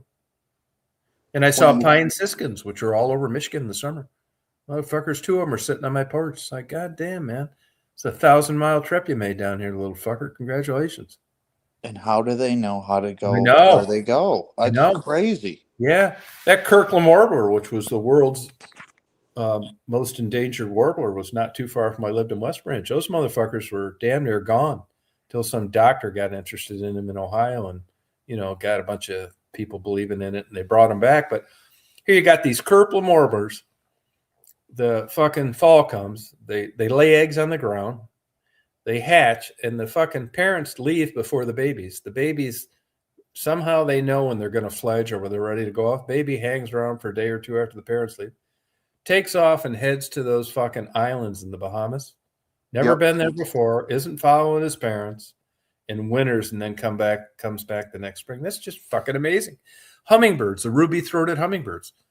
They go from way the fuck up in Canada, Michigan, fly all the way down south, cross the Gulf of Mexico, double their weight because they burn so many calories. It's a 3,700-mile trip. Fucking insane. That's amazing. I know. I didn't even know that. Yeah. It's fucking unbelievable. And they act, pure or they not migration. act. They Yeah, know blue. exactly where they're going. They know exactly what they're doing. It's like, what is that? Praying What mantis is too. that? Yeah. And it's not like, and robins migrate at night. Okay. And so do a lot of insects. Yeah, it makes sense. It does, because at nighttime you're more camouflaged, I guess you could say. Yeah. And there's some like other birds that like migrate like 8,000 miles and stuff every year. It's not nuts, and here they got to like eat and drink and not get killed along the way. Have you ever seen an eagle? Yeah, I've had one out here actually.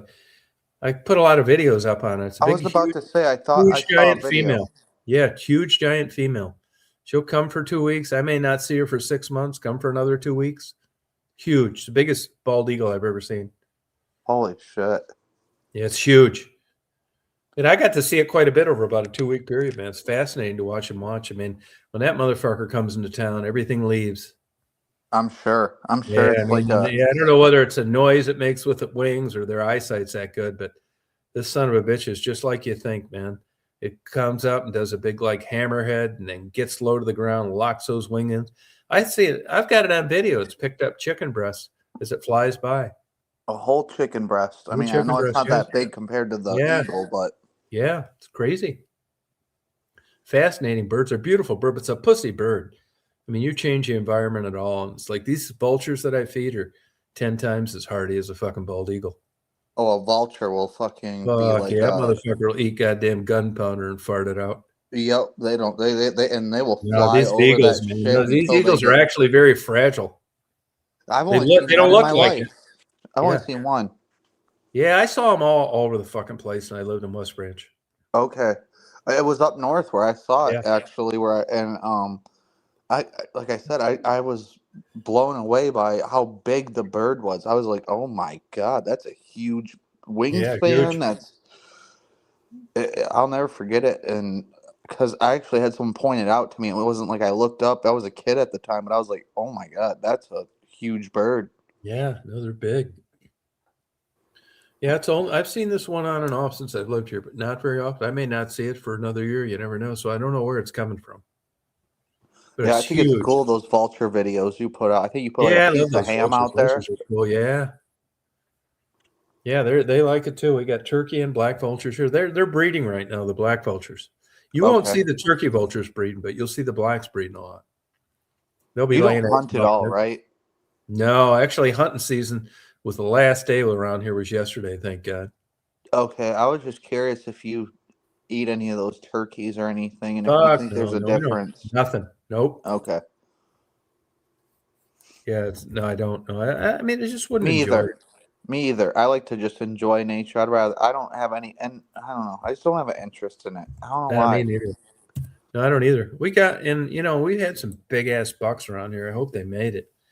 But the fucking deer are shook up, man. They're not really eating like they normally would because they hear, they see people out in the woods, they smell, they hear shots.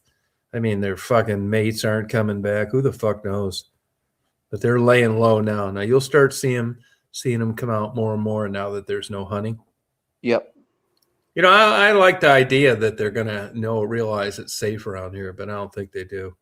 Those males, when they're in rut, those motherfuckers will walk right into a 50 hunters chasing some goddamn female. That's what gets them killed. As a kid, I was living in a neighborhood and I saw a buck literally humping a doe, like running through my yard. I was like, "What the hell is that?" No, yeah. When I was a kid, we had one run right through. You look on YouTube, you'll see. We have one downtown ran right into the barber shop during the daytime. Well, I believe that. Yeah, I believe that. And I was down fucking around Bay City one time, which was kind of populated. I heard this big ass fucking deer coming out of the woods, and I just stood there, and he came right out like next to me. He was all like upset. You could see the steam coming out of his nose, but he was back there, chasing some female, and just came up the wrong way and looked at me for a minute, and then took off. Big old giant fucking rack. But he got careless, and that's how they get killed. And when that sex hormone's ready for breeding season, they're possessed. They're possessed. Stupidest shit in the world. Yeah.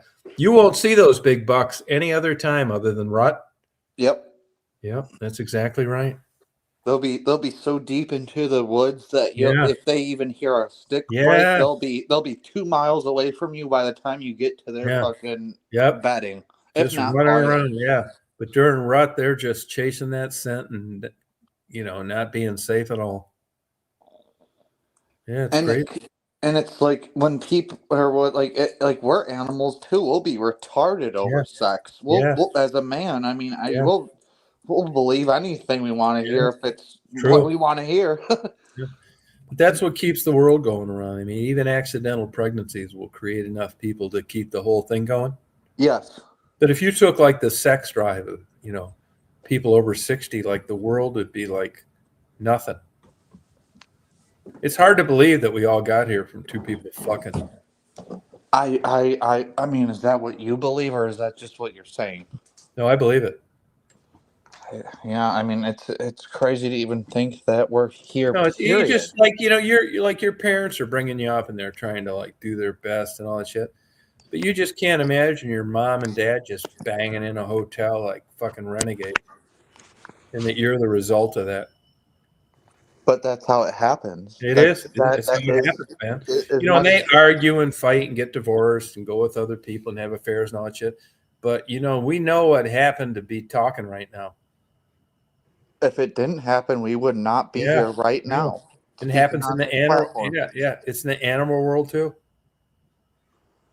And it's also a very animal. Human is like the worst. Say it one more time. Human beings, it's like the worst example of it all.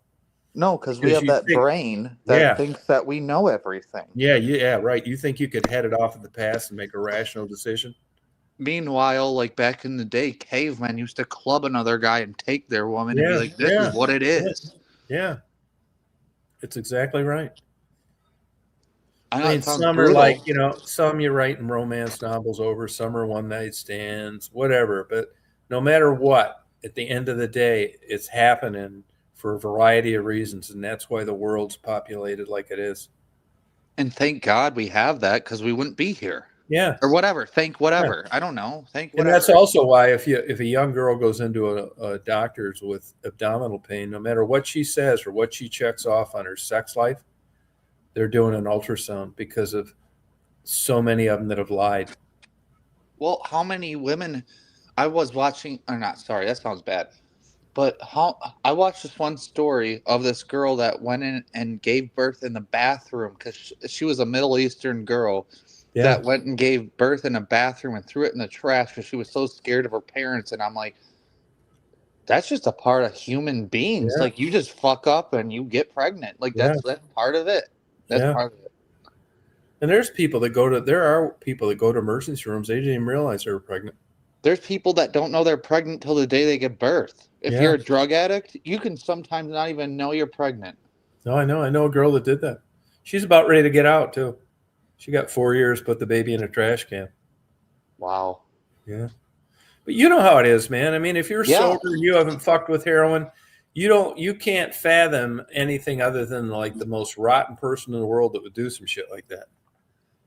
Absolutely, but I mean, when you're in that sickness, or Yes. God forbid, I mean, I just think about the people, that live in these families where, becoming a doctor and a lawyer is the top priority of everything, and you can't even talk to a boy or a girl. Yeah. Like, and then you go meet somebody and you get some action. God damn, you're going to take advantage of that. And Yeah. you know what happens from that?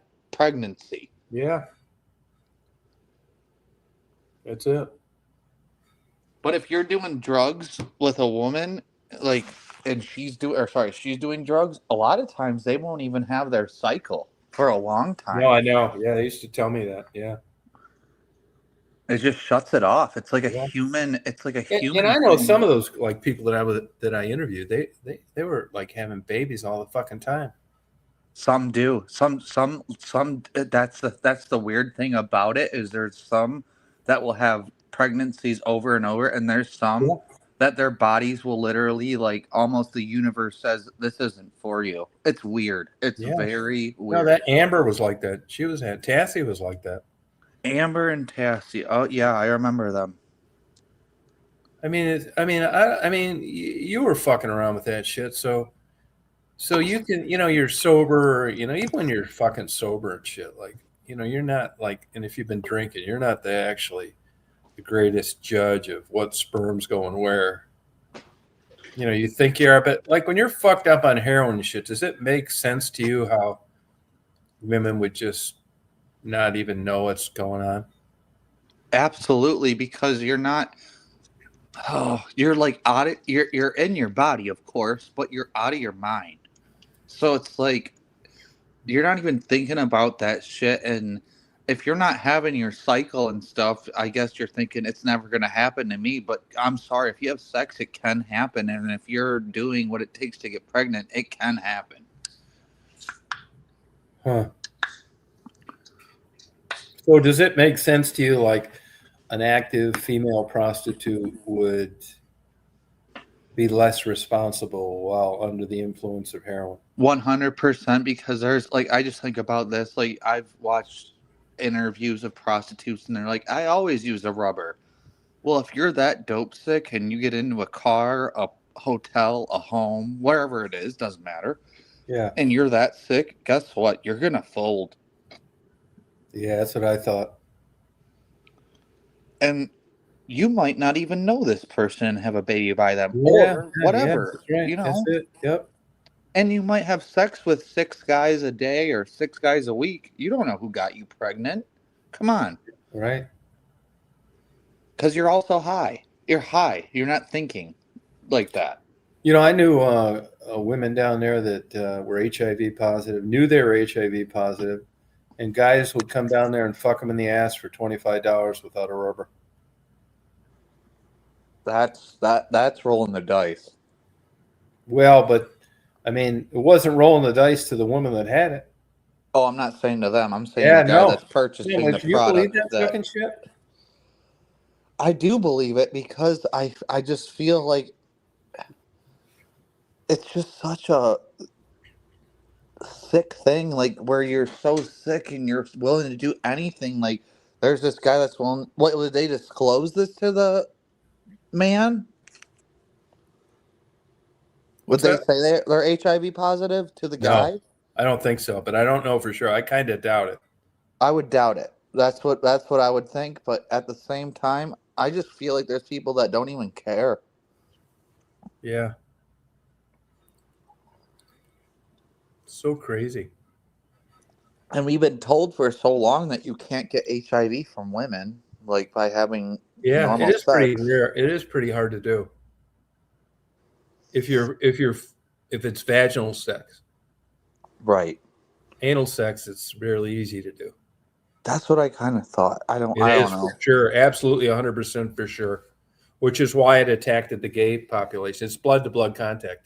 And it's not blood like people think. It would be like a smear in a microscope. It's not like a bloody nose. No, it's not like there's someone that's bleeding the fucking Yeah. shit out of that. Yeah, Like no, it yeah, could just right. be Yeah. a micro. Yeah, you couldn't see it with the naked eye. Yes. Yeah. It has nothing to do with like, Yeah, oh no, my right. God, you're bleeding on me on your Yeah. period. No, it's not like that. It's different. They talk about colon cancer and rectal cancer with people, and they say, well, you look for like dark stool, you're bleeding. They're thinking it's like bloody nose, and it's not. No. You'd see it in a smear. Yep. Crazy, man. Fucking world, man. Yeah, it's a crazy place, and also it's a dangerous place when, I mean, if you're gonna go into the underworld of that thing, you have to understand the rules that come with it. Like, if you don't want to use a rubber, that's on you. Like, you should want to do that for you as a man. I mean, if you're gonna go be picking up prostitutes, because not just AIDS, you can catch a bunch of things. Yeah, that's right. But like you said, it's under the influence. I just think that all rationale goes out the window. Yeah, they're all horned up and they're like, fuck it, I'm willing to do whatever. Yeah. I mean, that's not very high on their priority list. And that's crazy to think about as a sober person being like, you're taking judgment from non-addicted people to people that are, and it's just they're not ever really going to get it. hence why I had problems with religion, like you asked me, or like the righteous people. I was like, you guys just don't understand even like a blip of it. Like, you don't understand what it's like to feel this way. Like, oh, well, why don't you just go get help? Well, guess what? That means a day without me going to get drugs. And guess That's what? it. Freighter, It's yeah, not that easy to just go ask someone for help and then tell you, well, you need to pray, you need to admit it and everything. It's like, yeah, I right. admit that I'm a fucking scumbag. I admit that I'm a drug addict. I admit that I'm the fucking lowest of the low, but guess what? I still want to do it and I Yeah, can't stop it. I yeah, that's can't. it. Yep. Yeah. No, I believe it. And all those girls out there, I'm sorry to say this, I'm not trying to sound sexist, but as a female, it is a different world. It's a different world Yeah. because you can find these men who are desperate and whatever. I mean, if that's going to get you to feel normal, your inhibitions, your morals go away. It just goes away. It goes away. And I don't know how to explain it better than that. It just, Yeah. No, I I know it know, does. Yeah. yeah. And that's why, like, when watching your channel, I just like that you put out raw stuff. That was my favorite part of your channel when you were interviewing those girls Yeah. all over, is that you didn't care if they said whatever. It was what it was. It Yeah. They was don't want what it that anymore. was. They don't want that anymore. Well, yeah, I'm sure. Because, and also, like how you said, you got pressure and stuff from, like, people talking shit, like, in the city and stuff. Oh, fuck yeah. It's because these people put these ideas in their head that don't talk to anybody or else it's going to get fucked up. Yeah. Yep. And they're just people are weird down there. I mean, if they don't like you or they think you're in their neighborhood, or I mean, there were people down there, I'm sure, really think that I was killing those girls. When they said that about you, I was like, so this guy is actively doing videos every day and killing these women. Yeah, right. But there was Yeah, nothing right. left. I mean, other than that, there was nothing left. I mean, that What shows you about the how guy young- that was hitting girls with the cars? Yeah, they caught him. Oh, they caught him. Yeah. He was from Okay. Westland. And actually, I've run into that guy a couple times in that party store. Really? Yeah, they could. If you Google that, guy hitting. Yeah, they caught him. What race was he? White guy. I think he looked like he could have been like fucking Arabic, Chaldean, or something. Of course. Yeah. I hate women. Yeah, but he was he was actually well known around there. I saw him a couple times in that party store. And I know other people that liked the motherfucker. They couldn't believe it was him that they caught. I forgot how they got him. He hit but he didn't hit all the girls that they thought that he did, but they did nail him with two. He did hit that Monica. Yeah, Monica. Yeah, But he she did was not a hit legend on Raven. your He did channel. not hit Raven because he was actually in jail when she was hit. So he hit some, but not all of them. Well, also, I'm not trying to give an excuse, but like Yeah. when you're so high on some things, you can actually fall into the street. I know it sounds ridiculous, but that can happen. Well, I mean, if you looked at that area, I mean, if you're fucked up on drugs, it was dark, people were speeding, a lot of the drivers were high. I mean, it was amazing they lasted as long as they did. You know? I would have to agree. I mean, I just feel like when you're so I high mean, people get hit. People get hit there sober all the time. Crossing. all the time, Yeah. the time at high speeds too. It's Yeah, not and like you it's look like down at Michigan Avenue, that whole stroll. It's not like you got crosswalks worth of fuck. no. Yeah. No, and down there it's just fucking insanity. I mean, you could go down there and sit out in front of a 4-way stop sign intersection in the hood, and people don't stop all goddamn day long. Oh no, I used to have a buddy that used to go with me, and I used to stop at stop signs, and he would literally get on my ass like, "Why are you stopping? I don't Yeah. get why you're stopping. Yeah. Like, go, Yeah. motherfucker." And Yeah. I was like, "What? Like, I'm Yeah. used to stopping at red lights in my little, nice part of the city I come from," and they're like, "No, you don't do that down here." And I'm like, Yeah. "Oh, Crazy. sorry, I didn't know. I just run red lights and stop signs. Yeah. I just thought that was part of human driving." Yeah, it's still Law. like that. It's still like that down there, the Wild West. And what's so weird is that if we know it as not like, government officials and police and stuff like that, they know. They Yeah. know. They Come say on. that 75% of the people that live within the city limits of Detroit don't have insurance.